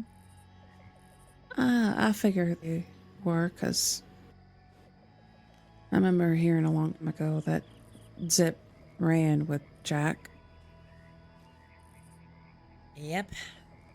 Zip and Waggy both, left their own outfits to join the Cattlemans. It is what it is. Anyway.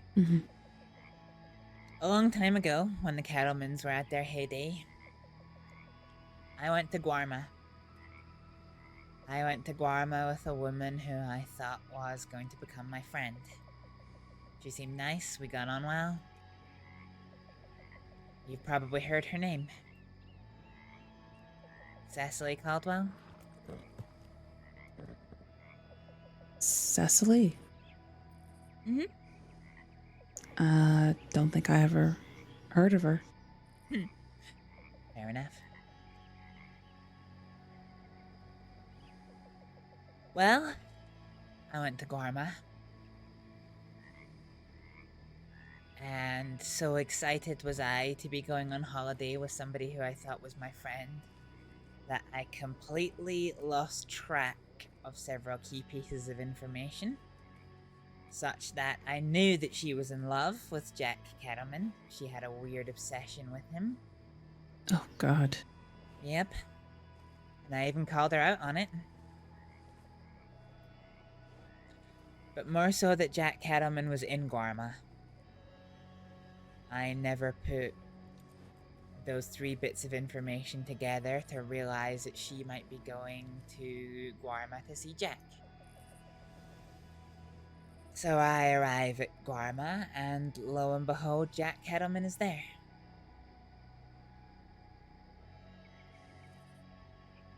He remembers me as the doctor who saved a man called Pip's life, one of the Kettlemans. Not sure what happened to him in the end, but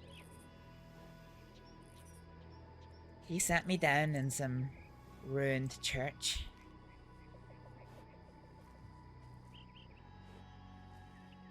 And he asked me a favor. He asked me to go back to Saints Crossing and go and find Medic Dovey Parker and Deputy Eleanor Kane and bring them to him in Guarma so that he could talk to them. He said I wasn't allowed to tell them why he wanted to meet with them, but he would tell me. Before getting to Guarma, they took 3 hostages. Dovey, Eleanor, and a man by the name of Angel. And the law were willing and almost encouraging those hostages to come to a horrific end purely so the law could get their hands on Jack Kettleman. Jesus. Yeah. They had lost all sight of protecting the community. They were willing to throw bodies into the grave to get their hands on Jack. And so appalled by Jack at the law's treatment of those people that he wanted to extend his gratitude to them personally. He didn't want them to know that before they agreed to travel. He felt in his own way that it would be an important gesture if they would come to see him without knowing that, but he told me.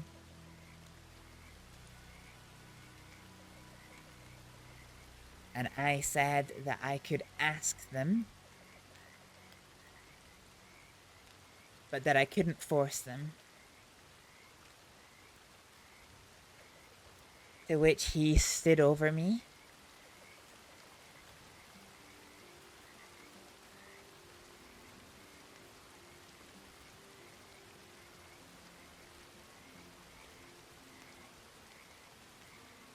Looked me dead in the eye. And he said, "It is in the best interest of your health and well-being to be successful in this task."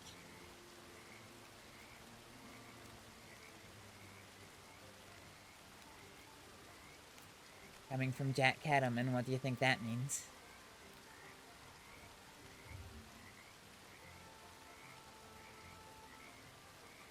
Either do it or be killed. Yep. He told me to remain on Guarma so he could speak to me again, and I did. And some things happened on Guarma.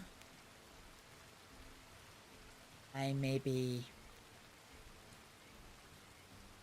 did some things that suited Jack, and I earned his favor. He sat me down. Oh, there's a snake. I assume.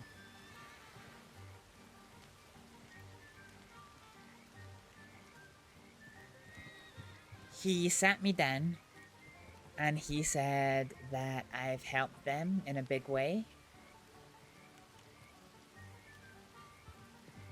That he'll pay me. If I want money, he'll give me money. If I want gold, he'll give me gold. If I want gems, he'll give me gems.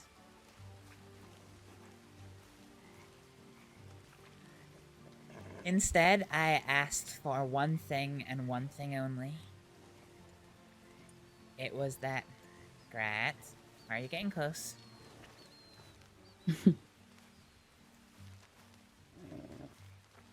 Hang on, I'm gonna go attach him to a tree.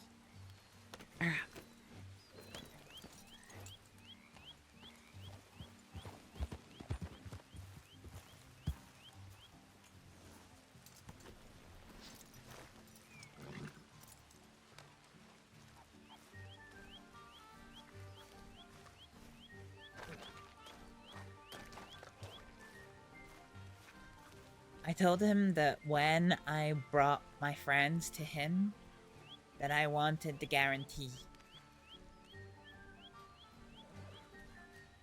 The unequivocal promise that once he was done telling them what he wanted to tell them, that they would be free to leave, to return to Saints Crossing unharmed. People went on to call me a monster for what I did, but that was my sole payment for it. Here's the thing, as soon as he got his claws into me, my life as I knew it was already over. Sure, I could have went back and told the law, but...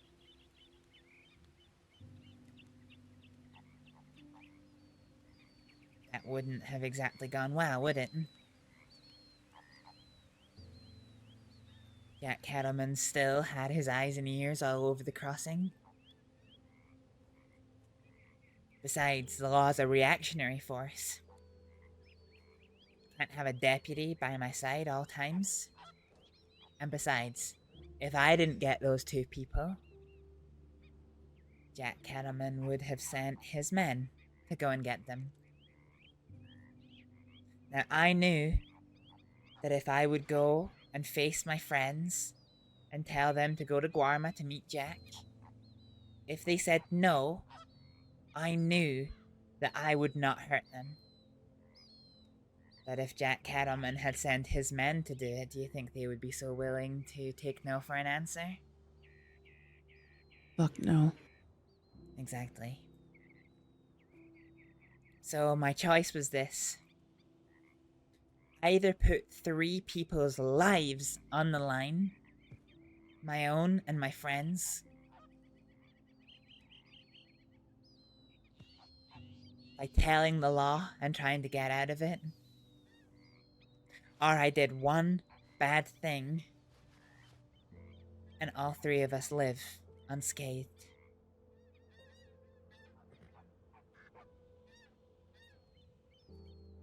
As soon as he got his claws into me, my life was over. Jack even told me as much, that if I had betrayed him to the law, his men would have found me, dragged me into the middle of the street by my hair, and cut my head off in front of the town.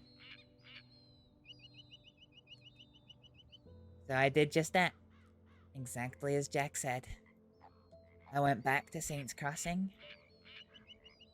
I didn't point any guns, I didn't make any threats. I simply said, Dovey, I never found Eleanor. But Dovey, I said to her that Jack wants to meet her on Guarma. I'm not allowed to tell you why, but I have the promise of your safety if you agree to do it now.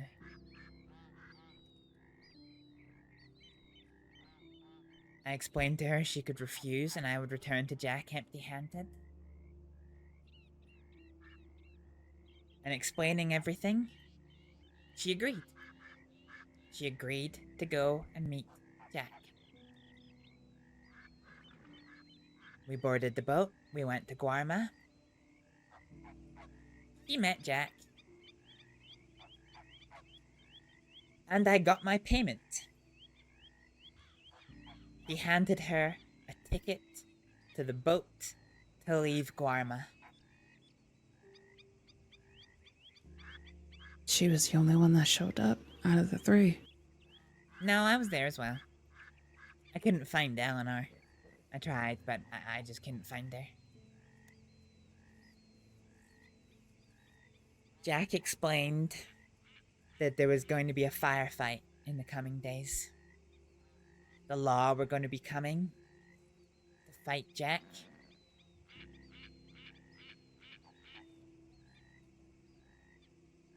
And to that end, Davy agreed to stay. This is the thing that kicks me. Davy made the same decision that I did. Not to take the opportunity to flee and go to law, but to stay on Guarma with Jack. I tried everything, Elish. I tried everything to get her on that boat and back because I'd already got my payment. I knew that the cattlemans wouldn't hurt her, but if the law turn up and start pointing guns and shooting people, I can't guarantee they wouldn't shoot her. Mm-hmm. But she refused to go. And once I saw that, well, like I said, my life was over, one way or the other, the minute Jack got his claws into me. But as far as anyone knew, she still had her job. She had her husband, she had her home, she had her family. The least I could do was spare her from that. So I covered for her. I sent her back to Saints Crossing with a letter saying that it was all my responsibility and none of hers. And I told her all the right things to say to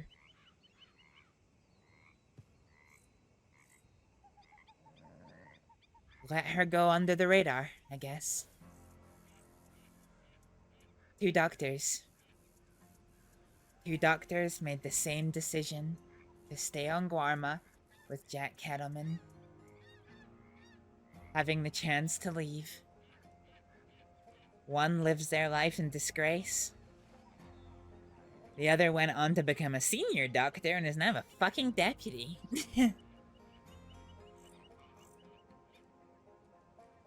Unfortunately for me, she played her part well. As did I. I let the whole crossing, believe that lie. Believe that I was the monster who just gleefully threw down everything to work for Jack Kettleman. So she could live her life in peace.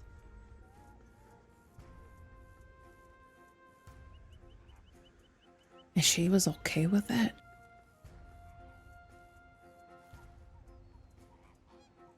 After so much time went by. We're still friends, Dovey and I. We talk regularly.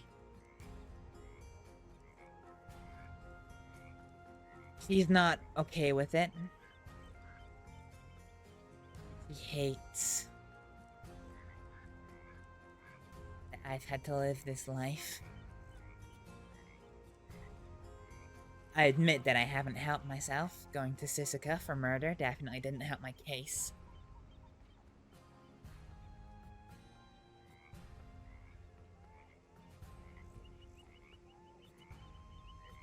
But there's not really much she can do on her own. Especially not now she's left the department.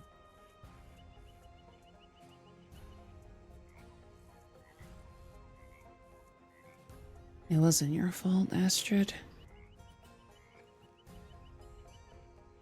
I stand by my decisions. I don't have any You regrets. you did so in order to protect those that you cared about. It's not like you had a choice. It was either do what you were told or have your head severed in the middle of town. Yep. Like I said, the minute he got his claws into me, whichever way you look at it, my life was over.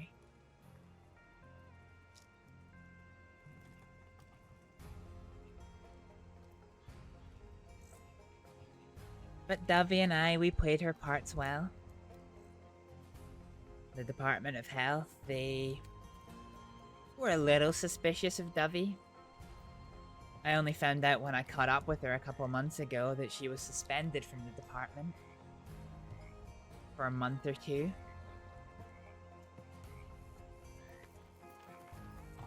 Because they all believe that y'all just went to Gorma to help Jack. No, because they weren't sure about her intentions, but they were sure about mine. But anyway, that's the story. That's why they hate me. That's why the health department hates you. Yeah. Do you want to know how much they hate me? Oh, I have to hear this. Before I left Gorma, after I was almost getting into a shootout with Deputy Maple, I decided it would be smart for me to hang back.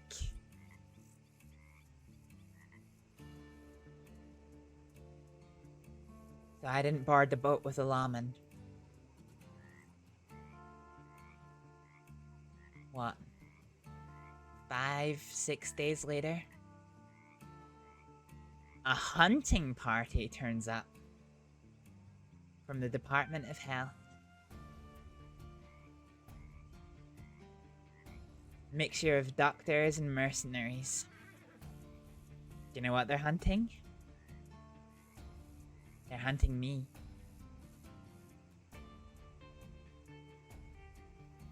I got told by who was my best friend, Dr. Calvin Smith, that he had come here to kill me. But now that he was here, he couldn't do it. He didn't say, he said that I wasn't worth the bullet that would cost him his career.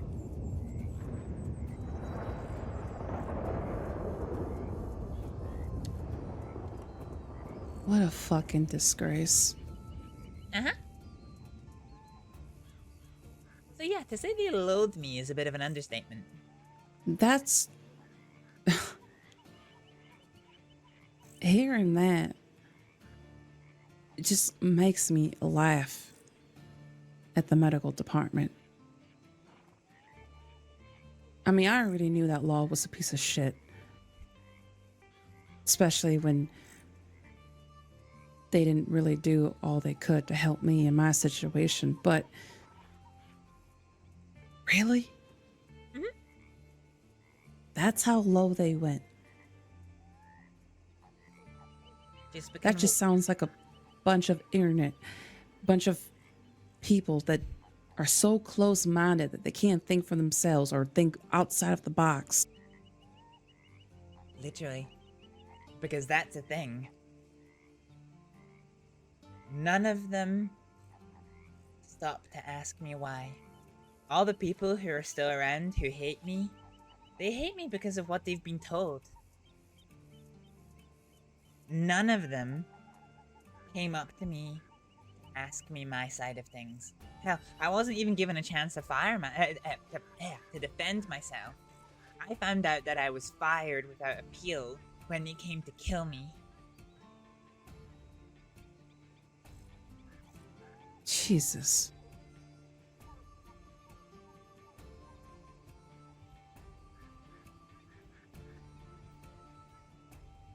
I'm so sorry, Astrид.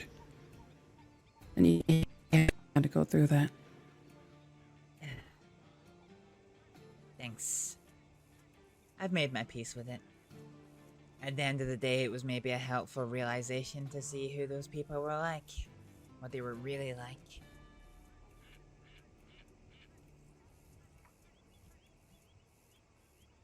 Not just sorry excuses. The thing is, I wondered. And even when I speak to the few doctors that have chosen to ask me questions, they always say, well, why didn't you go to law? And after it happened, every single night I stayed up, wondering if I did the right thing, throwing everything away by not going to law. Did you ever meet a woman called Holly Harper?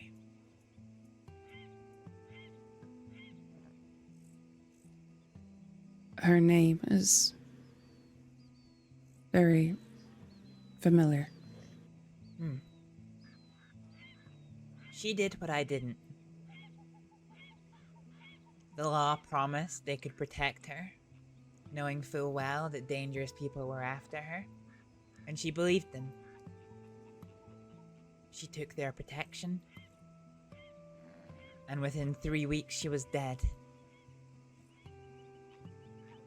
And when I found that out, I stopped asking myself if I did the right thing. Eleanor is alive and well. Duffy is alive and well. And I'm alive and well enough. It would have been the wrong thing to go to law.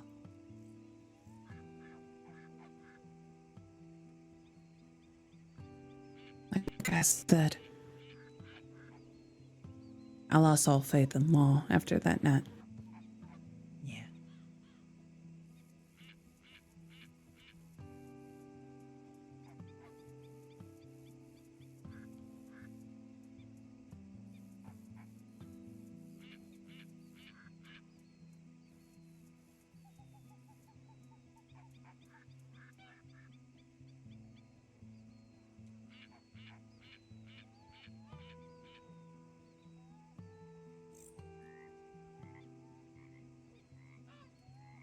Oh shit, I thought taking this.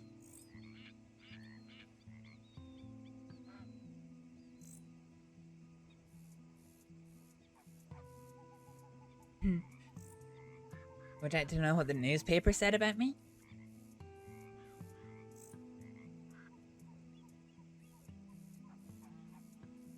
You were even in the newspaper? Yep. And so damning was their article that when I finally got back to the crossing, I was grabbed by 3 different groups of people. Civilians. Pulled into alleyways and confronted about what I did.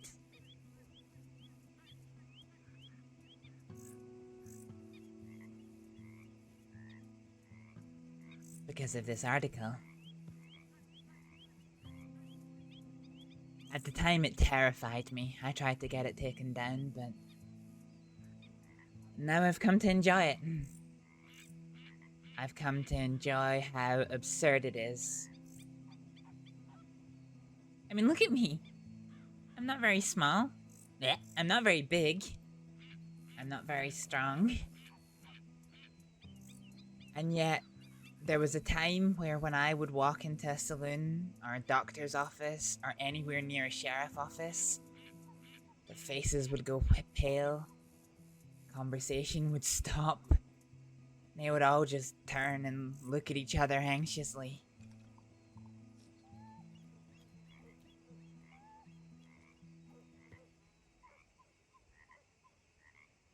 Here, I'll read it for you.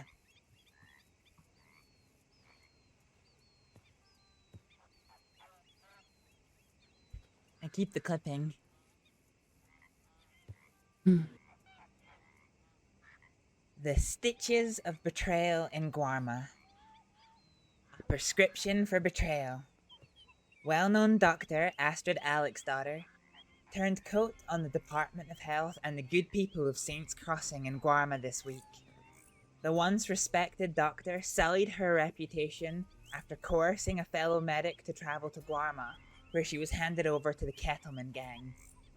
Thankfully, the medic was freed from the clutches of the cult of Kettleman and returned safely to the mainland in the end. The devious doctor remains at large.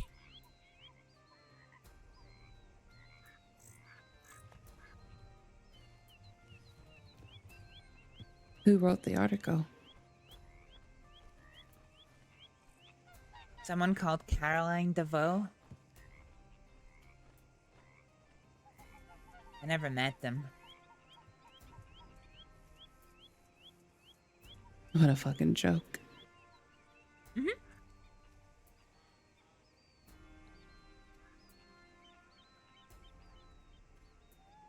Writing something about someone they never met. I tried to get the newspaper to take down the article citing inaccuracies, because I was never wanted. What happened on Guarma was out of Saints Crossing's jurisdiction, so I was never wanted.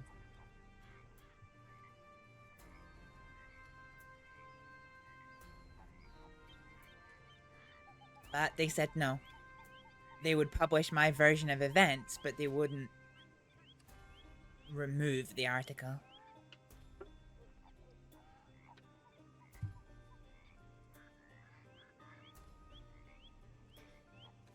Fast forward 15 months. By all accounts, I'm a good girl now.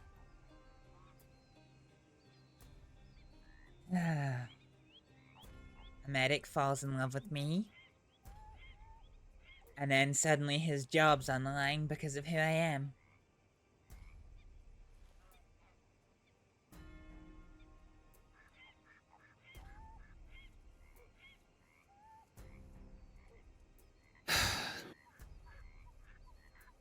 Man, it seems like every single day that goes by, this country just damns itself even more.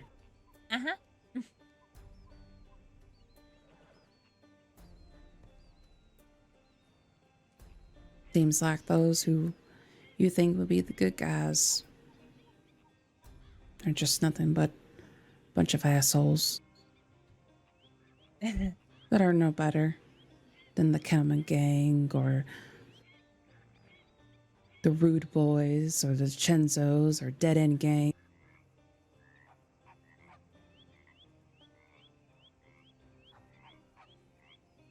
You know, They're I said all that. sinners. Yep. Just because you help people doesn't mean you're free of sin. Just because you've never felt the weight of irons around your wrists doesn't mean you haven't hurt people.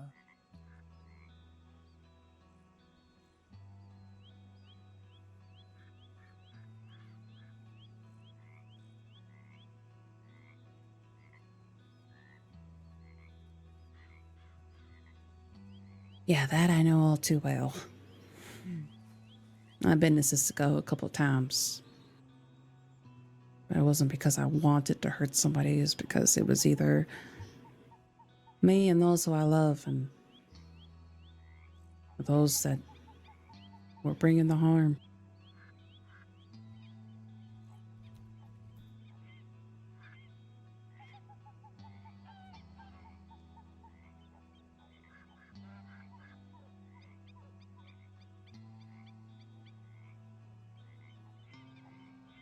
You know what strikes me as quite telling? Hmm.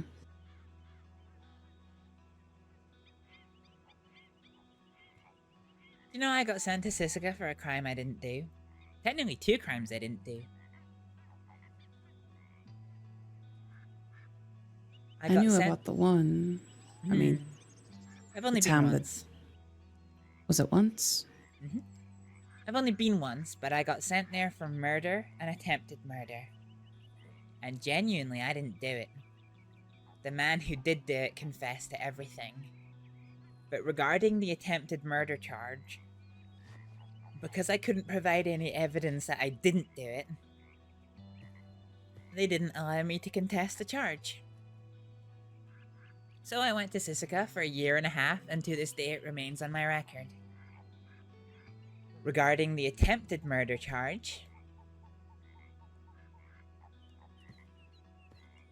I wasn't allowed to fight that at the time. The deputy said, "Oh, well, this is the charge that's in our paperwork, so this is what we're arresting you for. We don't care that you say that you can provide evidence that refutes it." So off to Sisika I went, and it took nearly 1 year into my sentence, of my 3-year sentence, before I could get a single deputy to listen to me that I was innocent of that charge. And sure enough, I presented them with the evidence, and they took it to a sheriff. And 1 year and 3 months after I was charged, did it finally get removed from my record.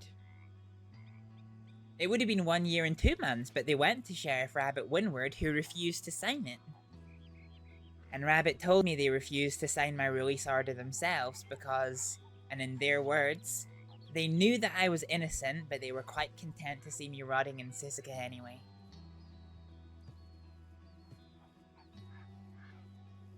Then let me tell you a different story. Despite the fact that I make them, I've only ever had 2 cigars in my entire life. One was, I guess, celebrating the life and death of Lockjaw Jim at Jim's funeral. Oh, I definitely remember him. Yeah. But the first time that I ever shared a cigar with anyone, I was in the middle of New Hanover, up a desolate cliff. And do you know who it was with? Lockjaw Jim. No.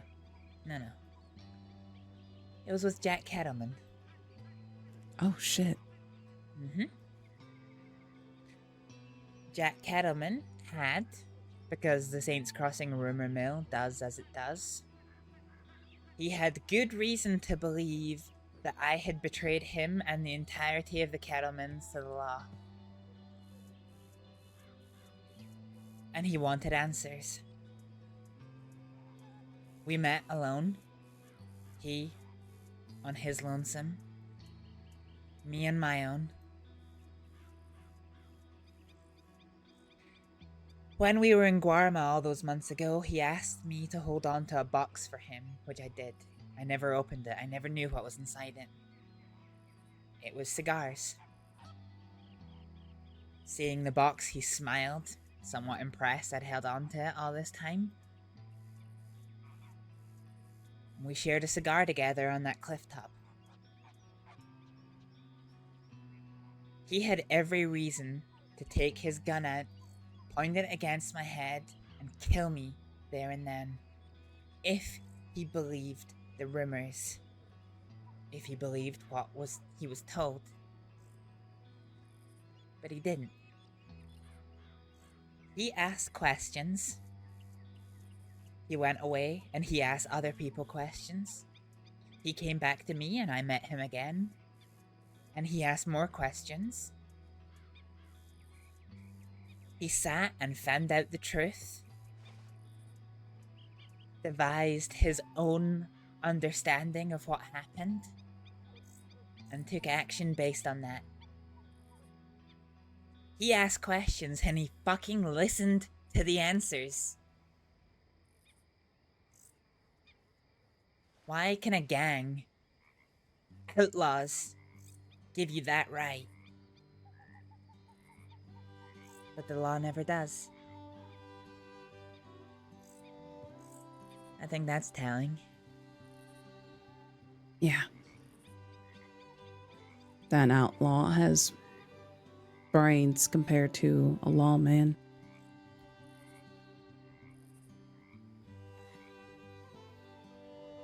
Maybe even more of a heart.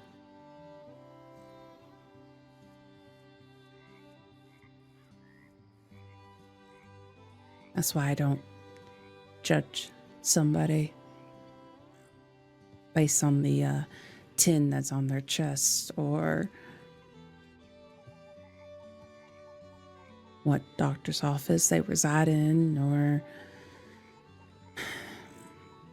what threads they wear.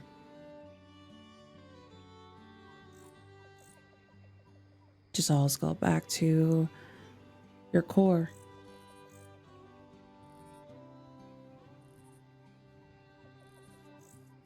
And don't get me wrong, I despise law. I really do. But I have to remember, even though I haven't met one yet,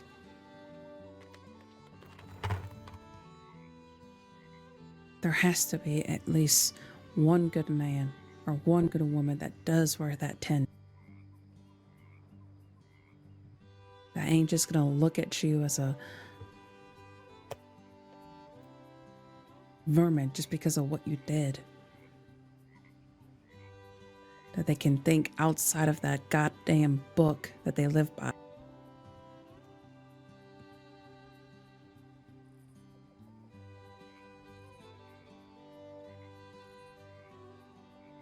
It's hard.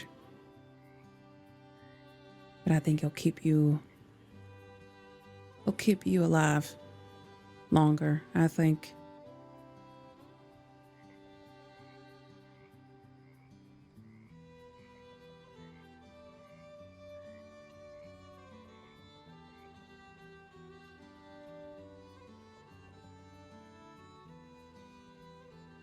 Maybe.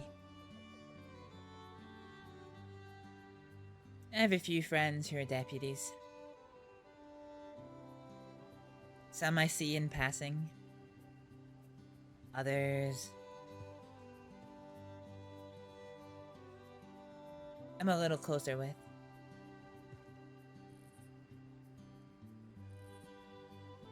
But I'm fully aware that the way that they treat me is not universal. And that plenty of people have quite a lot of problems with those same deputies. So it's better for me, but it's not really better, if that makes sense. Exactly. If it's going to be one way, it should be one way for everybody, not just for one particular person. Yeah. I like deputies that are down to earth.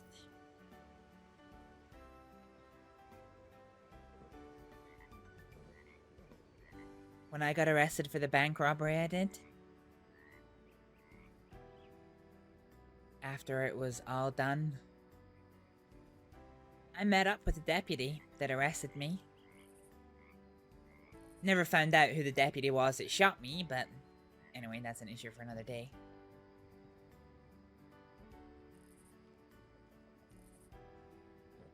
The deputy who arrested me was a nice man. He gave me a lot of time off of my sentence for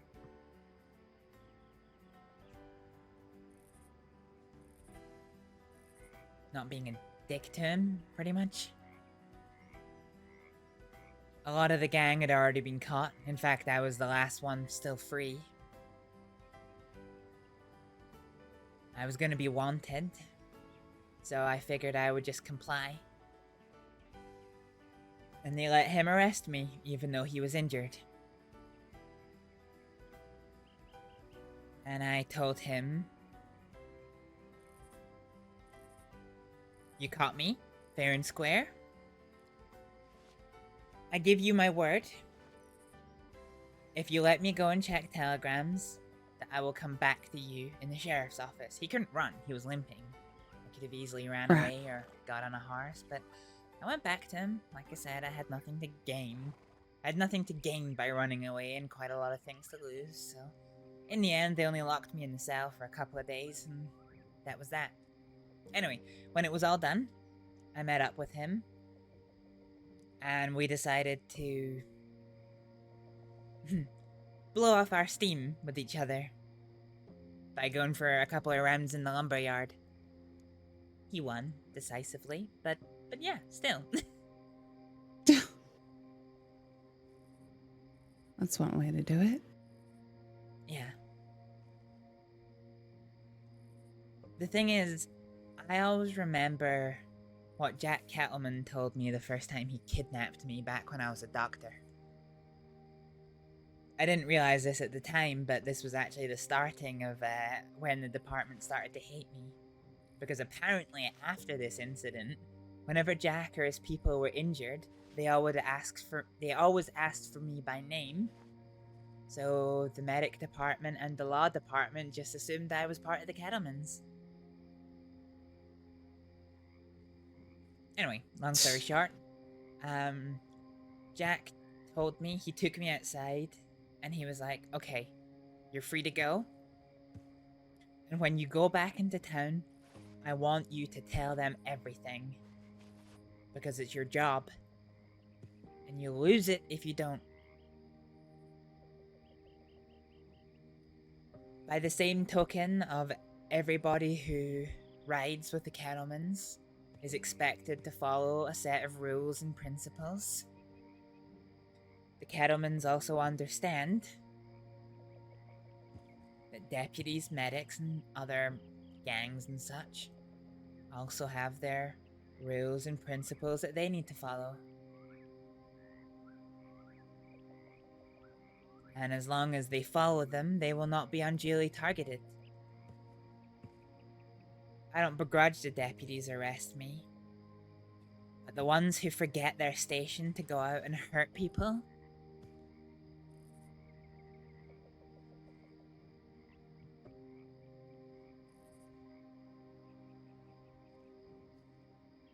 man, it's really foretelling. And the notorious criminal has more of an understanding than what most lawmen do.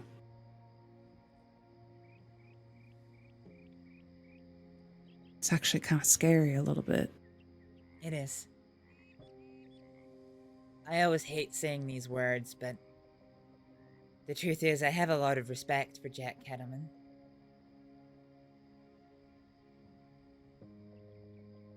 Because he's given me things that deputies haven't.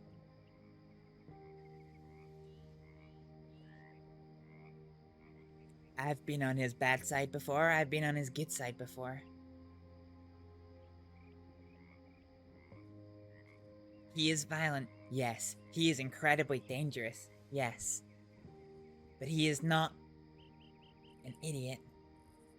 He will ask questions, he will listen, he will give you that respect to find out the truth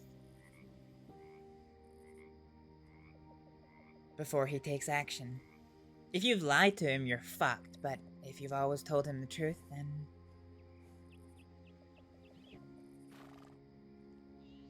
yeah. He actually helped Drew now. Yeah?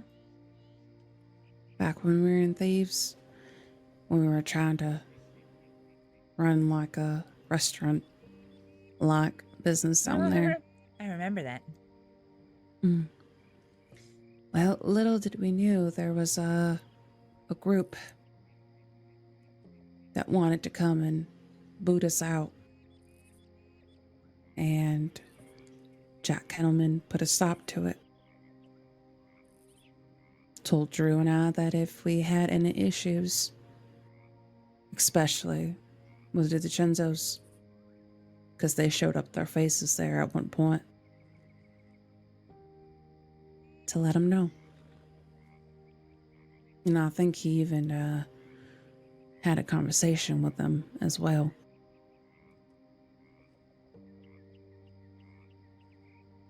I guess turns out that the group that wanted to boot us out was the bastards.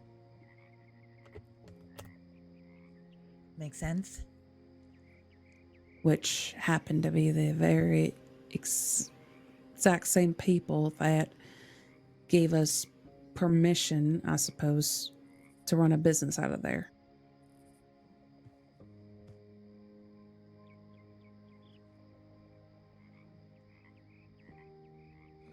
I don't really know Jack Kettleman, but I will say that I'll give him the respect for what he did for Drew and I when he didn't have to. Could have believed all the stuff that happened back in Saint Denis that were just a pair of rats that went to law, worked with law to get the DiCenzos locked up.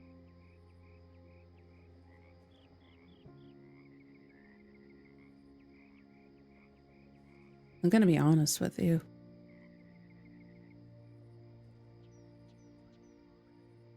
As a dapper, it is our, I guess you could say, our constitution to be the gray between the white and black.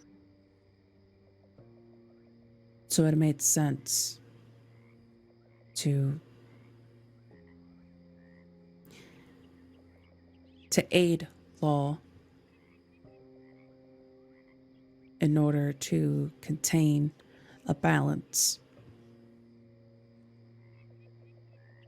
But we all know what that labels you as. A rat. Ultimately, that's what got my sister killed. Because she was a rat.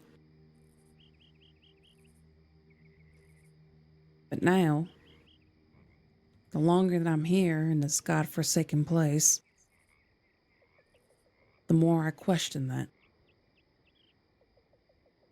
The more I question whether it's even worth helping the white.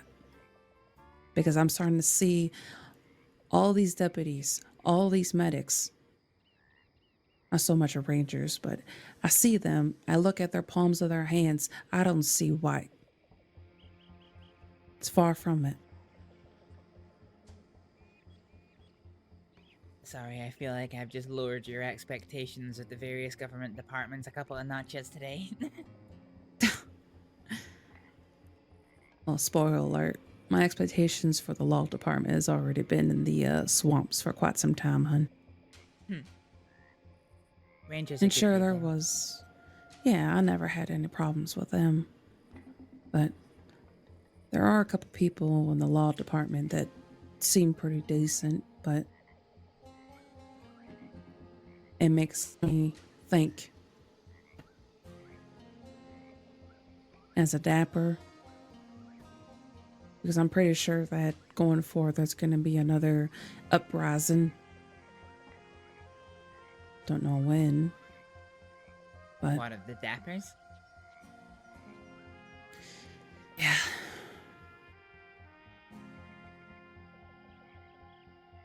People think that we no longer exist, but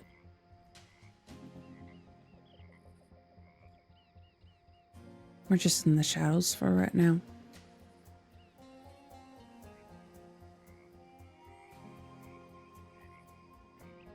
And the one group that cannot stand us is the DiCenzos.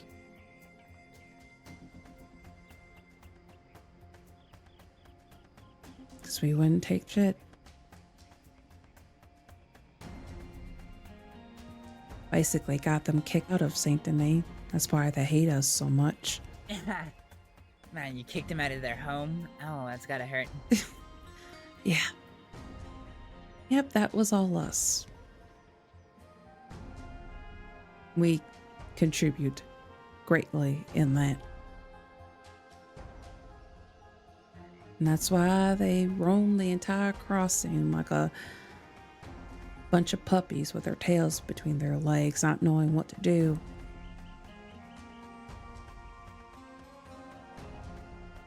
That's why we got into those shootouts. Law was quick to believe us over them because they weren't really cooperative. Sure, our hands weren't clean, but it got the job done. Sure, it may be conniving, even though I don't like law. But if I can use them to do something that will benefit civilians, those who are just trying to make a life here, I'll act the part. In this case, they're a weapon. They're a tool that you can wield to get a job done. Doesn't mean you have to like them, you just need to use them. Exactly. Because one thing's for certain, they're never going to change their way because they live by a book.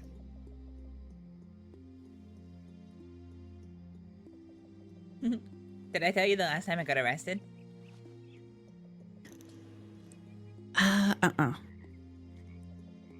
The last thing I got arrested for was helping a girl with a broken arm.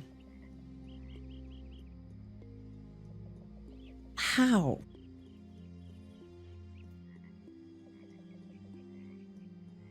Okay. So, technically, it's not about what I did, it's about where I did it. So, back when I was a doctor, there was no Department of Health buildings beyond Armadillo. So, when I took somebody to a tent in Tumbleweed, it's not marked Department of Health. I didn't know it was a Department of Health building. But no, an undersheriff saw me patching up somebody's broken arm there. And I got arrested for criminal trespass. Lord have mercy. So yeah, I got arrested for helping somebody's broken arm. And do you want to know how bad it was? Even the deputy who was arresting me thought it was stupid. And he was basically like, the only reason I'm doing this is because I will give you the smallest possible sentence and the smallest possible fine. Whereas if somebody else does it, they might be a little bit harsher with you. And then the whole time he was doing the paperwork, he was basically like, this is stupid, this is stupid, this is stupid. Exactly. Like, I don't know. How's that even fair justice? Like, even he said if somebody else were to do it, they would have given you the harsh punishment. How's that fair justice? That ain't. That's just abuse of power in my eyes. It's what's turning a lot of civilians away from the law. The fact that somebody can commit the most horrific crime, but if they go up to their favorite deputy and be all pally, suddenly only they get half the sentence they would have if it was someone else. Jesus.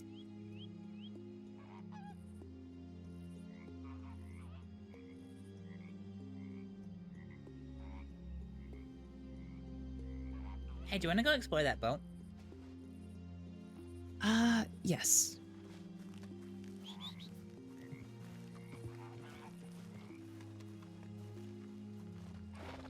I mean, if I walk there, I'll get there sometime next week. I'm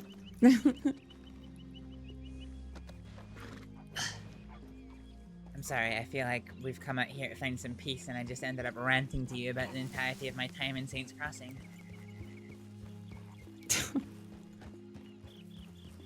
It would be ranting. We weren't friends.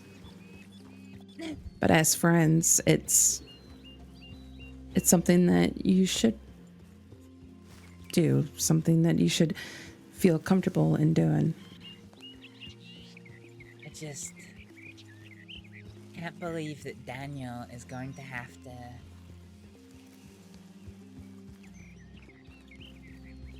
get hauled in front of the seniors of the Department of Health and made to explain himself. The Because fact that he cares even about has... me. Exactly. And the fact that he even has to explain himself to them, I mean, for one, that's ridiculous. Two, ain't none of their damn business. I know. Ugh.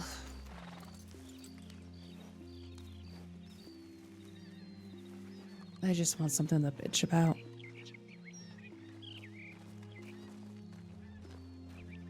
Oh my, is that what I think it is? I think it is. Oh, is that a dynamite? I think it is.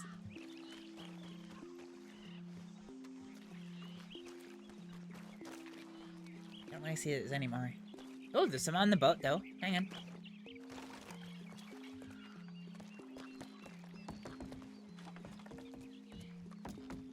Wait, can you jump into these? No, that would be amazing if you could.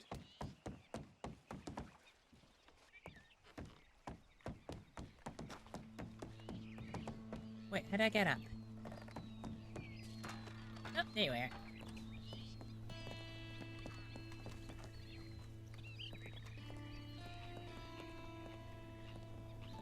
I never knew that this was here. Where are you? Oh, I'm by the ladder. Right here. Hi. Hi. How are you saying? I can hear you. I was gonna say, I never knew that this was here. Neither did I.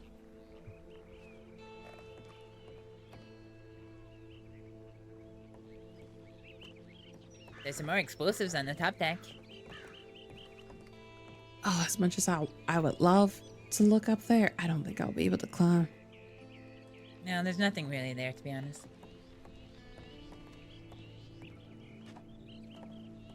You know you can get 8 horses on this boat? Horses? What? Oh, looks like when they do some transportation, looks like. Uh-huh. Maybe they'll get the idea to take this boat to Guam for people who have their horses.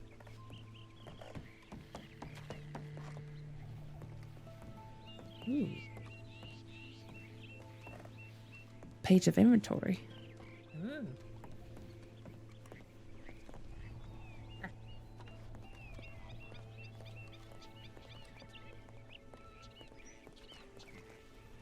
You know, I've really enjoyed this, just roaming around and exploring.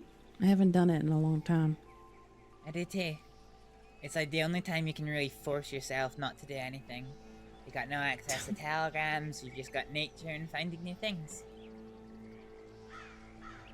Me personally, I like river walks.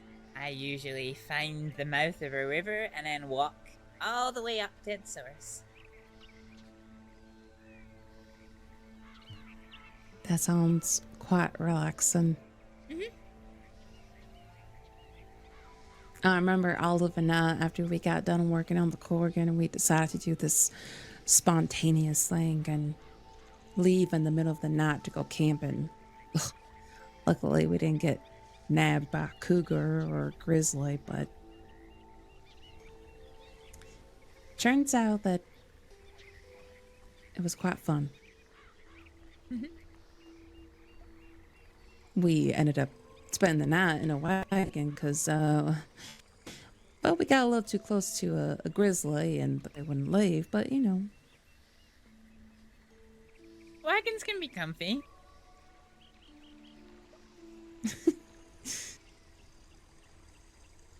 She never wanted to admit it. When she was asleep, she was definitely a hugger. So she would cling around to me, and I would just scratch her head to keep her asleep. And Aw.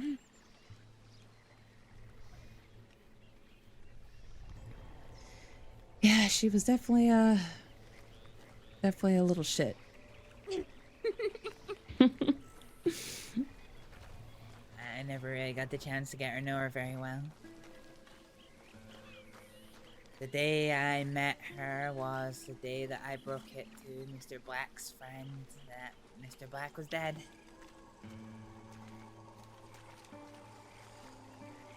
Yeah, that was a big turning point for a lot of those that I cared about. Mr. Yeah. Black. Where did oh. Especially for Olive. Oh, what? I forgot where I hitched my horse. Walking away. Yeah, it was. It was a big turning point for me. When I came out of Sisika, I guess I appreciated that I fucked up. I did something that I probably shouldn't have that landed me in Sisika. Even though I didn't do the crimes I was sent there for, it doesn't mean I was completely innocent.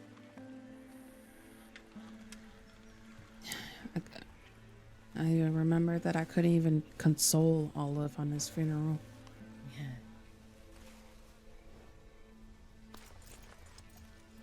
Mr. Black was barely.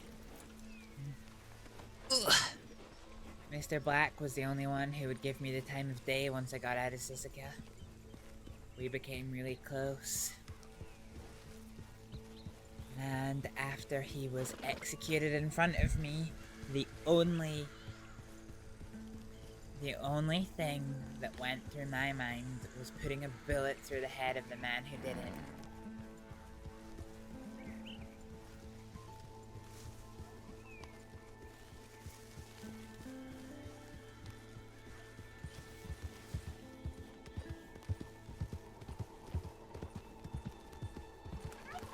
Hi, Turkey.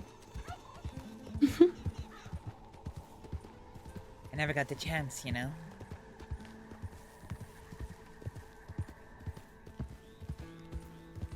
To thank him? What, the man who killed Mr. Black? No, to kill him. Oh, no, I was referring to thank Mr. Black for just being a decent human being to you. No, I guess I never.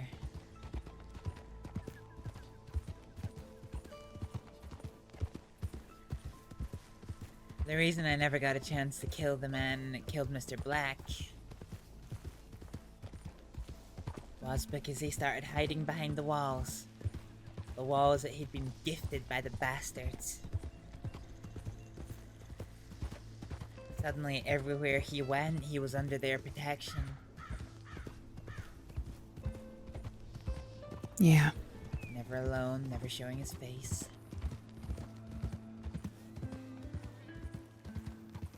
Because he knew that he would be killed. Yeah. Hi there. Have you got any telegrams to check? I highly doubt it. Actually, Telegrams and I are quite a distant friend. what do every telegrams me?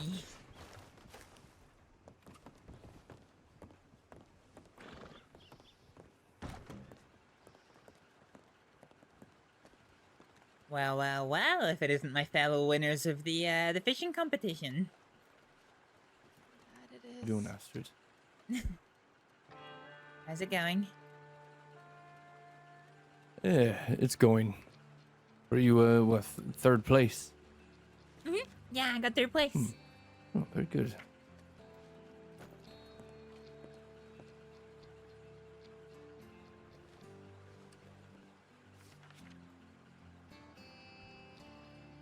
How are you doing?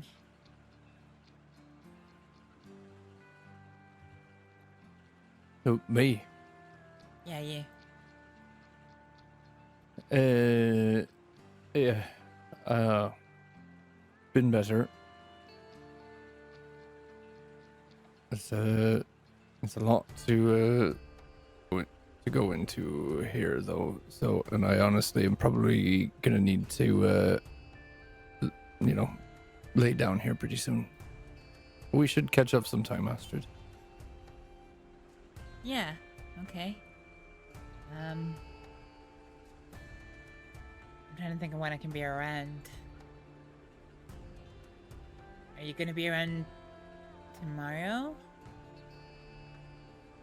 Yeah, we should be. Okay. Could you send me a little telegram if you wouldn't mind with roughly what time you think you might be around, just so I can have a note of it? I'll let you know on the day, because I can't really even say at this point. Ah, okay. Alright. Gonna be kind of scattered for a bit.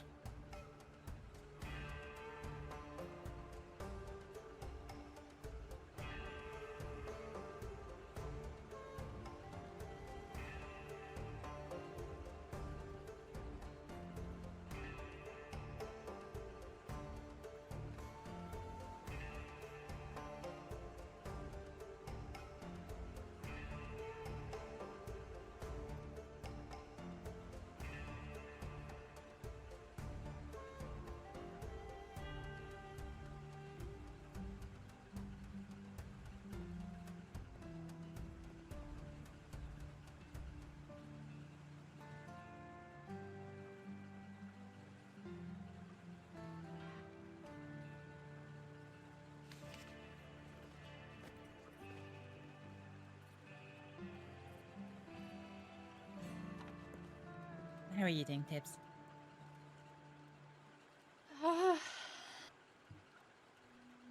Hanging in there.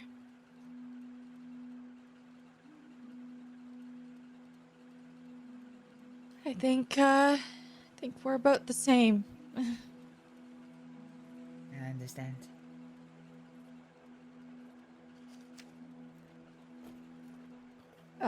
You said I can read that. Mm-hmm. Okay.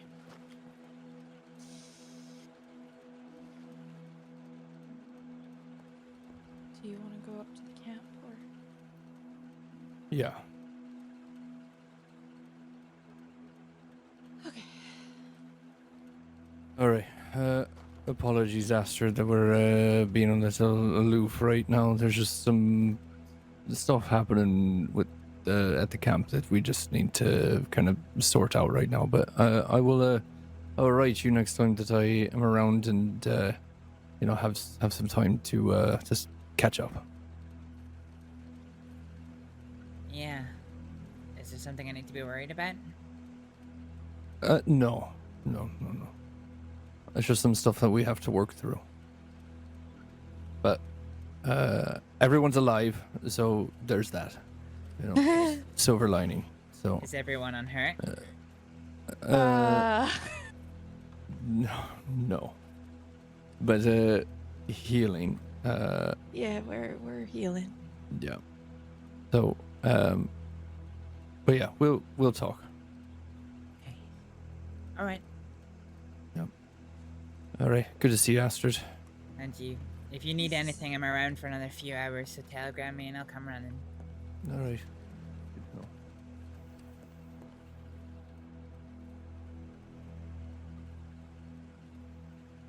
I'm just finishing up on this letter. It's alright, there's no rush.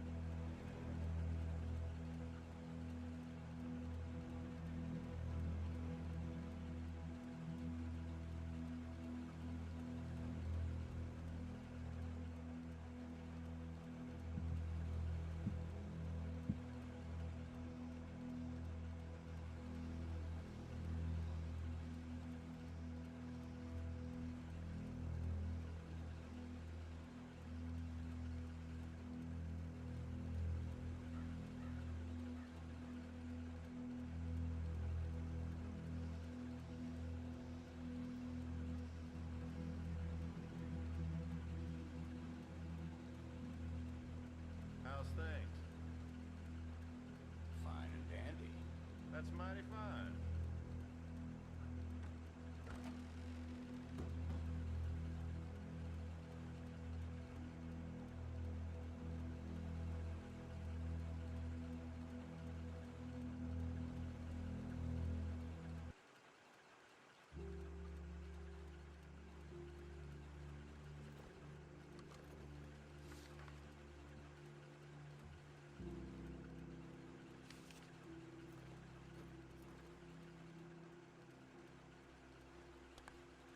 Just eat some of this leftover stew.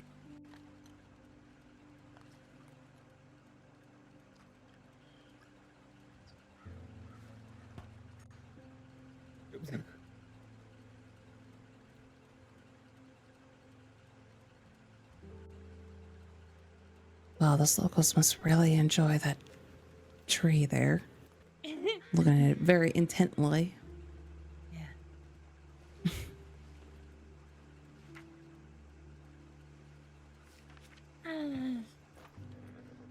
I was just sending that letter to Arya.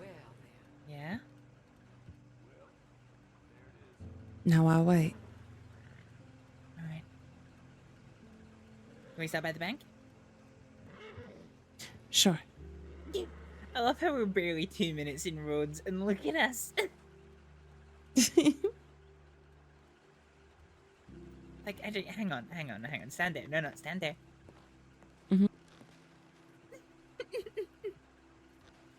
Oh my goodness, that coat picks up the dust. It does. Oh Lord. Look, lucky for you, you at least have the white ruffles.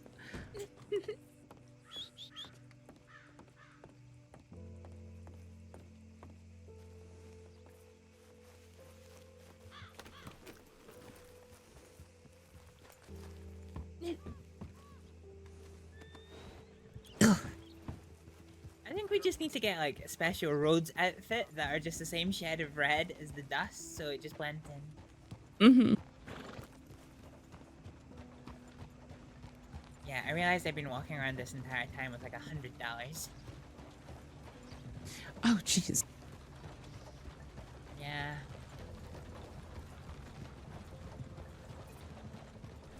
Hi there. Is that who I think it is? Oh, that's Clyde.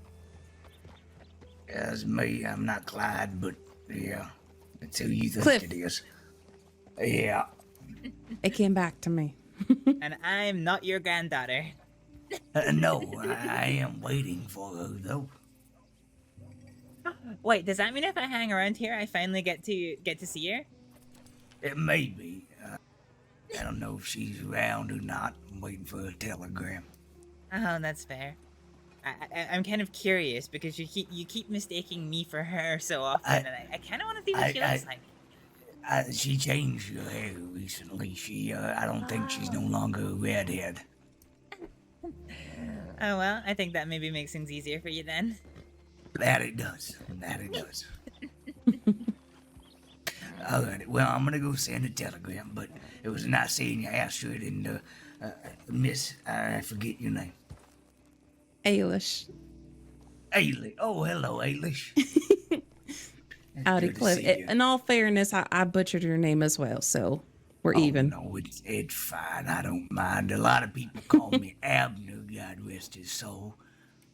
Oh my goodness. Wait, rest his soul? Abner had recently passed away. Oh, I'm sorry to hear that.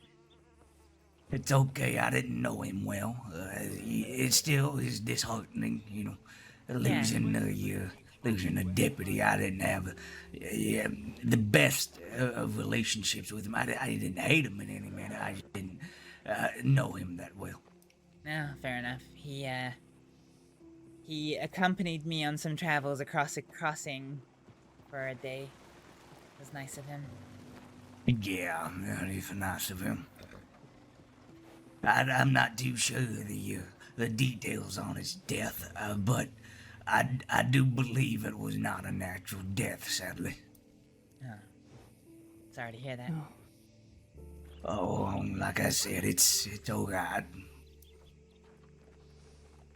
All right, well, I'm gonna go send this telegram. I'm so sorry to ruin the mood like that, but No, it's all right. I hope you get to see your granddaughter. yeah, so do I. Oh, sorry. No, Stay you're safe, okay. hon. Hey, you too.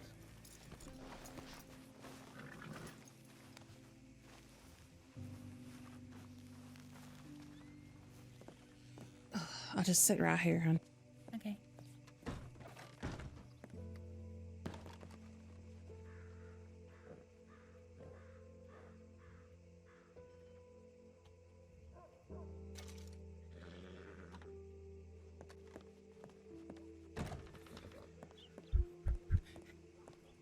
I need $100 and I can get my wagon. That's so exciting. I mean, technically, I can give you the first half of the payment right now, and you'll be able to get it. I mean, that's true, but you don't have to do that. I have a hunting job that's halfway done. All I have to do is finish it, and then I get $108. I still... Okay, check this out. So, I would say it's been, what, a month already that I've been in this predicament? And right before I got sick, well, I took a job from one of the boss man there in Armadillo, and I still have the job. I can only imagine how pissed he's gonna be though once I finally show up. I thought he would have fired me by now, but nope, I still have the job receipt at hand. I think they're really funny because I have seen them rip up my job receipt after only 3 days of not submitting it.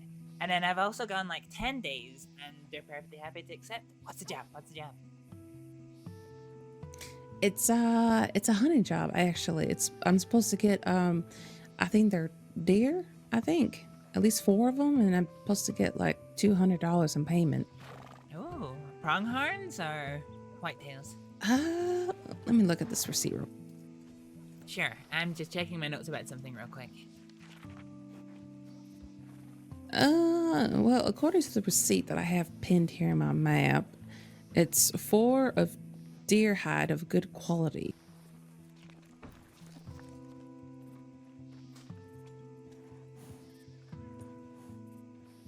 And I believe I'm supposed to take them to... Let me look here again. Supposed to take them to Armadillo. Actually, when I first got the job, it was in Tumbleweed. So, now that I'm remembering.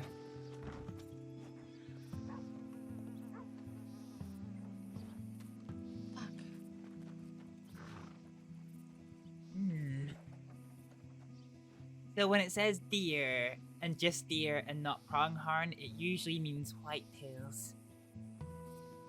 The good quality... That's about... The good quality is going to be Yeah. the sticking point. You either need a bow or a hunting rifle for that. Oh, a bolt action actually does quite fine because, well, like I said before, I got sick.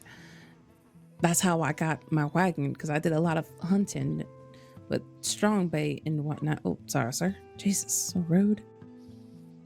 So I know how to use bolt action, and let me tell you, it really does. You as well, Cliff. It really does get a good kill, pretty much on anything. Mm-hmm. Anything big. Anything small, not so much.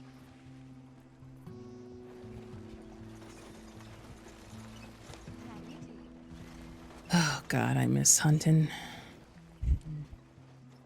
We need to get you well, and then we can get you back to hunting. Be able to finally move around. I know it's gonna be quite some time even after the surgery. Bye, Tibbs. Bye. Are you Astrid? Bye. And Miss Salish? Yep, you got it right.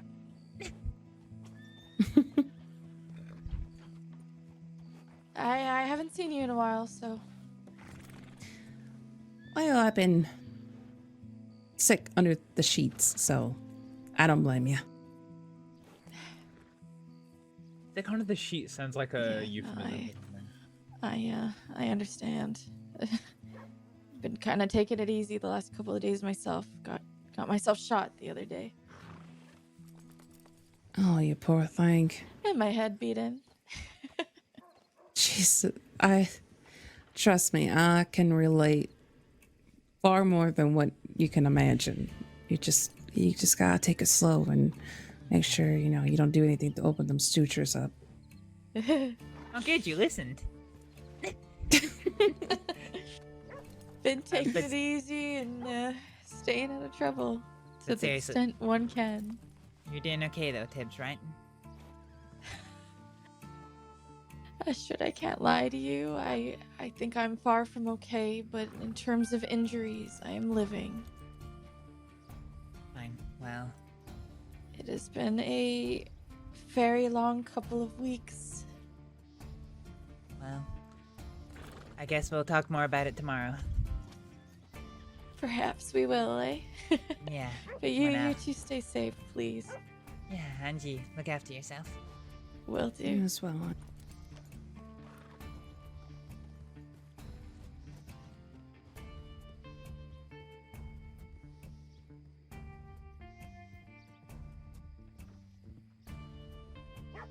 It's a hard life we live here. It is.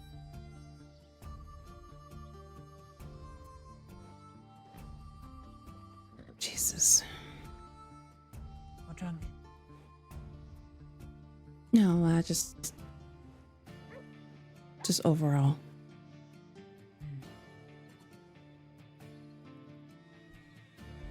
Overall, Jesus indeed.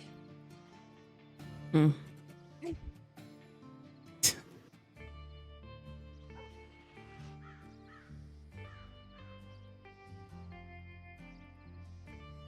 Right now, I feel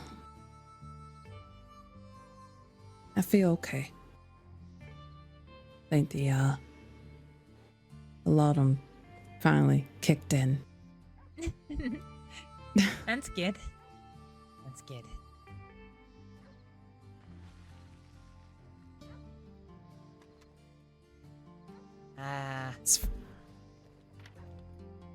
Anywhere else you want to go?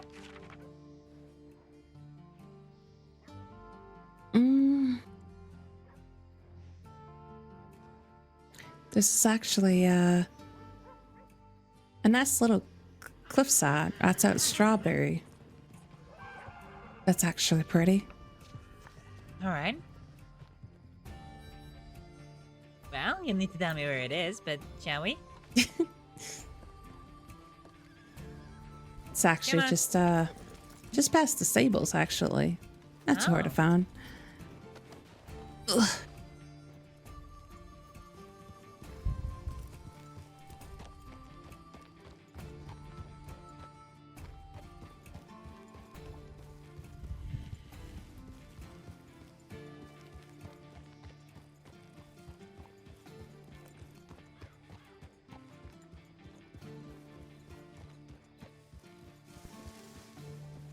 Oh, God.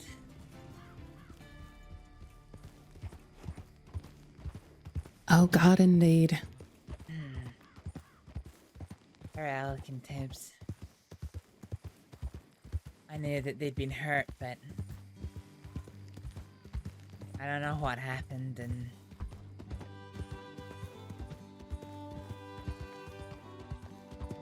seeing them so kind of broken and empty standing there is pretty hard.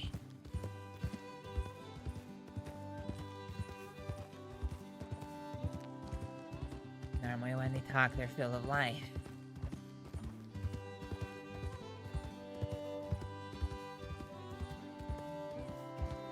Yeah, I know what you mean. It seems like some time passes before they get that light back in their eyes, but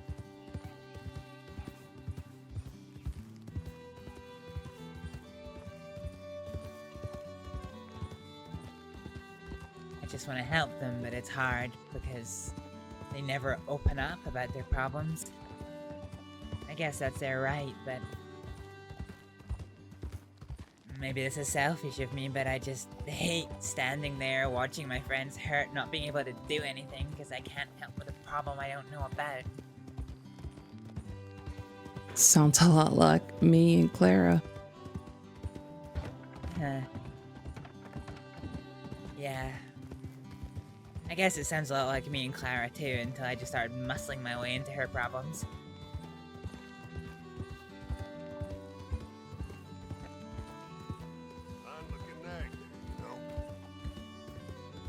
Which is probably what I'm gonna end up doing to Alec, to be honest.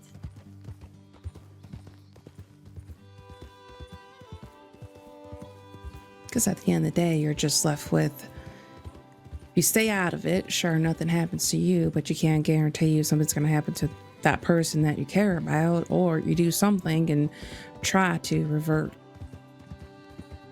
I guess, the end result, I suppose.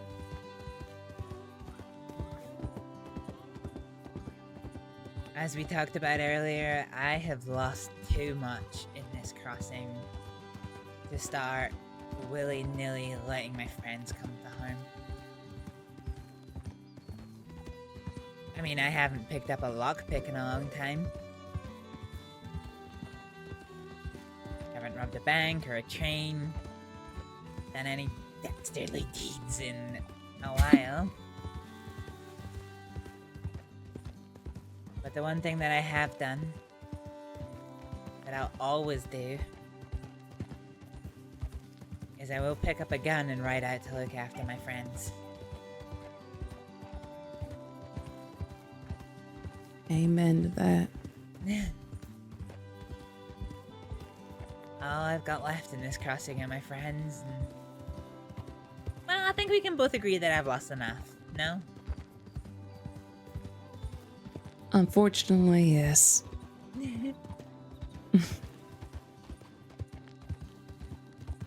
Like we were talking earlier about my my Christmas plans, and you know, everyone's like, "Oh yes, I'm going home to my family. I'm going home to my family. All my family's dead, so I ain't going home to them."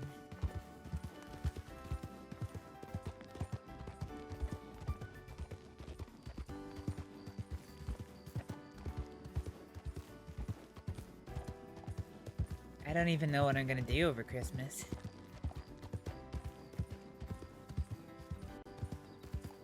Anya wanted me to travel with him, but...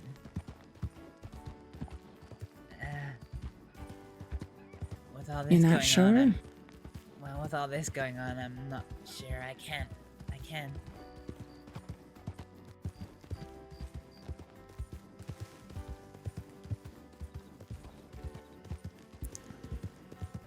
You're not sure if you can leave the state or leave the state with him. I'm not sure I can leave the state. I'd gladly leave it with him, just... shit timing, you know? Besides, he's only gonna go and see his mother.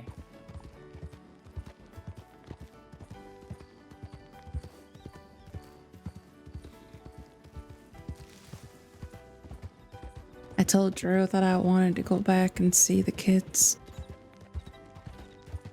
You have kids? You did not know that? No? After everything that this body has went through and being afraid not to conceive, it just happened. With twins. Uh-huh. What age are they now? Well, both my well, our daughter and son, they're about, maybe half a year now. Oh, huh.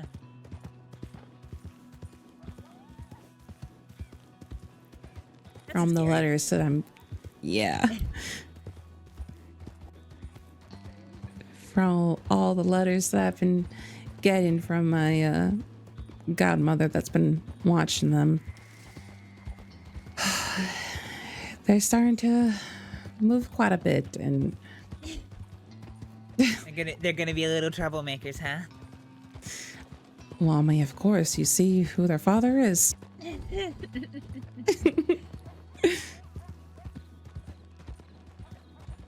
I mean, if Drew was here right now, he would say, well, you ain't no saint either, Ailish.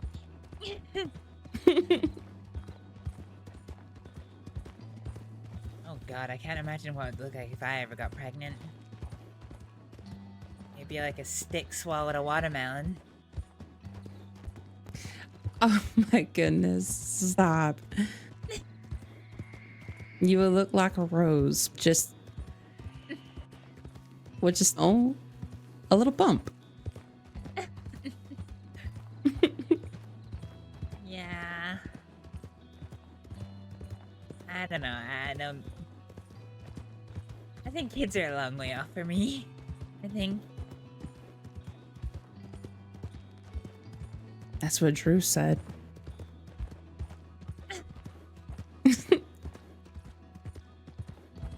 Somehow I converted that man. Don't know how I did it, but I did. Well, I suppose you can sit there not liking kids, but then as soon as it's your own, it hits different. Exactly.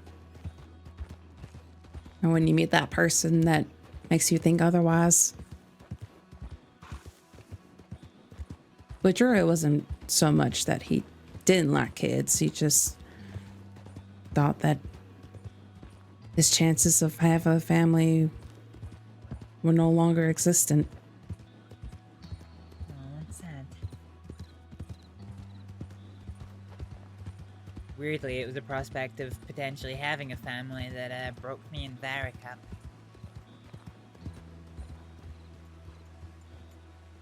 Sounds a little bit strange, but when our relationship started, he just saw me as Astrid, and that was fine. And then after a while, something changed within him, and he started seeing me less like Astrid and more like his wife and his kid who had sadly died. And in which case it wasn't, you know, Astrid and Varric against the world.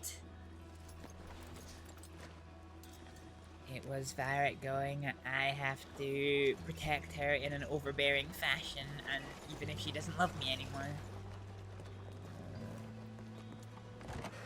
That's basically how we fell apart. Try to take everything on himself, it seemed like. Clara's back in Valentine, she's safe. She telegrammed me. Thank God.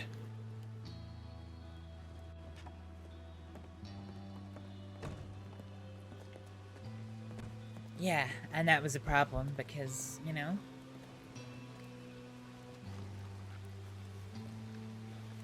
in his eyes,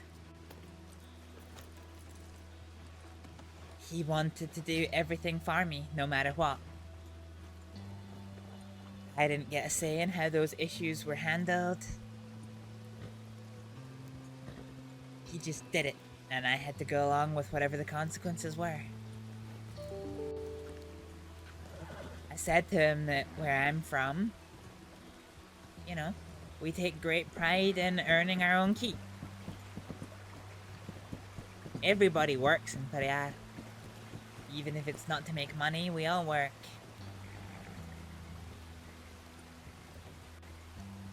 It's respectable. It's how it should be. Yeah. And so whereas I didn't want to, like, do it alone and go off and try and fight my problems on my own. I wanted him with me, and we would fight our problems side by side, but he didn't want that. I told him it felt like he was trying to put me in a box that I didn't want to go in, and he said that he didn't care. That he had to protect me, even if that meant me hating him. It's that little cabin right there, hun. On the right? Mm-hmm. Oh. We can actually probably sit underneath the that little roof right there, just until the rain passes. This one? Mm-hmm. Look at that, Grat. There's fresh hay for you. Well, fresh is questionable, but there's hay. But yeah, I even had the horse and thought. I even tried to tell him that all of his gestures don't mean anything to me if I don't get to at least spend my time with him, and it didn't matter to him. All he cared about was that he felt that I was safe.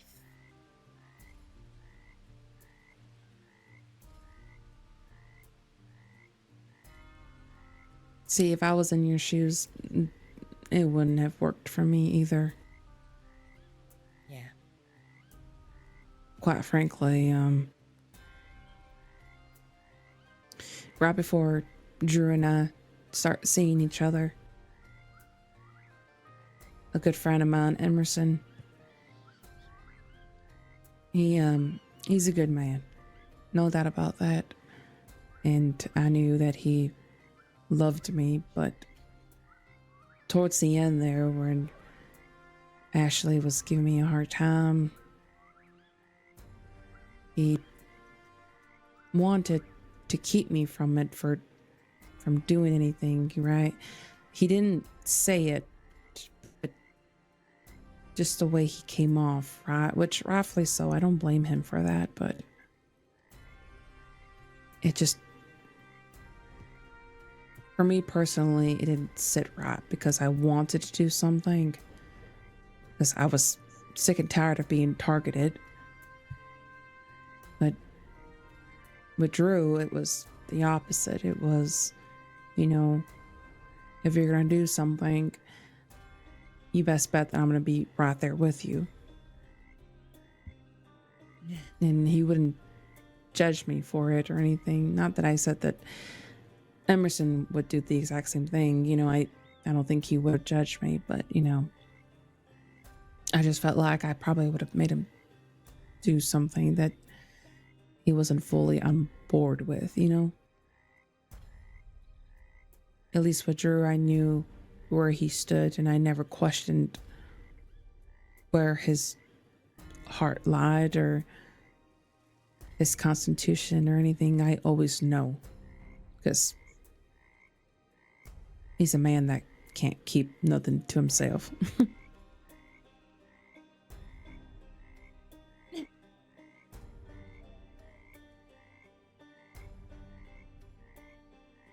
I mean, you know, he's quite loud and clear when he wants to be.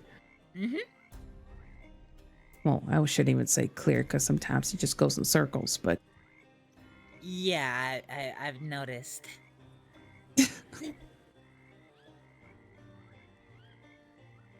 told him, hon, you're all over the place. He's like, I know. But you married me, so it's your problem now. Guess Like, he ain't thanks, wrong there. asshole. That's true. He really has been helping me out, though. While I've been in bed, just, like I said, just helping me when I need to bathe or just get up and walk around. And Good. I practically had to beg him to let me go today. I told him that I felt all right, and I think the only reason why he let me go was because I told him that I was gonna see you, which I wasn't too sure if I wasn't gonna be able to see you today, but it wasn't a lie, because I ended up running into you. Yeah, true enough. Sent me a telegram when I was standing next to you. Mm-hmm. I just had to make sure. You know, there's a lot of duplicates here in the crossing. Are you calling me a duplicate? No, I'm just saying, typically there's duplicates here. But you, on the other hand, you're very exquisite. Oh, it's fine. To be honest, the funniest thing about me in the crossing is that people always mistake me for other redheads, but nobody is consistent about which redhead I look like. Some people think I look like Izzy, some people think I look like Cliff's granddaughter, some people think I look like Clementine, some people think I look like Cleo. See, I've never saw, like, I've seen other redheads, but I've never saw them and been like, oh, well, that's Astrид. Like, no. I'm pretty good when it comes to faces. Like I know who Clementine is. And then obviously I know you, but I've never gotten the two of you mixed up or anything. Drew, on the other hand, might have. Because he's horrible with faces and names. I am too. Mostly names. Voices is what I tend to recognize. I tend to not know who somebody is until they speak. I could be the exact same way.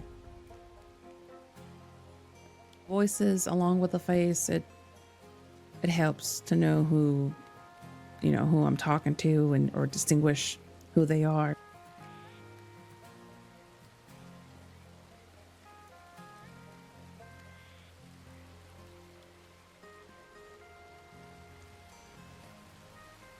Well, sun's up, but the rain's back.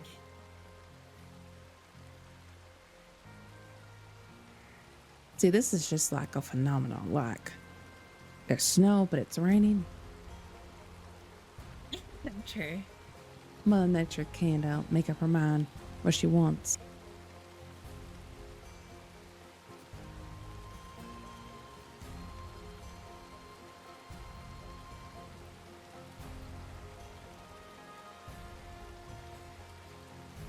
I really hope that Clara is all right. She seems to be. Especially if she telegrammed you herself. Mm-hmm.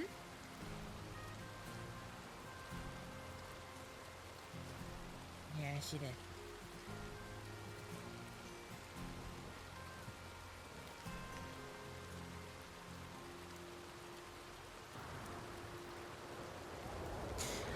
I know that you are a very busy woman. And I'm sure you do a lot of, your own travels. But, Drew and I are staying at the, bathhouse there in Valentine, unfortunately. Don't worry, we try to get the cleanest room that's there, but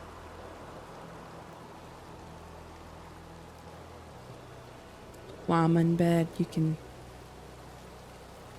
let me know when you'll think it'll be a good time to the surgery. Sure.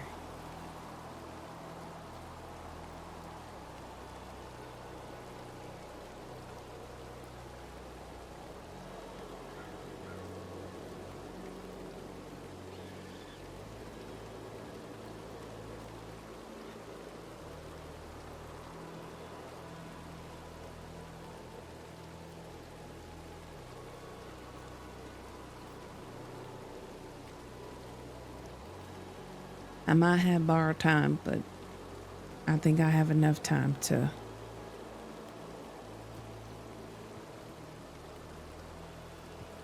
wait.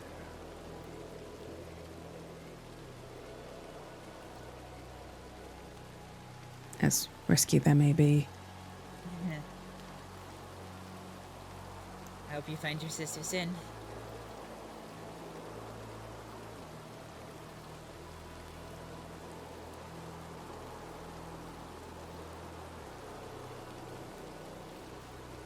Yeah.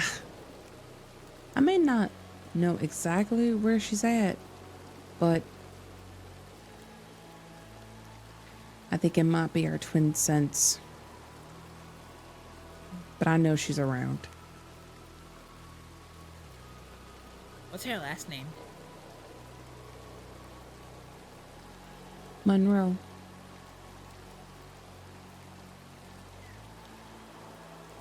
Maria Monroe. Mm.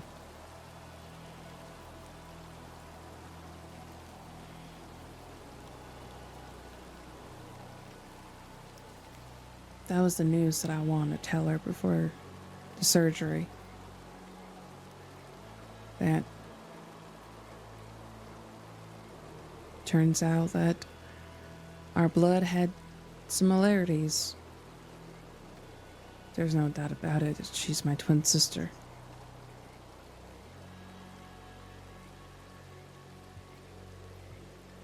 I mean, we don't look, identical, but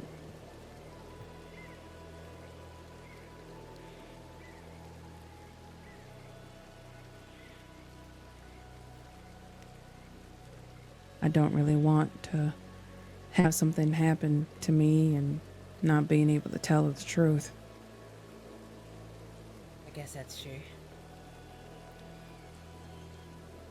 Her and I were both on a mission to try to find somebody to help us to test our bloods. I remember you telling me that part. Yeah, so I don't know if she ever found out or so.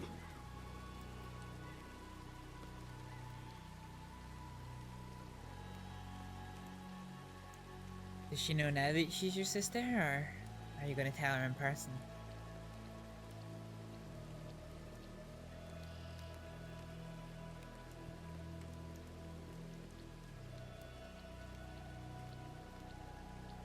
I don't think she knows. In person it is then. It's the only option I have left now, because last time I saw her, I gave her a vial of my blood and she gave me a vial of hers. Told her that it would be best if we try to cover more ground and find somebody that could help the both of us in a way where maybe we could find out through our blood if we're related. And well, I ended up finding Dr. Fallon, and she was able to help me. I'm not sure if Aria had the same luck.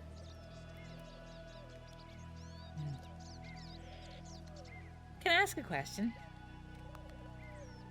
Sure. What led you to think you were sisters in the first place?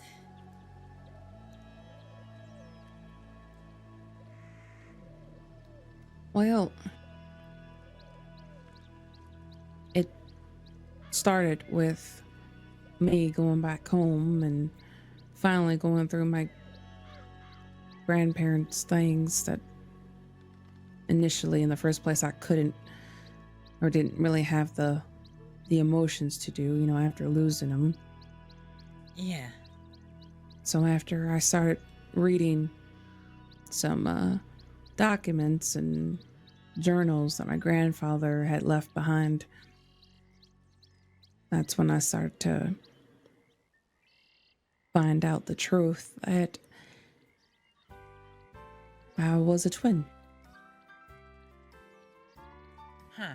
So, yeah. But it turns out that I later found out that our birth certificate was forged, and that's why it always appeared that I was just the only child. Yeah? Good grief, this seems...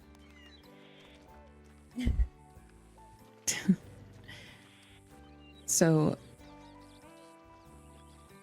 one night, I ended up running into her in Blackwater, because Blackwater is where we met, and Blackwater is where we always would find each other. And I started telling her about everything that I went through and I found out. And at the time, she didn't tell me, but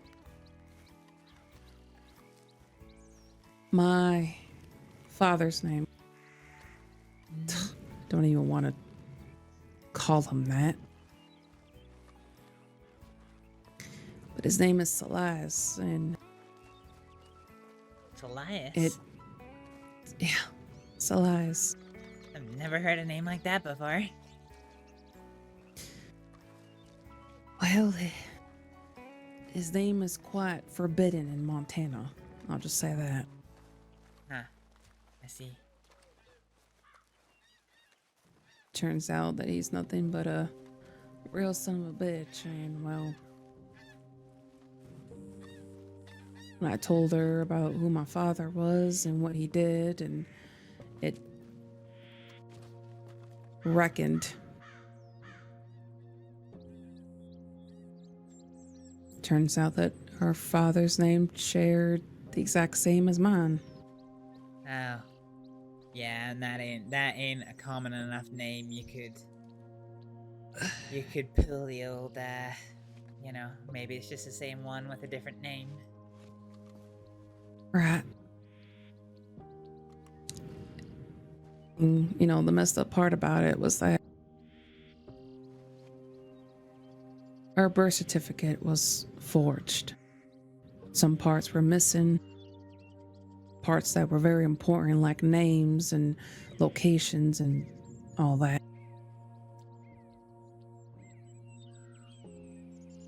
So when she finally went back and started to dig around, she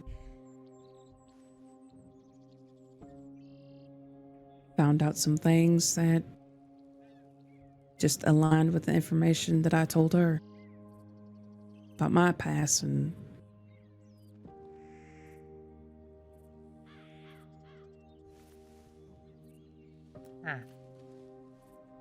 I kept on reading the journals that my grandfather was documenting his travels and looking for her.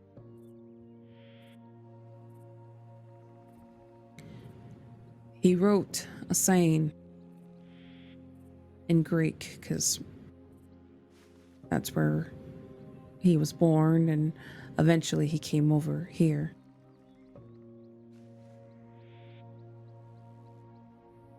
That saying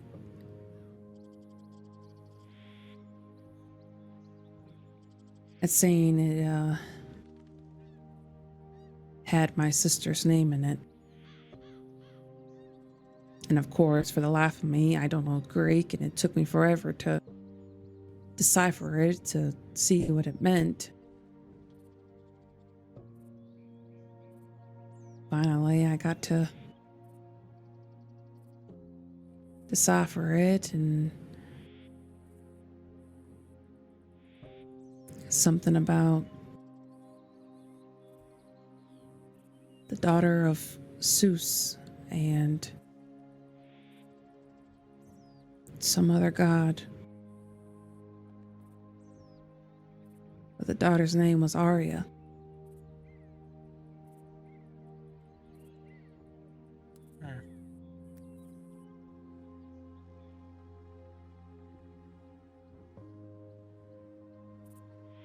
That's when I knew it couldn't just be a coincidence.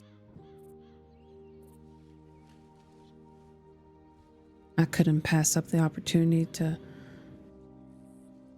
have us tested. It was actually her idea, and I knew I had to jump on it. That's understandable.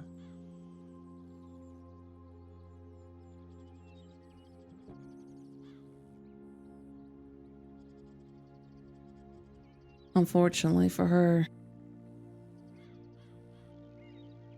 she had to grow up with that man. Her mother, well, our mother,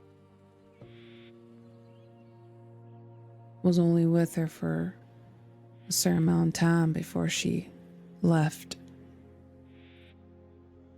But in Arya's eyes, she thought she died, but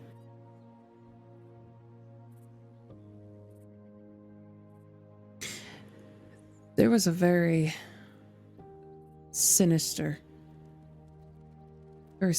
acts that took place right before Ari and I were born. An axe?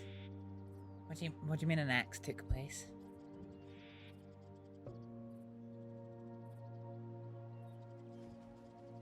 Well,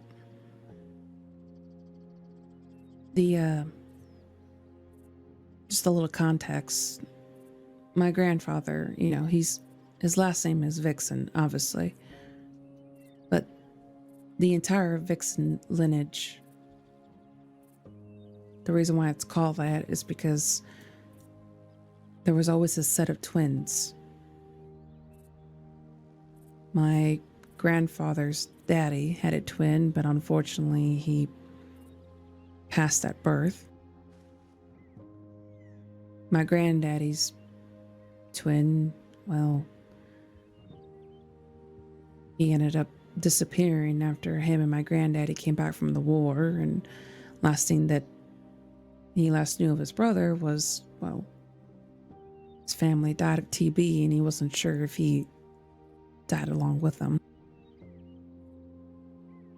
Oh. And then they had my mother. Her name is Maria. That's a pretty name. And I think so too. But she wasn't a pretty person. Her soul.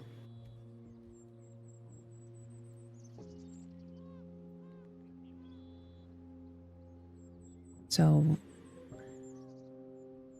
I always thought that, my mother wasn't a twin, and then, well, she had me, and I always thought, well, it's just me. Turns out that wasn't the case. It was just a story, a fabrication that I was led to believe because of, I guess, maybe that's what my grandparents were made to believe as well. Turns out that Maria was also a twin. And her sister was named Marguerite. Complete opposite of her. She was very smart, very beautiful in and out. Wanted to be a mother, have a family, settle down, She was all about writing. Wanted to be a journalist. Even went to university for it.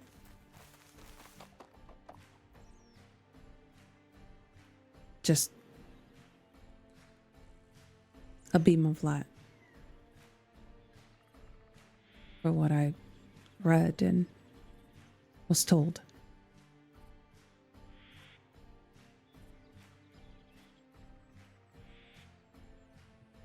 Apparently,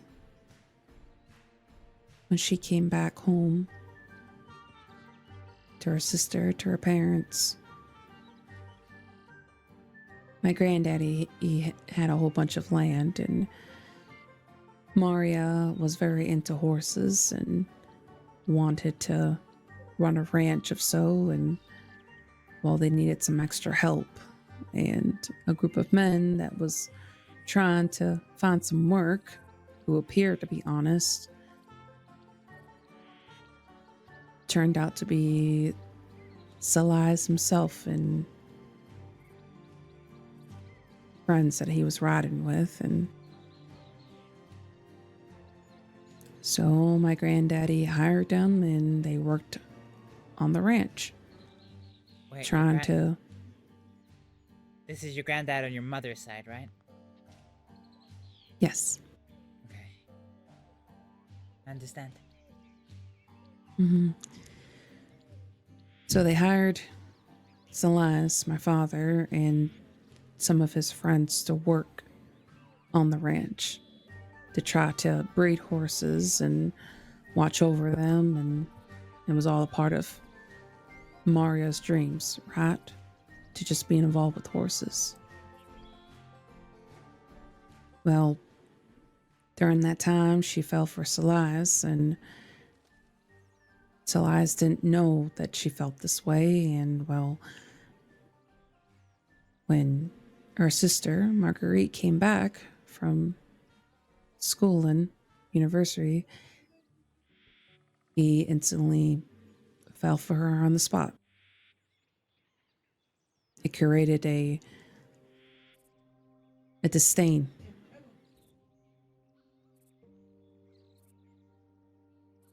For her own sister. Oh, jeez. So, why she kept it to herself and why she didn't say something sooner is beyond me. I don't even know. I mean,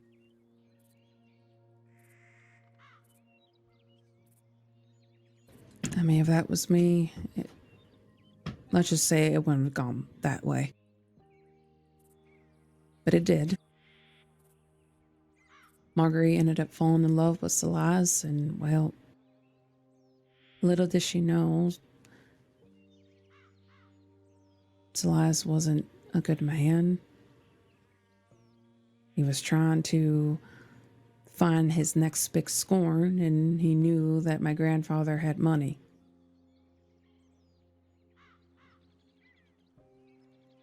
So when Marguerite found out that she was pregnant, that didn't sit well with Celeste. He already had his son from another woman. I don't think Marguerite even knew that. And he gave her a choice.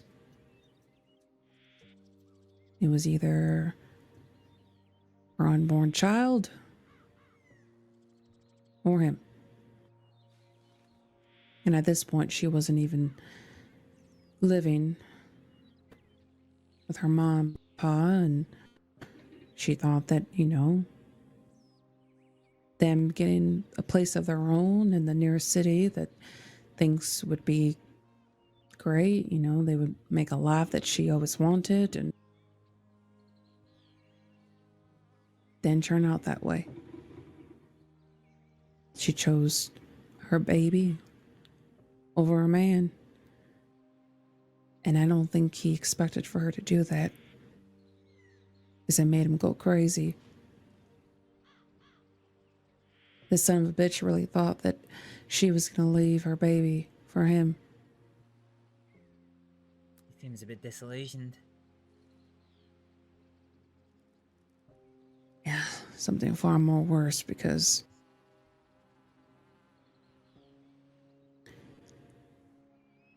I don't know whereabouts, how it came to be, but Celeste was always about forging documents in order, mostly with finances and stuff like that, for him to steal money from others. But he knew his way about that sort of thing, and well, Maria thought that if she would help Celeste with this treacherous thing that he was going to do, that she would be in his good graces and maybe he would run off with her. So out of spite, out of vengeance, out of just pure evil, when Marguerite gave birth, she didn't give birth to one baby, but to twins. Her own sister. And the man that she thought that was truly in love with her took her babies from her, made her go mad.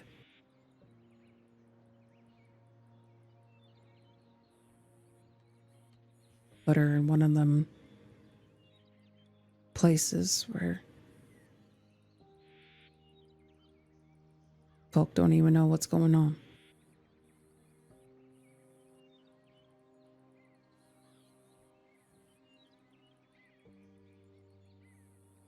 So when I ended up back with my grandparents, they thought that their girl died at birth from hemorrhaging and that I was the only baby.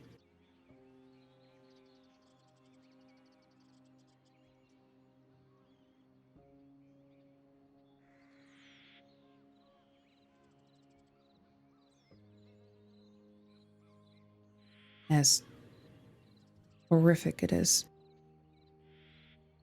Yeah, it is.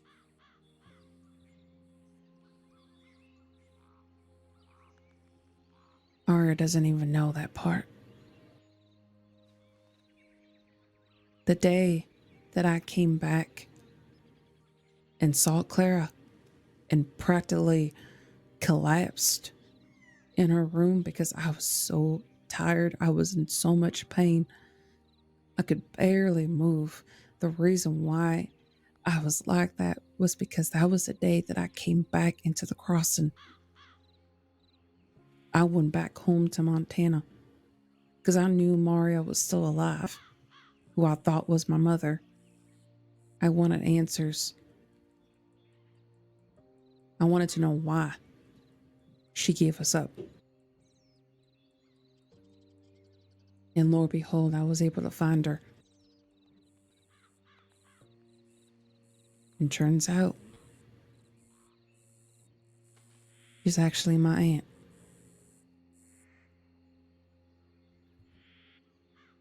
And my mother is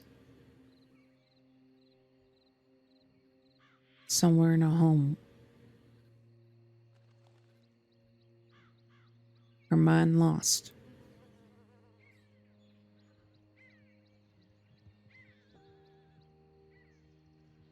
I was gonna find her. I know where she's at.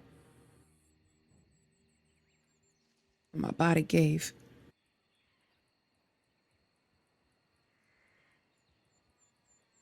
I had no choice but to come back. I was near the border when I started to feel myself slip.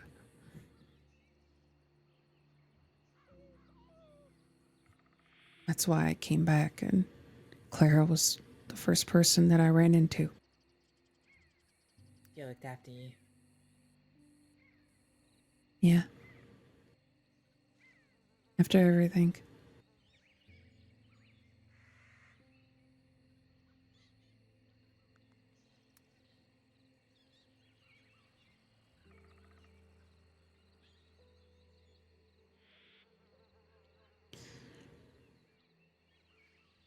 You know, I hated her. I hated her for what she did. All the way she left. And part of me still does, but another part of me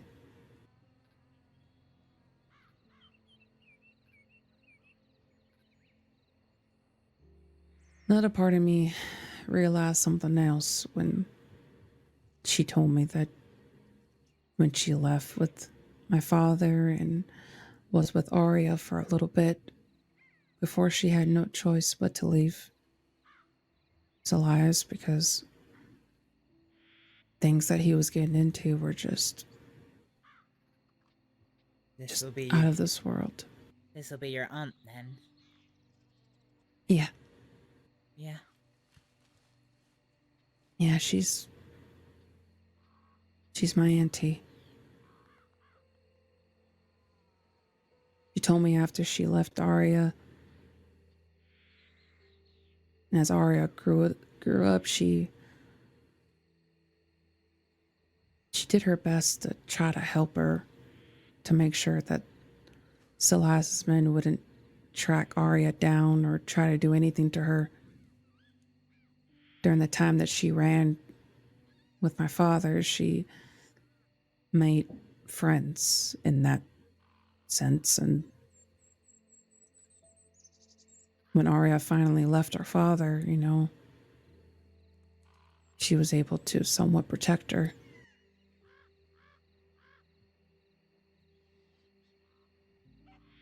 Even though that wasn't even her kid. I think she realized in the end what she did. Obviously, she can't take it back, but that explains why she never came back home.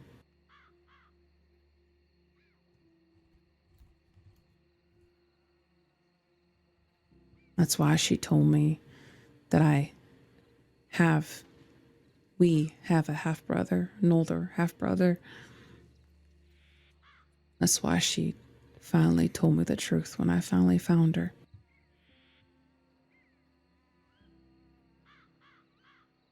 Then I could see it. I could see the despair, the regret. It just hangs on her. Worse than I ever had seen it in anybody else. I mean, after doing something like that.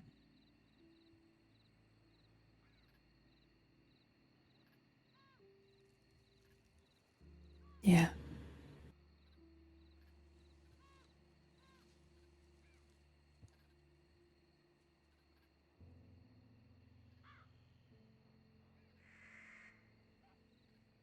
I don't know how you live with yourself after stealing someone's kids. Let alone your sister.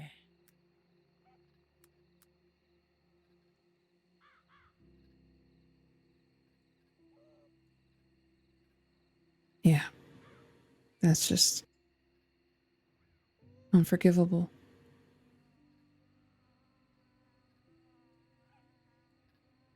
Especially in the state that she is in now. Yeah? You'll have to forgive me, I don't know very much about the States. Oh, no, I meant like her state of mind. Oh. Sorry. No, you're quite all right.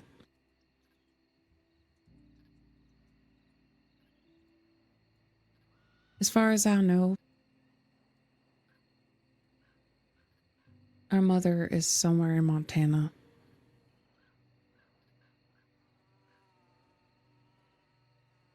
So it shouldn't really be too hard to find her. I mean, she did give me a location. Like I said prior, my body just couldn't take it anymore.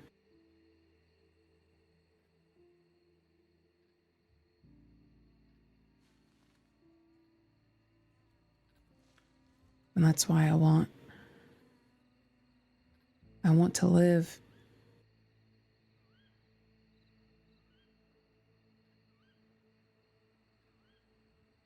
I don't want to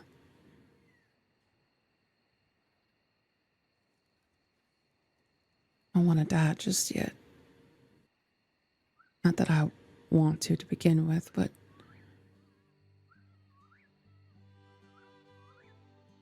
I never had a mother growing up. My grandmother was my mother, and that would never change, but to know this, I can't help but just think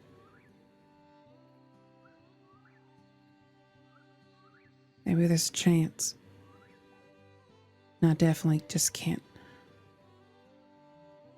have this information and know it and let her rot in there. Yeah.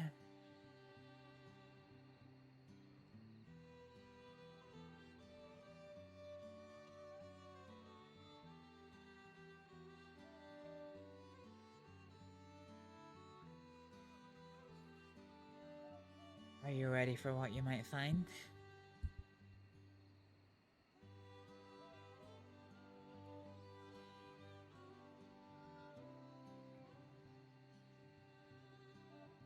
places aren't.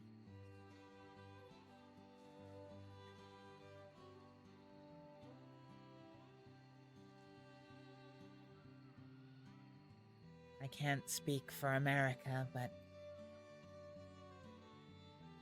in Britain, those kind of places are, well, they're scary places.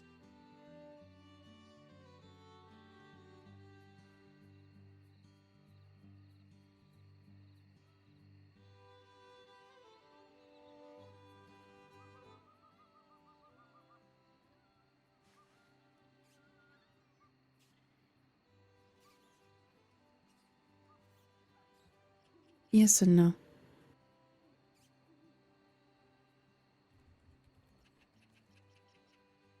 I know as soon as I walk through them doors, it's just gonna be nothing but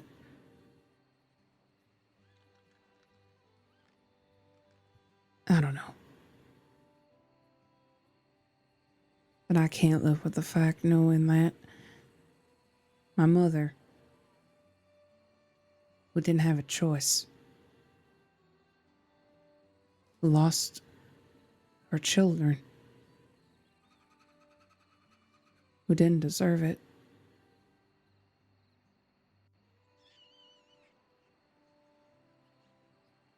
I have to do something about it.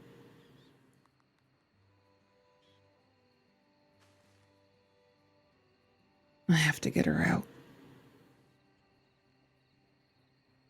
That might not be an easy job, because I don't know how far gone she may be, but I can't let that stop me.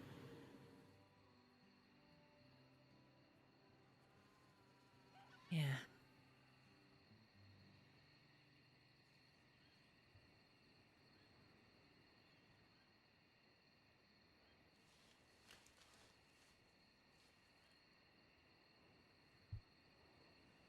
And I just keep on thinking that her opportunity was stolen with us. But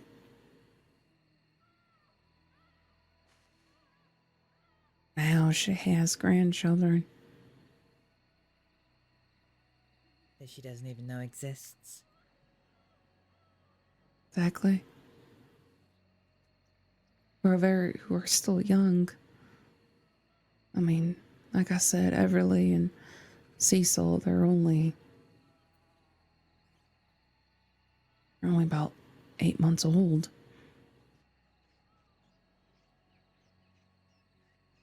Not half a year, Elish. It's like-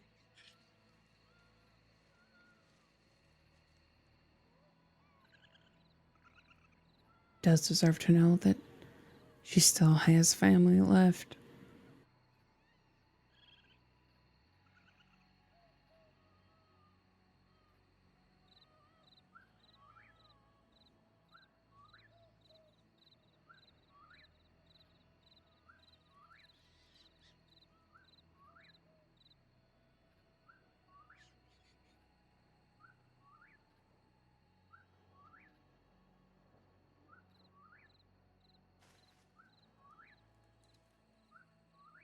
Drew doesn't even know. Drew doesn't know? Mm.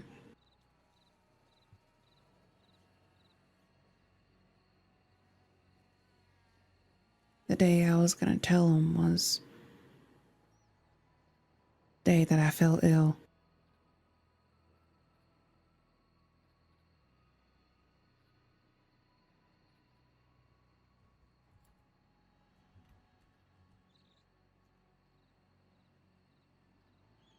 I don't know how he's going to react when I tell him, but I can't help you there. Man's often a mystery to me. you ain't wrong. Sometimes I talk to him and it's the easiest conversation you ever have, and then other times I talk to him and it's like using a lockpick to try and stab your way through the thickest brick wall you've ever seen in your life.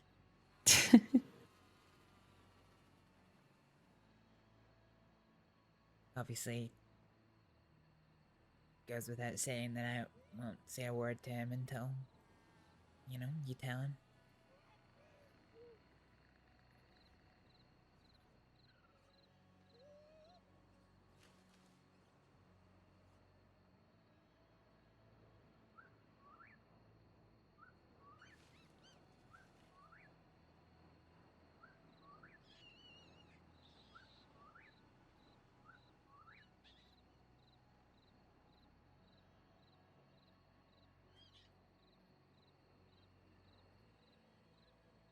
I'm really sorry, Elish.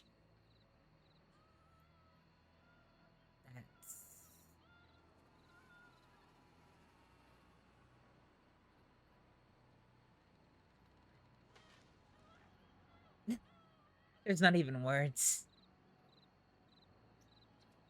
It's just such a horrific situation for you, your mother, your sister. I'm sorry.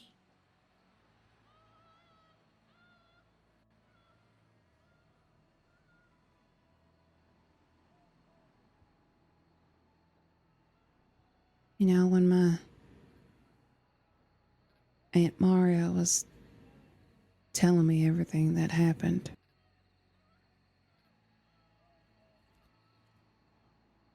Yeah. she said that when she was pregnant,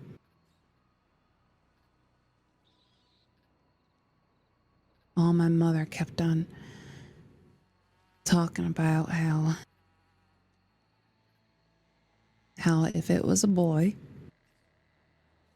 she was going to name him Joseph after her father, after my granddaddy.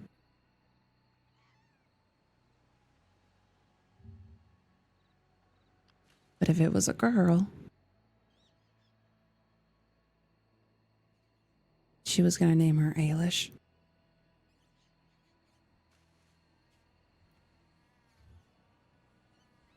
And all this time I thought my grandmother was the one that named me.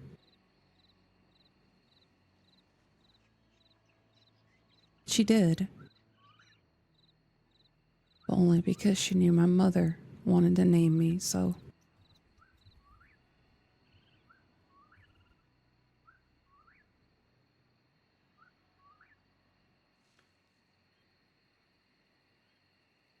Told me I looked a lot like her.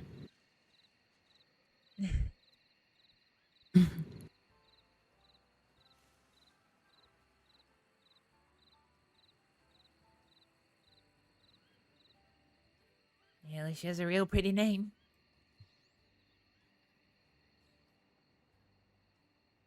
It's Irish, you know?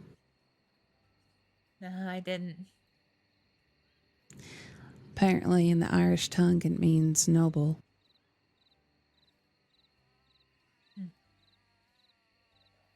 See, I wouldn't have said it's Irish.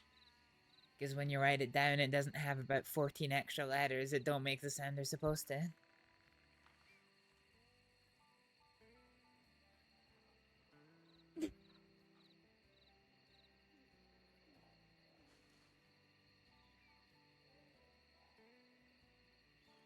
It always makes me smirk when some people try to pronounce my name and they butcher it on the first time, but How did they butcher it? they would say Eilish. I mean, I suppose it's, yeah, like Eilish, but like with the so much parentheses on the I. Yeah. No, I would have said Ailish.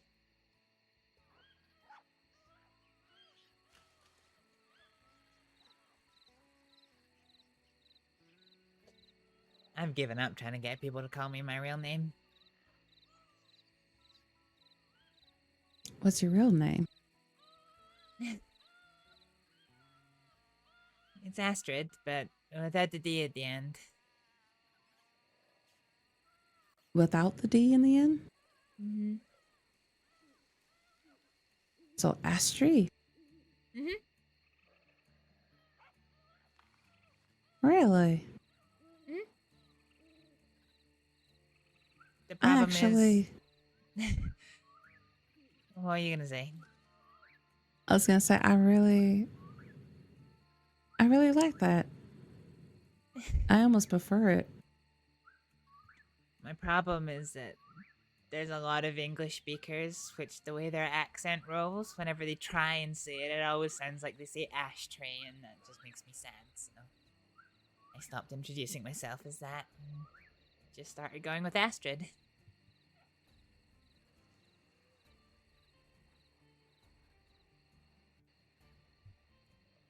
In our language, we've got a few more letters than you do, so it's not actually a D that's on the end of my name. It's a little curly D.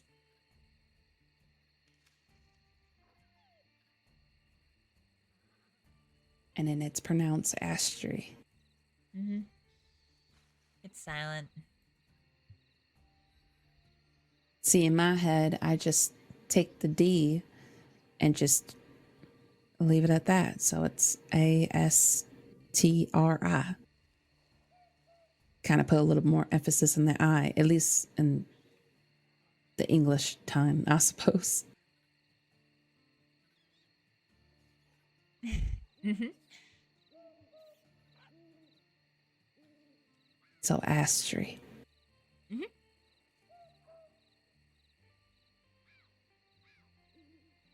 I think I'm gonna prefer that from now on. You're probably gonna end up confusing people. But at the end of the day, I'm the one that's right. True. Another acceptable pronunciation is using the Icelandic dialect. So it's a TH at the end. Astrið. Astrið? Mm-hmm.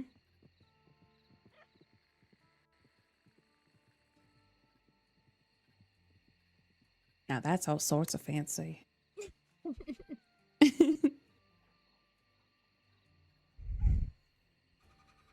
Yeah, and it gets complicated when you come to places like America. And it's like, write your name out. And it's like, no, not like that. Those letters don't make sense.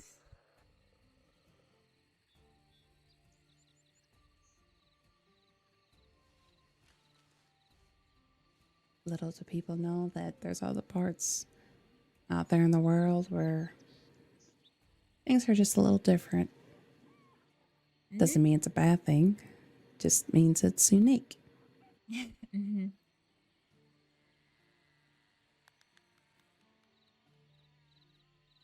Have you ever seen my name written down properly? I don't think so, but I'm pretty sure it's quite exquisite.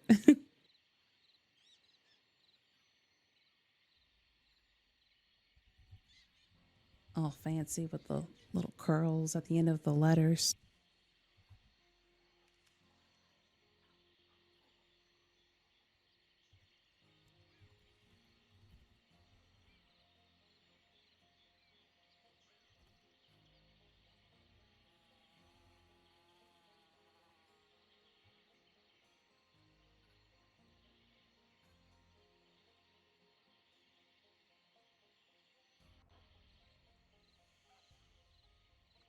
There you go. That's how it's supposed to be written.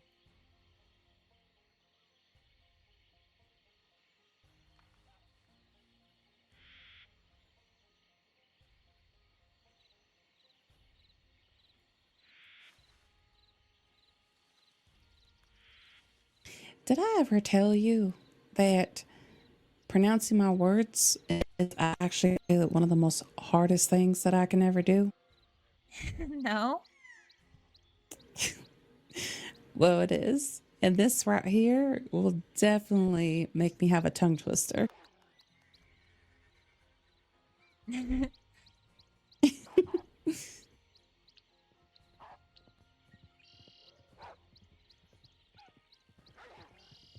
I mean, I could make it worse. Oh God.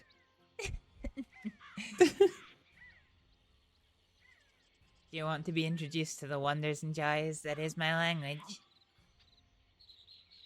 I would like to hear your name, at least in your language, how it's supposed to be pronounced. In your tongue. Oh, my full name. Wait, so that's not your full name on this piece of paper? Yeah, that's my full name. That's my first and my second name.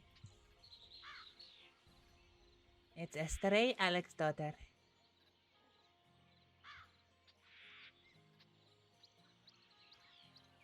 Well, my goodness. When I first came to so because I grew up learning English and Farjaskit at the same time, when I differentiate the words of the different languages, I can also differentiate my accent as well. But initially, when I first came to America, when I first came to Saints Crossing, whenever I said my name, I couldn't say my name with my English-speaking accent. So I always used to introduce myself as Astrið Aleksdóttir, and everyone just blinked at me, not knowing what I said. So eventually I learned to separate them, and now I say I'm Astrið Aleksdóttir, which is better. But yeah, that's how I was saying.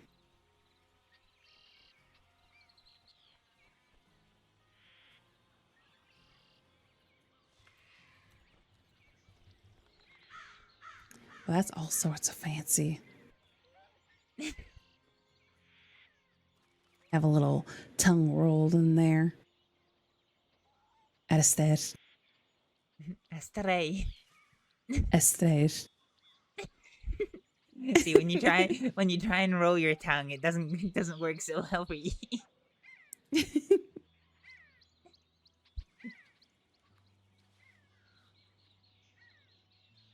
All right, let me introduce you to...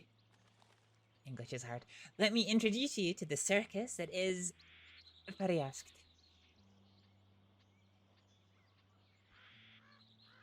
Oh my.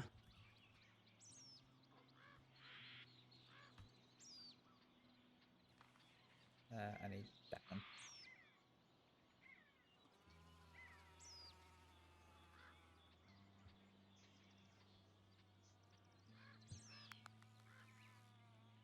All right. I wrote that down wrong.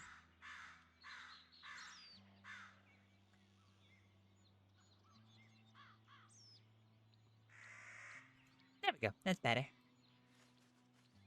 Go on. Your best shot. How'd you think you say that?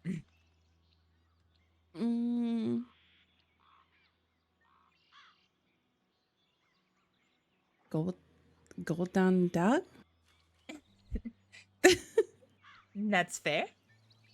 That is fair. But you're wrong.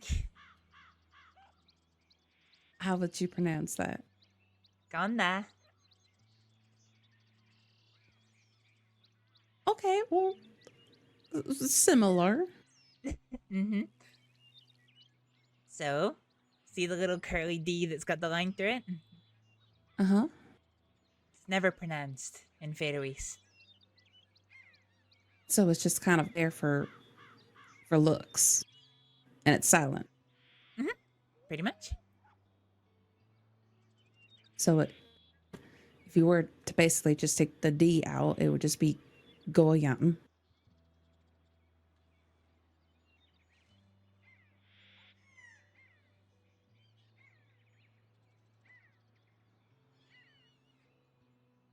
Pretty much. The thing you have to be careful with in Faroese is that there are certain rules that apply when you put vowels together. So when you put the O and the A together, it makes a certain sound. So you put the ed between them, and it makes you make the sounds separately and not together.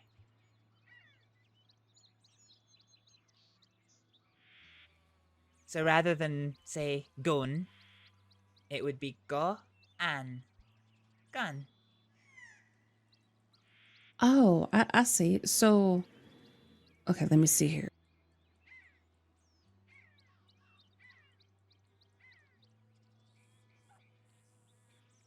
So when the O and the A are put together, they're essentially like you got to pronounce them separately then.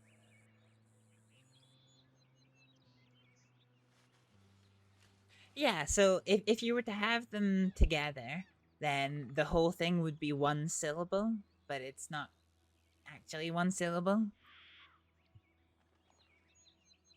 At least in pronunciation, it's Yeah. 2 syllables, in other words. Yeah. Also, minus the D that's there, but it's actually not there. Yep. And then on the second word, the letter G is pronounced when it's at the start of the word or next to a consonant, but if it's between 2 vowels or at the end of the word, it's not pronounced. So instead of dag, it's da. Da. Mm-hmm. So go yan da. Ganda. Mm-hmm. Oh, well, that's not too hard. I'm sure there's many other rules to the Vertimese language. Feroese. Feroese. I gotta remember that. Feroese. Well, there's a lot of rules. There's a lot of vowels, and each of the vowels have 2 rules. That gets annoying to remember when you're having to teach people.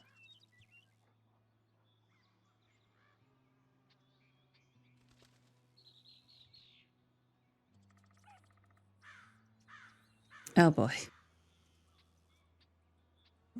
What? This isn't a language lesson. Do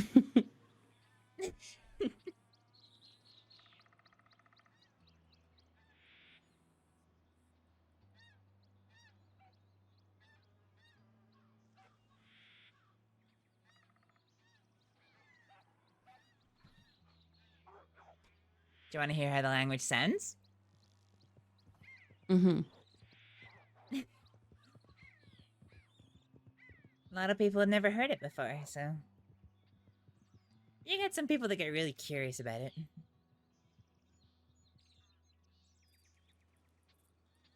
How would it sound?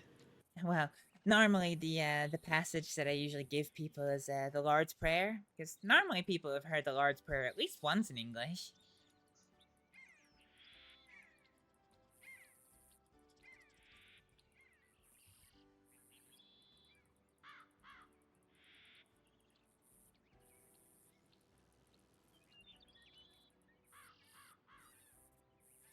You have heard it before?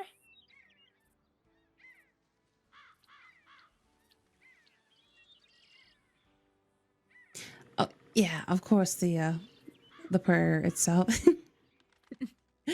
Sorry, I was just like readying myself to listen. All right. Bejwaar, tussen erst die himli. Hij lagt very naam tijd. Kom je richi tijd. Very willy tin so himli so jaar. Give ook om da, ook haar de glee brei. Of vergive ook om zindere kara. So some voit hij sini vergive hem toimum, I mouti ook om zinda. Lai ook om ichi if resting gar, men fros ook om frate itla. Tiet hoit er richi, baldi om hoiron om atla ravar. There you go. That is the Lord's Prayer.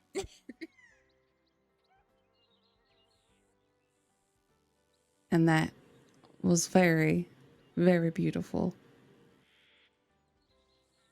in your native tongue.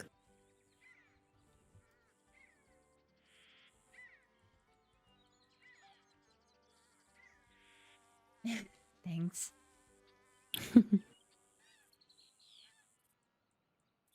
Honestly, the whole language is a headache. Once you've learned English, I look back at the various things you have to do for Peryask, and I just look at it and I'm like, why? Of course, I know the answer why.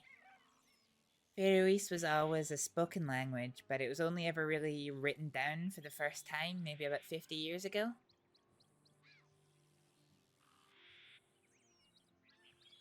So I guess you could say that the writing rules of the language are struggling to keep up with the intricacies of the language, the spoken language. No, I can imagine. 100 years worth from the time that it was born.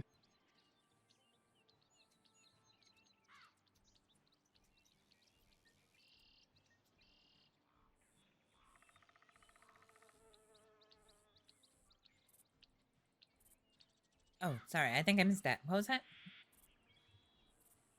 Oh no, I was just saying that.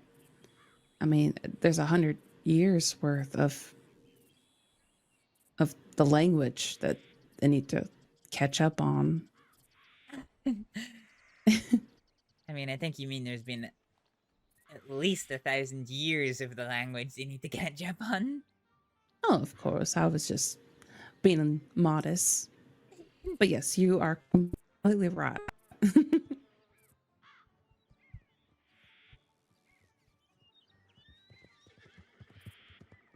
You hurting again?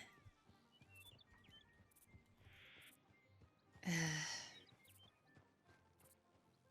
think it's just my body telling me that I should probably rest up.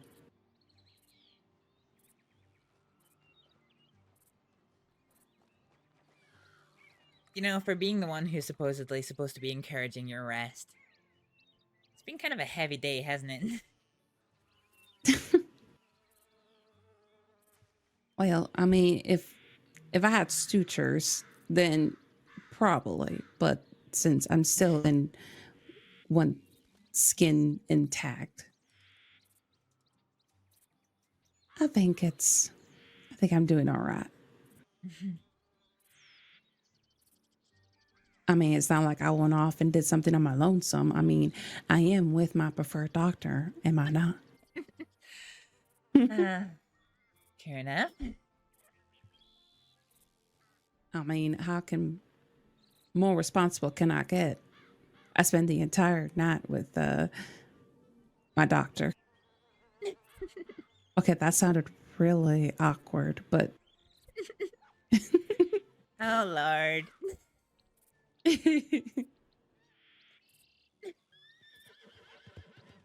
I mean, to be fair, being with your doctor, like, spending time with your doctor isn't necessarily a bad thing, but, I mean, you know, am I necessarily the most safe person to go traveling with?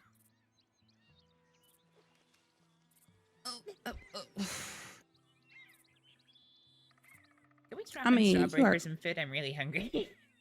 Yeah, let's go. I'm gonna be walking funny.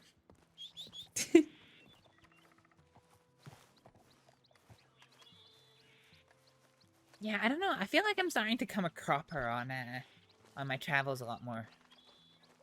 Grat, where are you? Hey, he was at the stable. Yeah, I can hear him. Okay, he's right behind us. How? How? Grat, He might have just been in the bush all along and we didn't even see him. He doesn't get, like, anxious. I mean, I did hear a couple wolves down the cliffside, so maybe he got a little startled. Oh, okay, maybe it's all of these that have come to say hello. Oh. Oh, I definitely hear a wolf. Yeah. I'm trying to see where it is. It's in the tree line.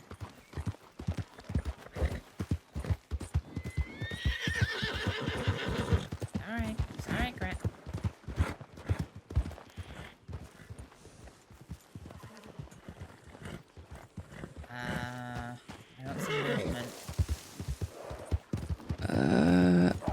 Oh, now I Oh, see there it. they are.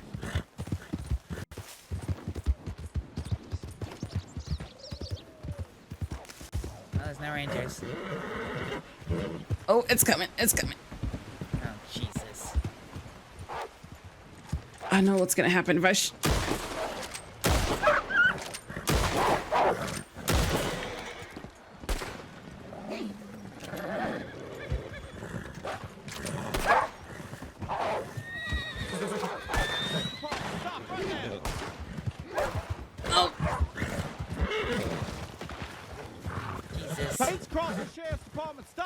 There's wolves! There's wolves! There was wolves that was following us. We're shooting wolves. Yes! Yes, there was a wolf. Y'all are gonna ride down there with me, and there better be some wolves down there.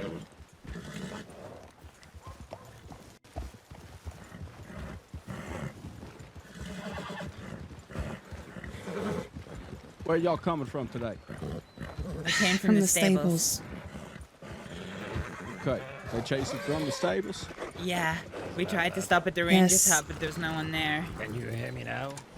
I can now, yes. Okay, they didn't hurt you? No, I was wondering why people were where are coming these into town wolves? shooting, but I suppose that makes sense now. Yes.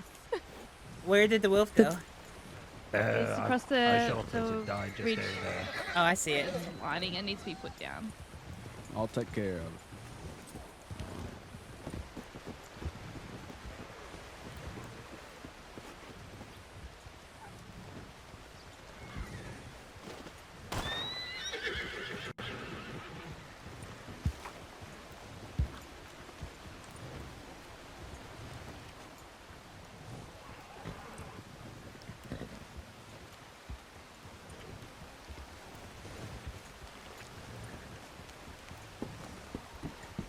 No.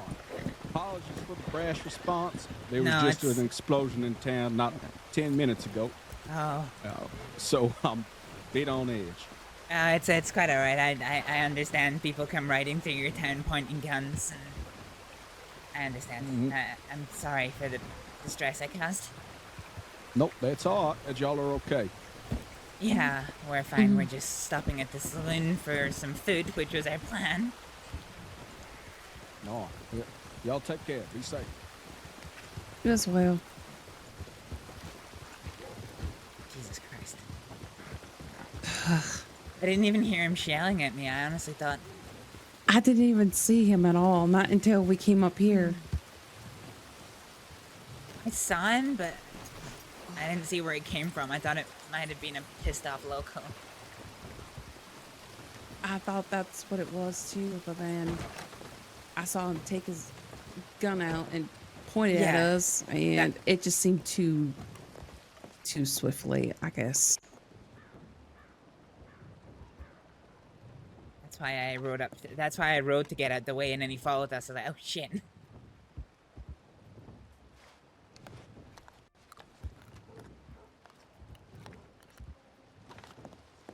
That feels better.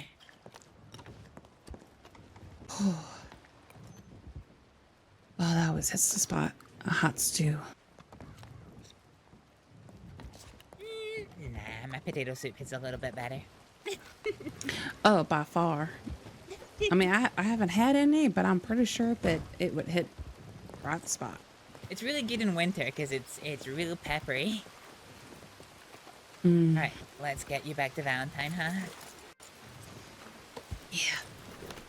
I don't need Drew to send a search party for me. Well, not even that. I think Drew himself looking for me, that can get kind of scary, especially Yeah, let's go for a ride. asking Take care of you people too. around. Y'all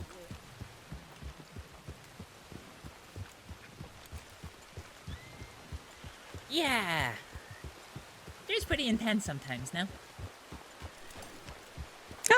Oh, you know, just a little bit. Oh, he's good people.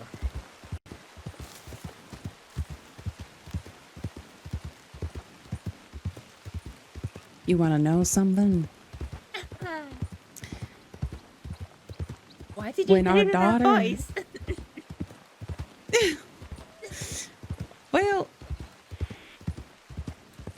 when Drew was with me after I had the babies, you know, he just somehow knew how to keep Everly from crying. And when he left to come back here, and I was with the children for a little bit before I made myself back to Saints Crossing,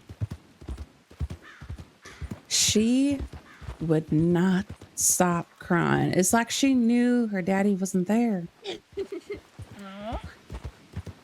I'm telling you right now, that girl has her daddy's lungs. So you think Drew is bad? I can only imagine how Everly's gonna be when she's grown and angry.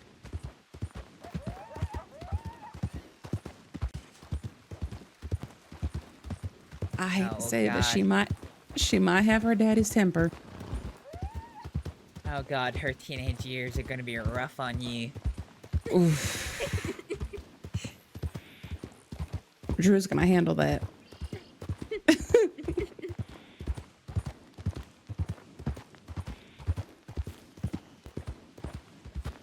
Cecil, on the other hand, he's quite a calm boy. He's more like his mama.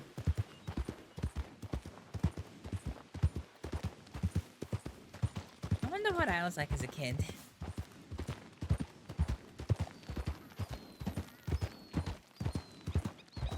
I guess my parents weren't really alive long enough to get to the age where you normally start reminiscing about when your kid was young. Get it?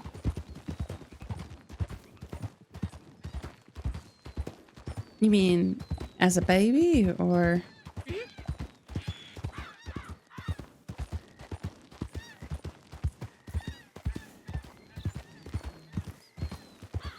Yeah, I remember my grandparents mentioning that, you know, I guess it just depended on the day. Well, especially when I was quite hungry and I needed my bottled water.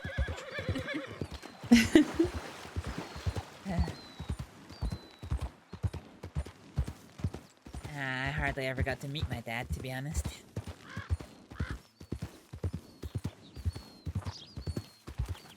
One month a year, every year until he died when I was 14. That was all I got on my dad. I'm sorry, hon. Fine. Life of a soldier. Yeah, no kidding. When I came to America, I found some of his old buddies who he served with. I really wanted to ask them a little bit more about my dad because they all knew him a damn sight more than I ever did.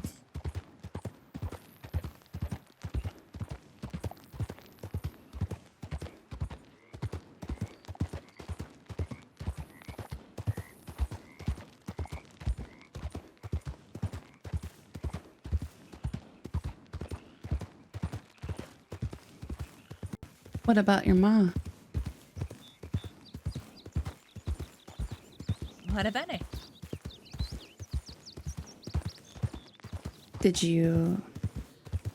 Was there anything that you came to know of her, or? Oh yeah, I was with her constantly. She was basically my sole carer growing up. Oh, I see. Yeah. My bad.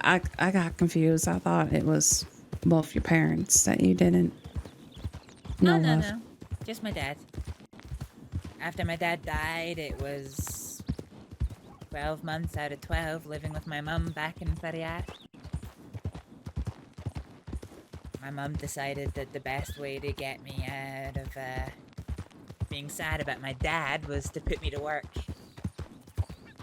In many respects, I missed out on my teenage years because I've been working since I was 14. Helping her with her clinics and, you know, doing simple things like bandaging, cleaning wounds, practicing my sutures, arranging her appointments. That's why when I turned 18 and came to America, it was actually not a whole heap of a lot of work for me to get my my doctor's certificate.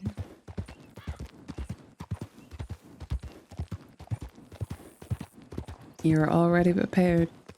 Pretty much.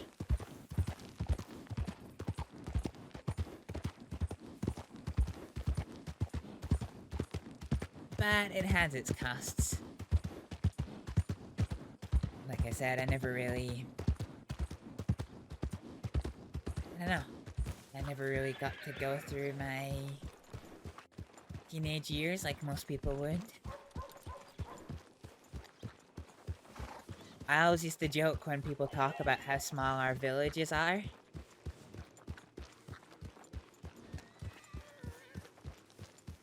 That, you know, there's only, when it comes to entertainment, there's only really 3 F's. There's fishing, there's friends, and there's something else. And that was my dad's joke.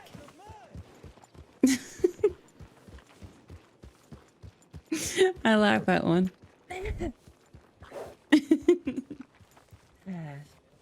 But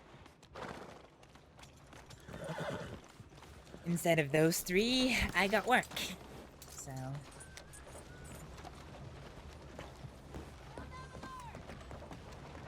I don't know. Sometimes it makes me smile. I mean, if I'm brutally honest, it's kind of part of the reason why I enjoyed spending a lot of time with the Quills back when we used to run together, and why it made me smile so much seeing them today. I guess growing up, I never really got to have that whole, you know, push each other around, tease each other, get, you know, drunk and do stupid things with each other. I guess they gave me the chance to do that.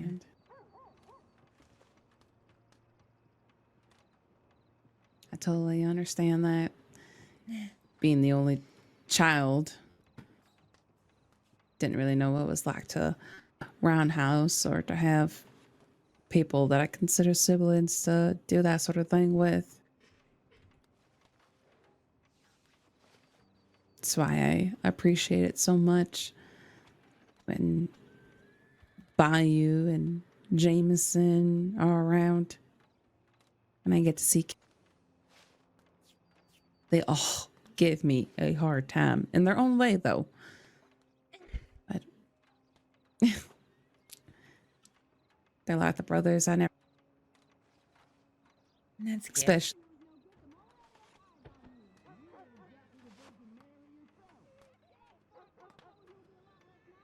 Oh, hang on. I think the wind cut your voice there. Let me close the door. I heard especially and then nothing.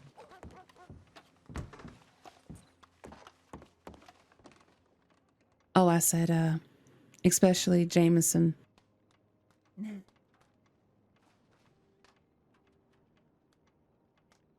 I think he is, out of all the one, who's been like a big brother to me. That's good.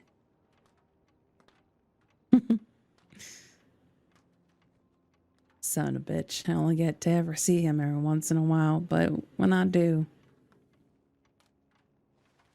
it always makes me happy.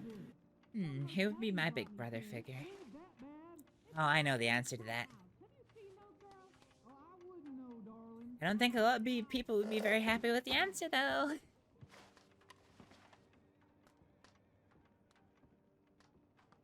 Jack. No, oh God, no. He's more like one's terrifying uncle. Ah, I see. But you're not far off. You ever meet Kaneko? The first time I'm ever here. He was one of the Catamans. One of the original Catamans. Oh, wow. He and I lived together for a great many months.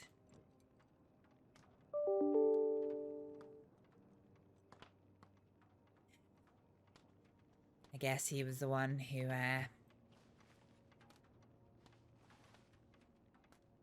taught me enough about uncivil life to get me by.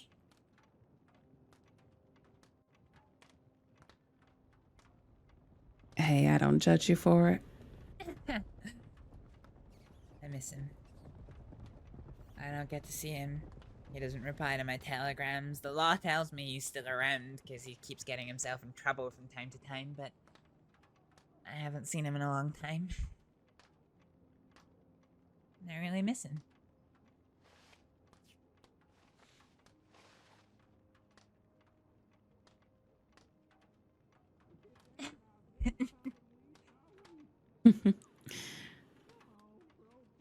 Understandably so. Yeah. Well, I know where you're staying.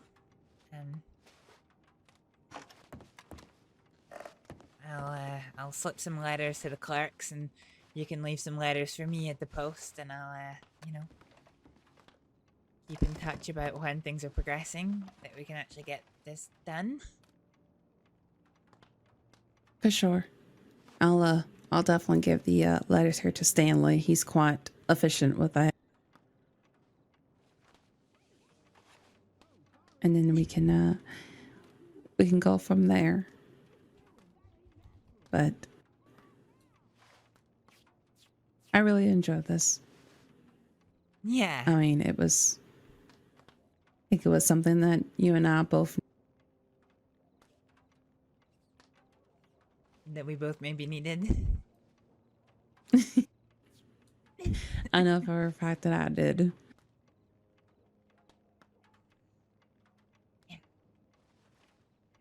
Yeah, I think I did too. And it's always nice getting to spend time with you. And then after you're all recovered, we're definitely going for a long walk somewhere.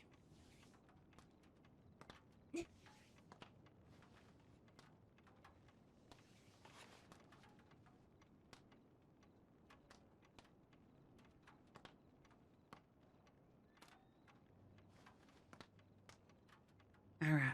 I'm going to get myself up there before Drew comes down here because I can already hear him tiptoeing across the room from. All right. Good night. Let me know if you need anything, okay? I will, hon. And thank you. And keep yourself. I always do. Good night.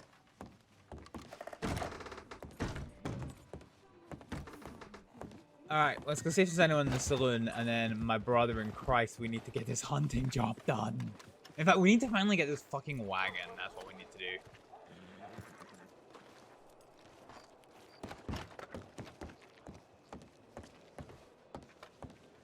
Well, there is no one here.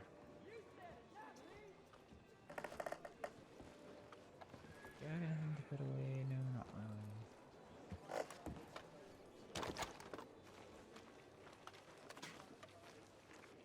really. Alright, let's go.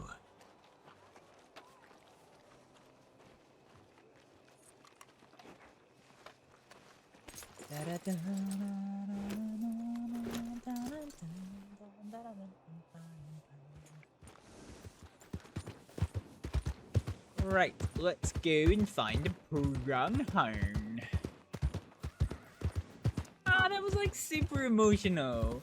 I love that. Like, I mean, like, that story from Ailish was so intricate. Like, I was sitting there trying to follow it.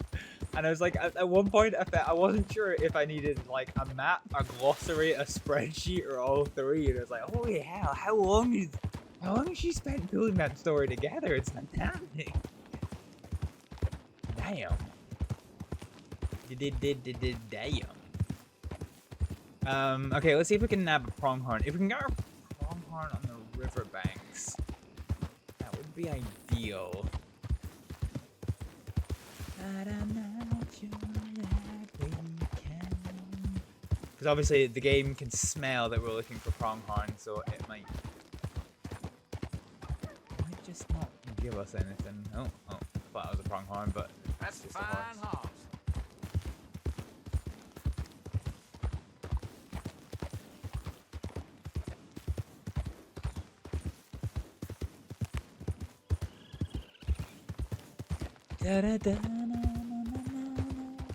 Come on. Alright, chat. Keep your eyes looking at for pronghorn. Oh, it's whitetails! God damn, whitetails.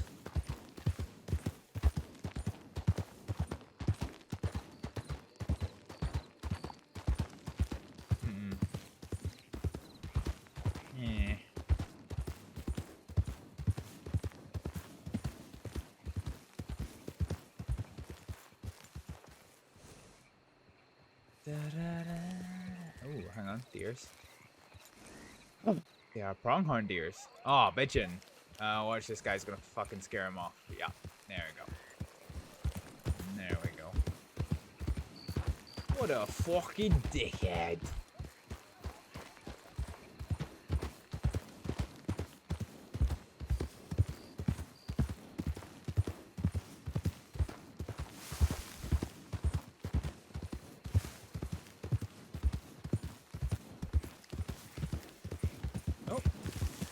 Shit, I did not realize you guys were right here. Okay. Alright, fine.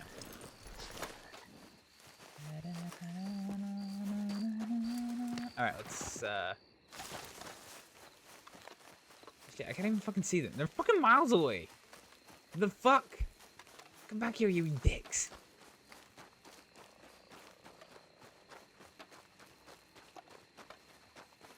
Oh, Lord.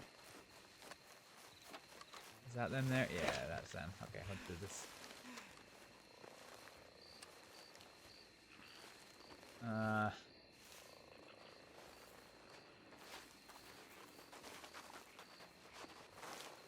My fucking... Bruh. Alright, they stopped. Oh, hang on. These guys are even closer. Ooh, that was a bit glitchy. What the fuck? Hang on, just fall at a slow pace. Oh, he's there. Does he see? Oh, I should risk it. Risk it for a bit. Oh, got it. Bitchin'.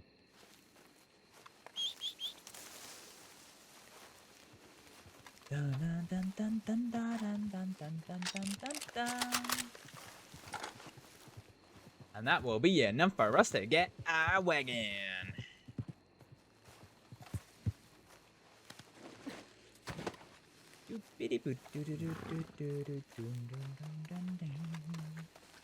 Oh, brother, I am tired.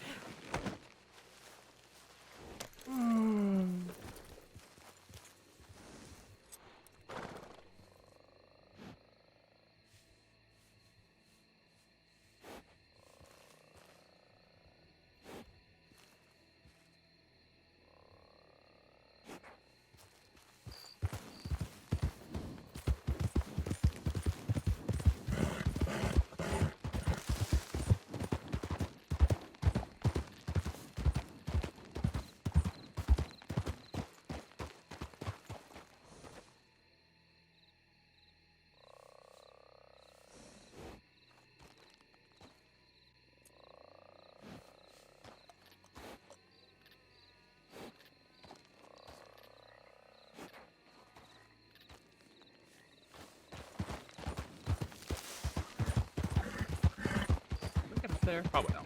We're not gonna risk it.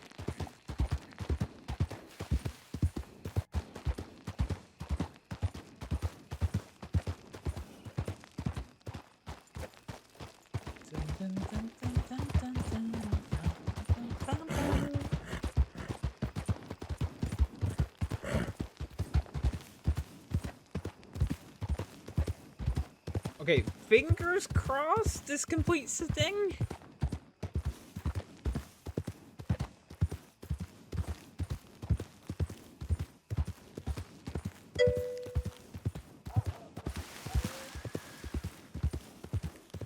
Howdy, Mixislan. The backstory took me about one business day. You love to write. that was a good backstory. Yeah, you got a big round of applause for that one.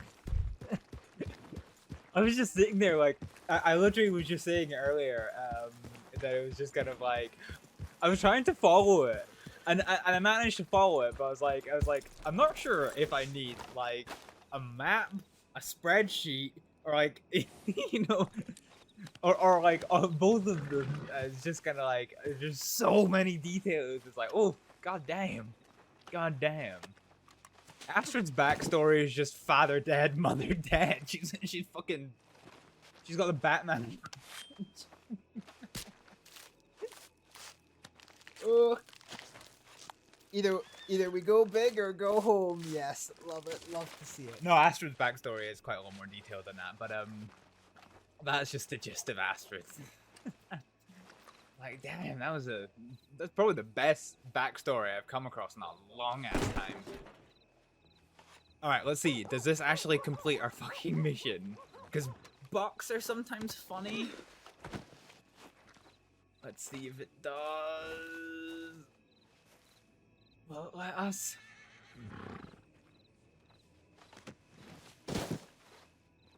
Yay! We got the money. We got the money. All right, okay. We're not gonna be no problem. Oh, this. Hi, Astrið. How's it going? It's going. Good. Yeah. I finally completed that hunting order for the butcher that's only taken me about 3 weeks to get around to it. That's Do good. you have any herbs? Do I have any herbs? Literally 10 oregano, that's it. Would you be willing to sell it? Let me get out of the way of this, and sure.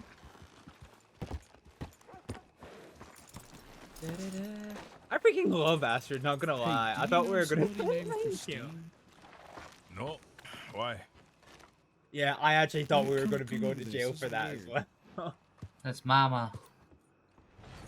There you go. Are you sure for 10 oregano? Oh yeah, a little extra for you, just for your troubles. Thank you. No I'm problem. I'm trying something with some herbs. I don't, you know. I'm gonna try it with this, see what happens. I'm just trying to make a liquid. Can I make this into a liquid? Perfect. On its own, it makes a kind of greeny liquid. Like, That'll do. Yeah, I was too. Oh well, good luck to you. Thanks.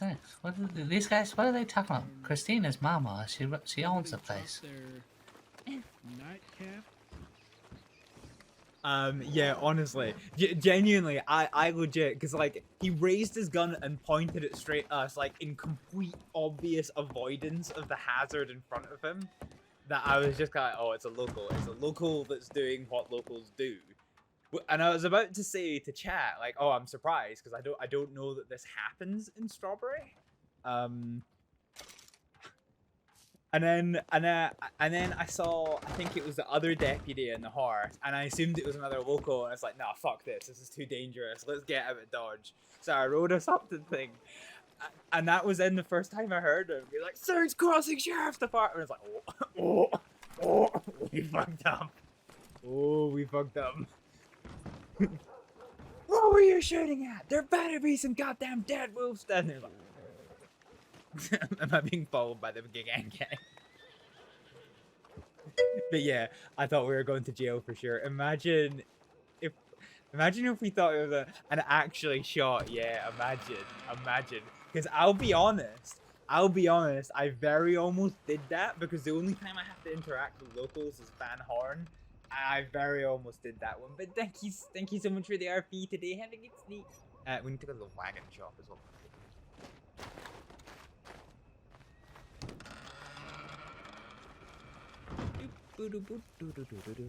Okay, let's have a look.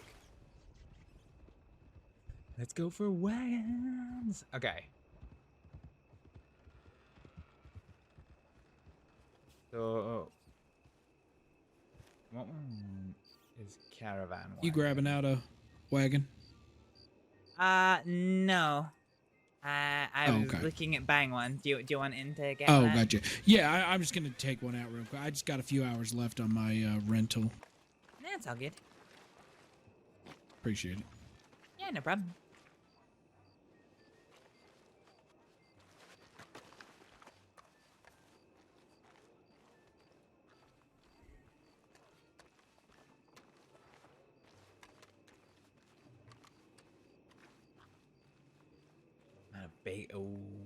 The baking wagon.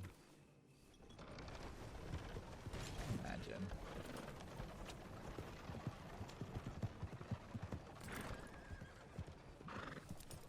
I wish you could like circle run them.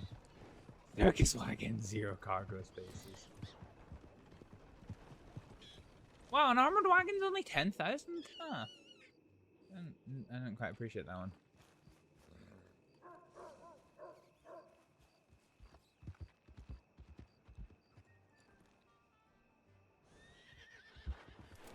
So I think this is the one that has the thing. There's no extras.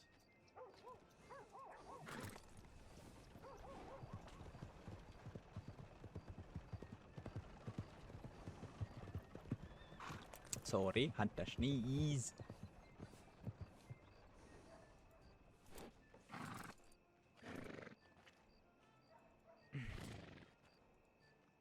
I feel like we have to do this in the daytime.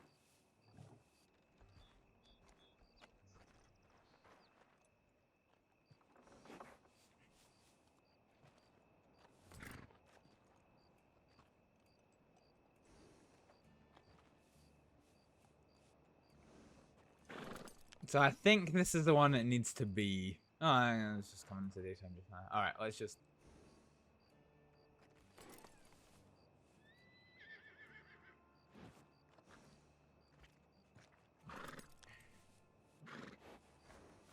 Oh damn, that one's large. Supply wagon. God, these wagons are so expensive.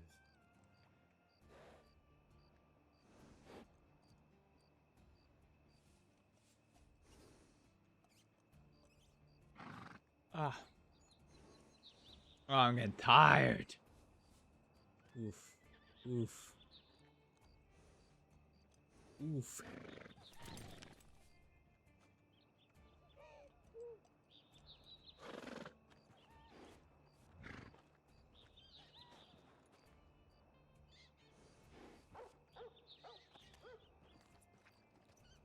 Okay, so what? How many color options are there?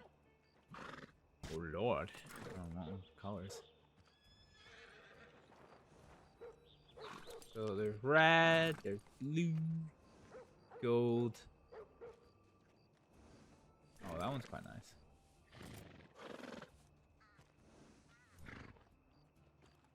With the blue and the white. I think these are repeating, are they not?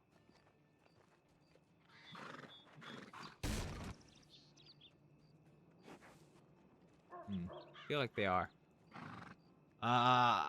Okay, let's just stick with. I quite like the blue and the white. That's quite nice.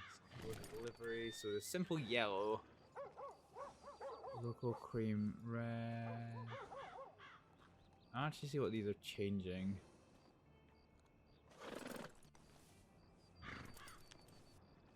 I wonder if they need to be in this one.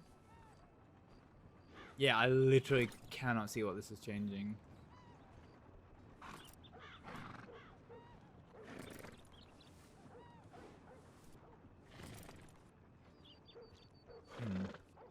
I feel like it's changing the quality somewhat, so flourish gold.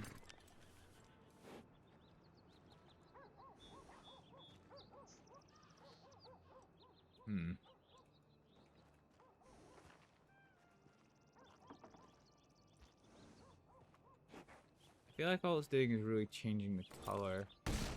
The quality of the paint and the livery.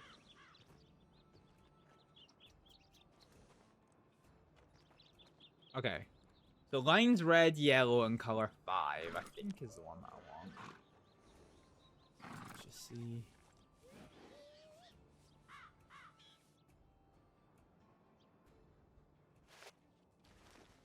Alright, let's go.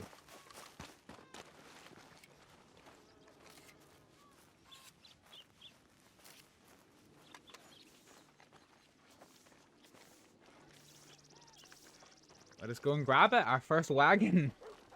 Probably our only ever wagon.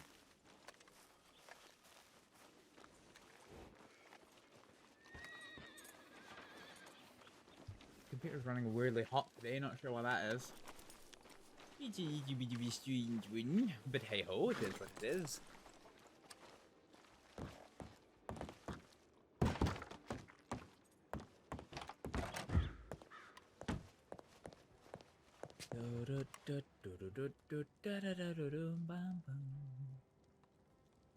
So let's withdraw 300. Oh god, that is a lot of money to withdraw. Watch this, a gang of 6 around the corner, insta-rob right now. Fucking imagine. Fucking imagine.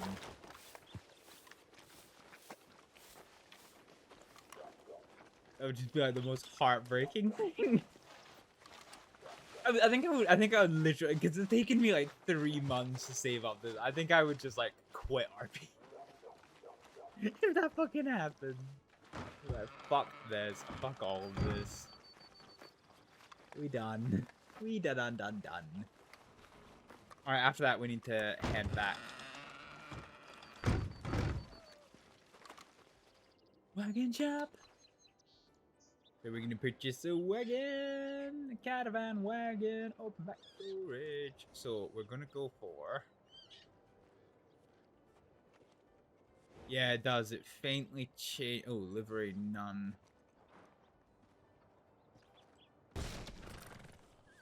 Mm-hmm.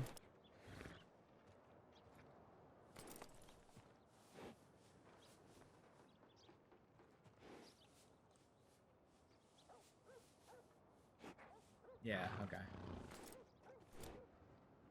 So I feel like if we go back to none.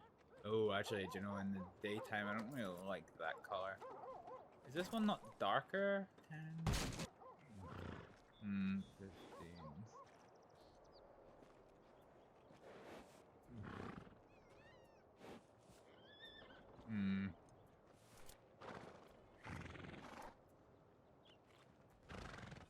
Yeah, I'm not quite as into that color as I thought I was. Alright, let's go for.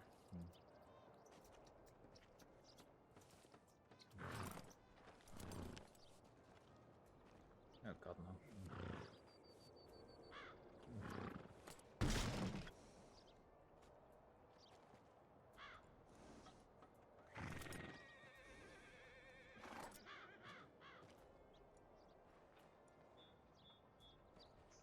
Ugh. I don't massively want to get the red one, but it does kind of look like it's the only one that's not complete shit. Actually, the blue's not bad.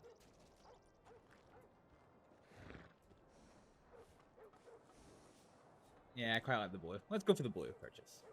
Yeet. We have done it! We has a wagon! Yay! So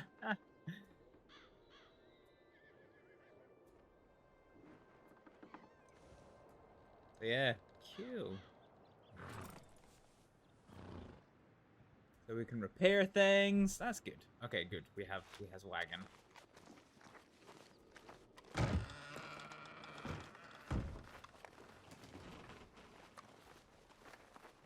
There's a wagon, which is pretty good.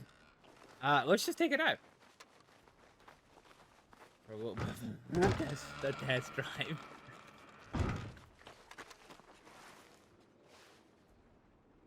I want to grab at least a couple crates on it with what we got there. Oh, wait, we can't. So we need to reclaim this. And...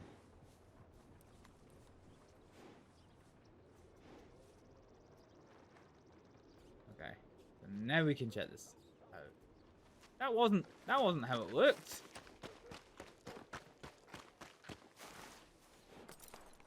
This wasn't how it looked at all. Well, fuck it. It is what it is. We've got it now.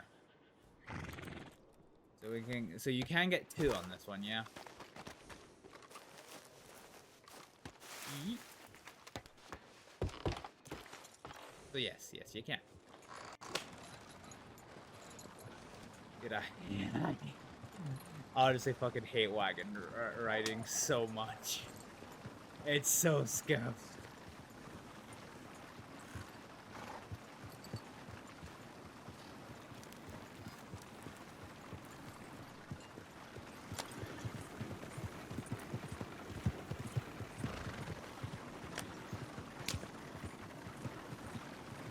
Yeah. Wagons scare the shit out of me, man. They scare the fucking shit out of me.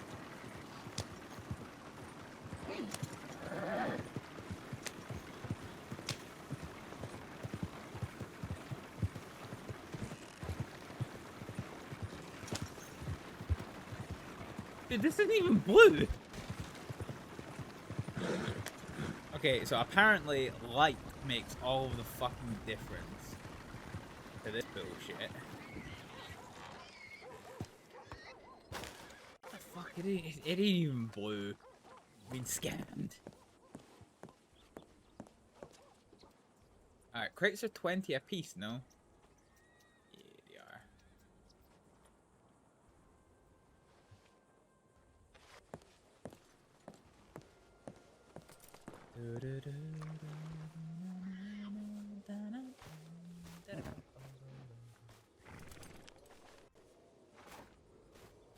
Great.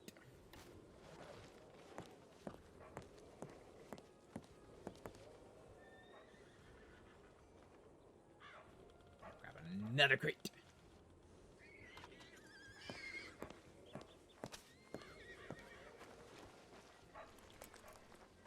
Kind of funny you've got to search the wagon every time.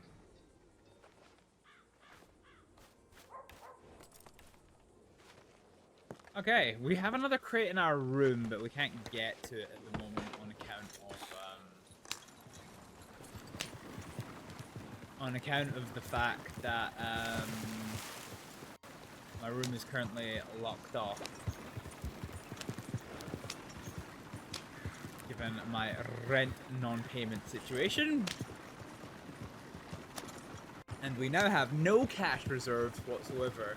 We still have about $900 of gem reserves, so I'm not like that worried. But yeah, not necessarily ideal.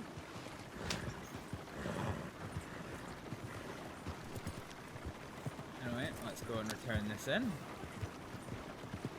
He has a wagon. Oh, I love the suspension. Yeah, I imagine wagon rides would be really uncomfy, actually. Get wagon in. Ah. Dude, just check in. Fuck. Gadoo. Gadoo, gadoo, gadoo.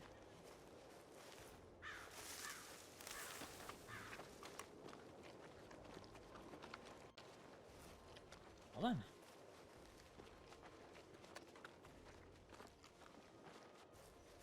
Hi. Hello again, Miss Astrид. Hey. Yes, I'm not in black, okay? Hold on. I know, it's strange. Right? See? That's what I told him. I said, he's like, should I wear black and yellow? I'm like, no, ditch the black. You're always wearing all black. But on some, you want yellow? How about yellow and green? And they came out with this. It's interesting. I like it. I like your vest. I like it too. Yeah. Oh, thank you. Take the coat off for a second. Okay. Well, I did it. I got my first ever wagon. Nice.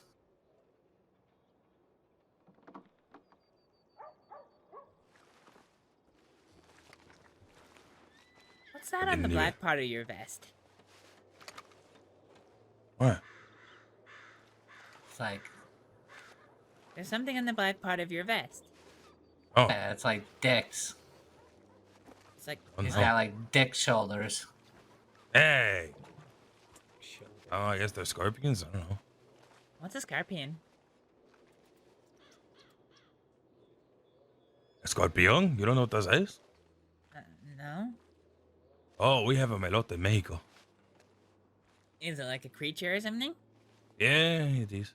Oh. Yeah, we don't have them in Ferriar.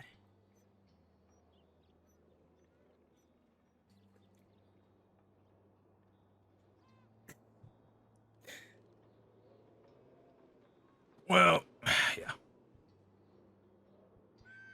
Have a lot of those in Alright. Mexico. We're going coal mining before the storm comes. Oh, fair enough. I am tired, so I'm going to bed. Flip my wagon, and then somebody must have looted it. Oh no, I'm sorry. Yeah, a lot of coal was lost. Dang. Well, good luck with your coal mining. Thanks. I need to grab Alright, my good night, pickaxe for my Astrid. horse. Good night, Astrид.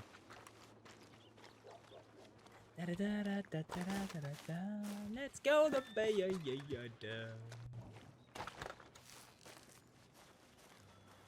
So fucking tired. The funny thing is, the funny thing is, I have a cheek to be this tired because, like, honestly, yeah.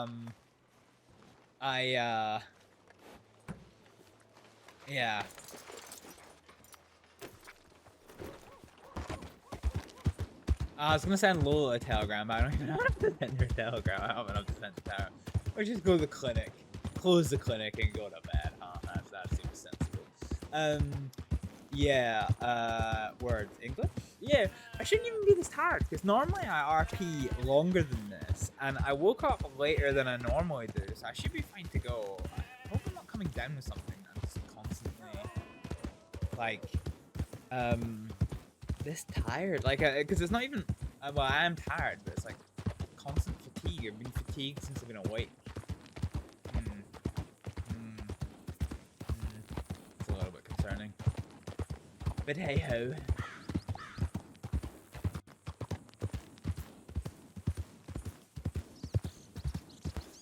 I wonder if I just have to wake up for the Amazon delivery today.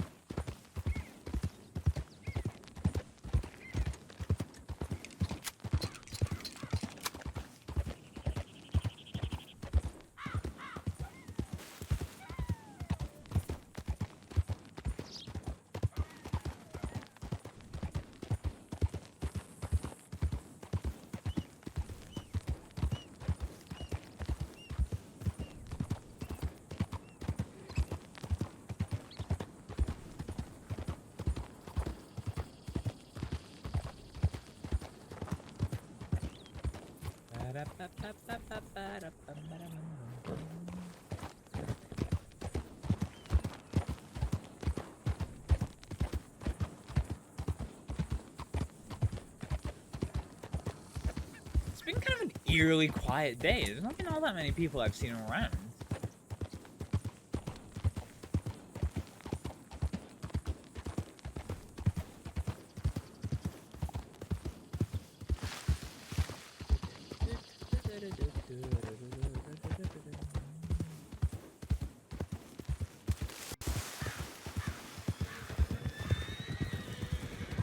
Look at how them wild horses ran. What do you think you're doing?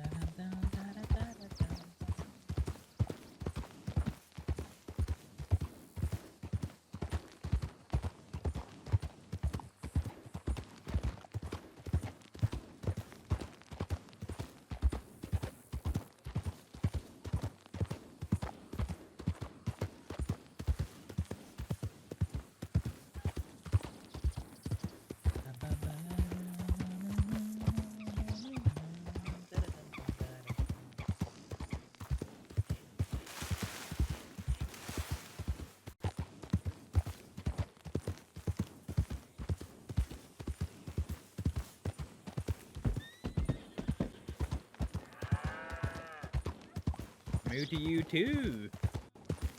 Moo to you too, Koo. How do you do, miss? Eh?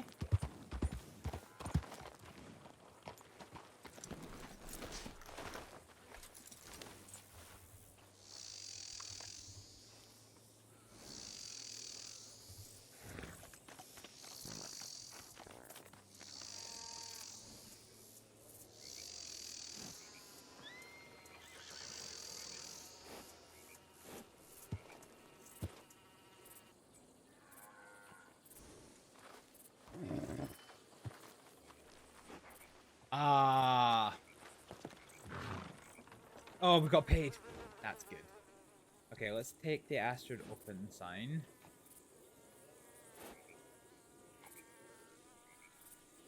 Place this here.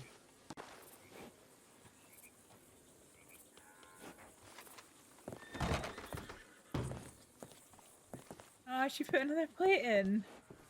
Has she? Oh no, she hasn't. Okay. Yeah.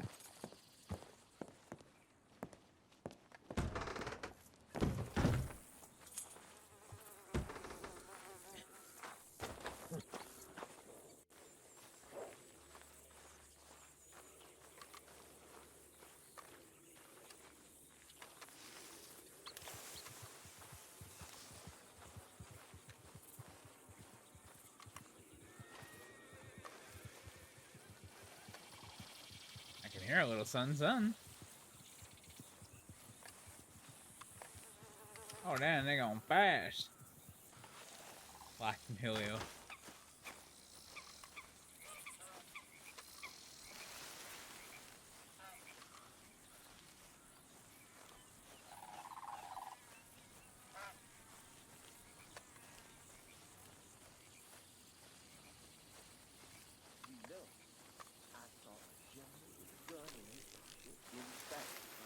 I'm sure he was thinking about trying to rob us. Must have thought better of it. I thought this place was awful to begin with.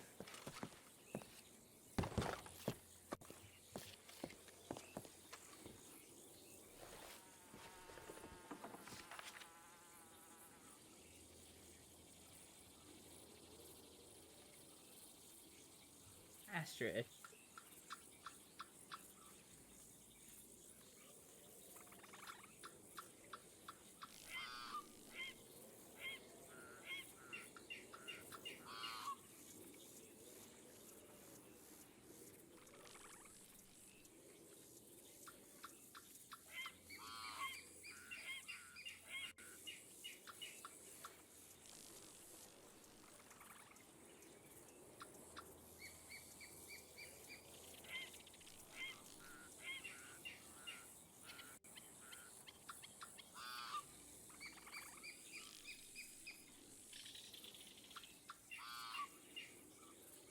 There we go.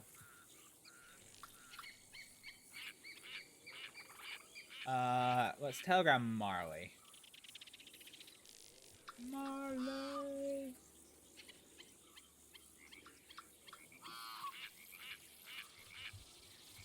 Oops.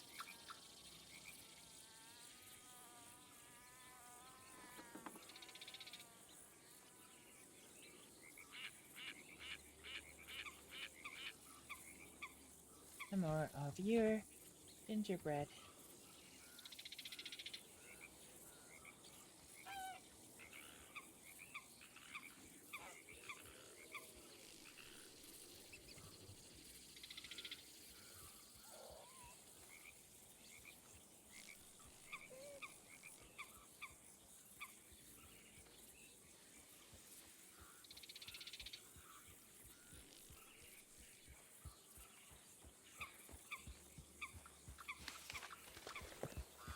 Alright, telegram's done. Let's take a hike back and then head for the cabin, because we are officially done for the night.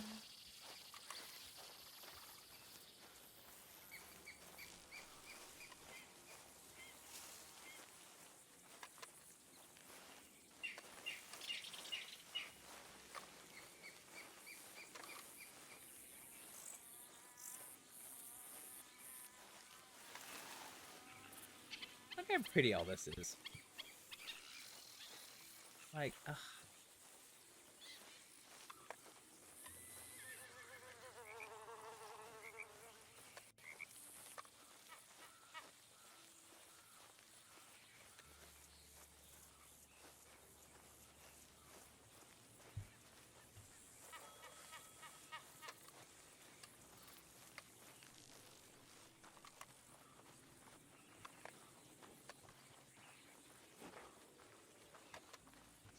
Hi-ho, to the cabin we go.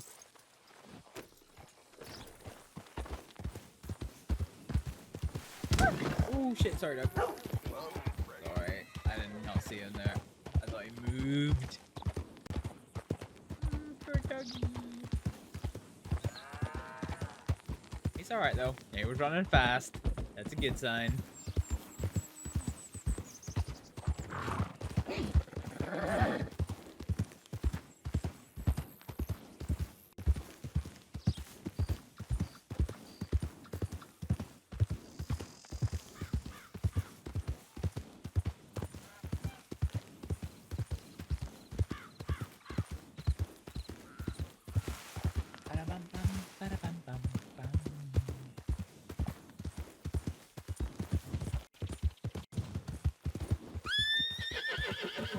Really?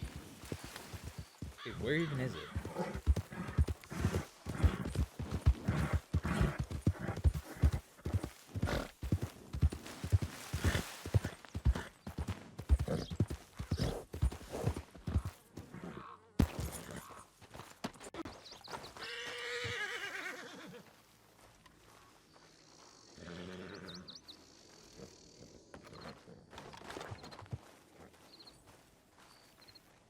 Alright, Grat's gonna have fun, and we're gonna go to bed, ladies and gentlemen.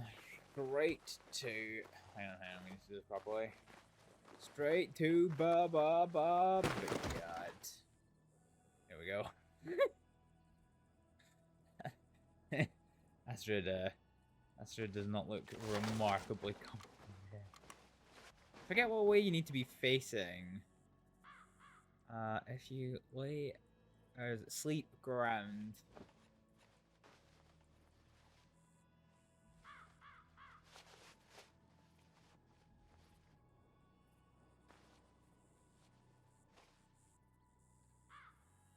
Okay.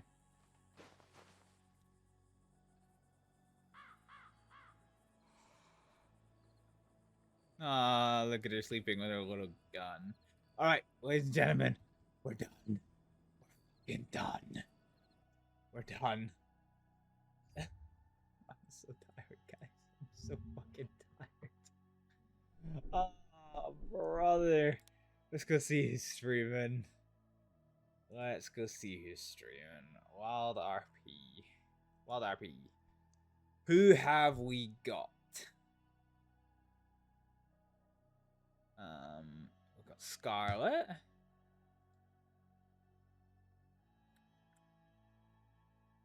Oh, hey, Sailor Pixel's still live. I feel like I've not had a chance to raid Sailor Pixel in a long-ass time. They play, Rowan McLeod. Yeah, Rowan McLeod and, Deputy Clarabelle Kelly, who they are playing just now. Both of which are actually reasonably okay with Astrид. But yeah, they're always, fun to RP with. So then let's go and show Sailor Pixel some love. Ladies and gentlemen, I'm not sure when the next time I'm going to be streaming is. It might end up being tomorrow. It might end up being on my birthday, and it might end up being a few days after that. I don't actually know. But I'll try and keep you updated as soon as I know. But for just now, I'm going to say thank you very much for watching, and I'll see you next time. Bye! Like, we got many flavors coming too. We got normal performance cards, we got caramel, and we have bacon and rat coming too. Yep. And yeah, we're gonna make a centralized location like a corn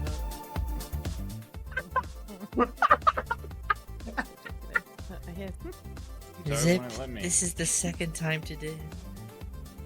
I'm real tired of this shit. Second time today, what? That bashed your head in? Yes. Quit talking shit then.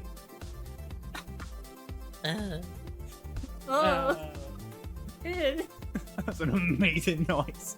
Sorry for Yeah, that. she deserved. I can shoot his toe until he dies. Ah!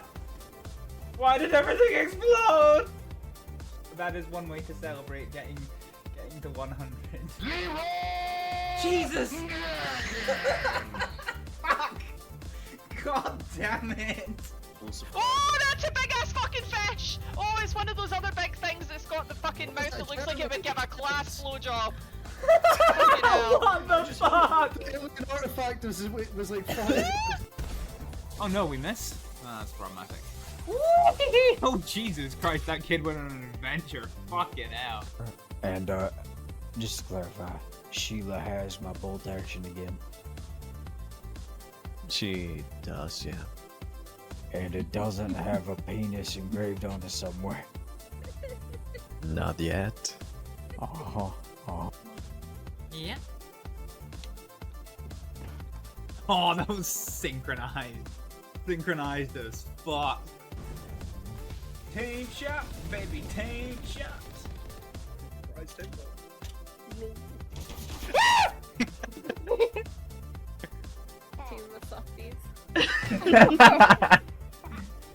You have to be ruthless in No, this no, no, no, no, not the grind! Fuck, I'm gone.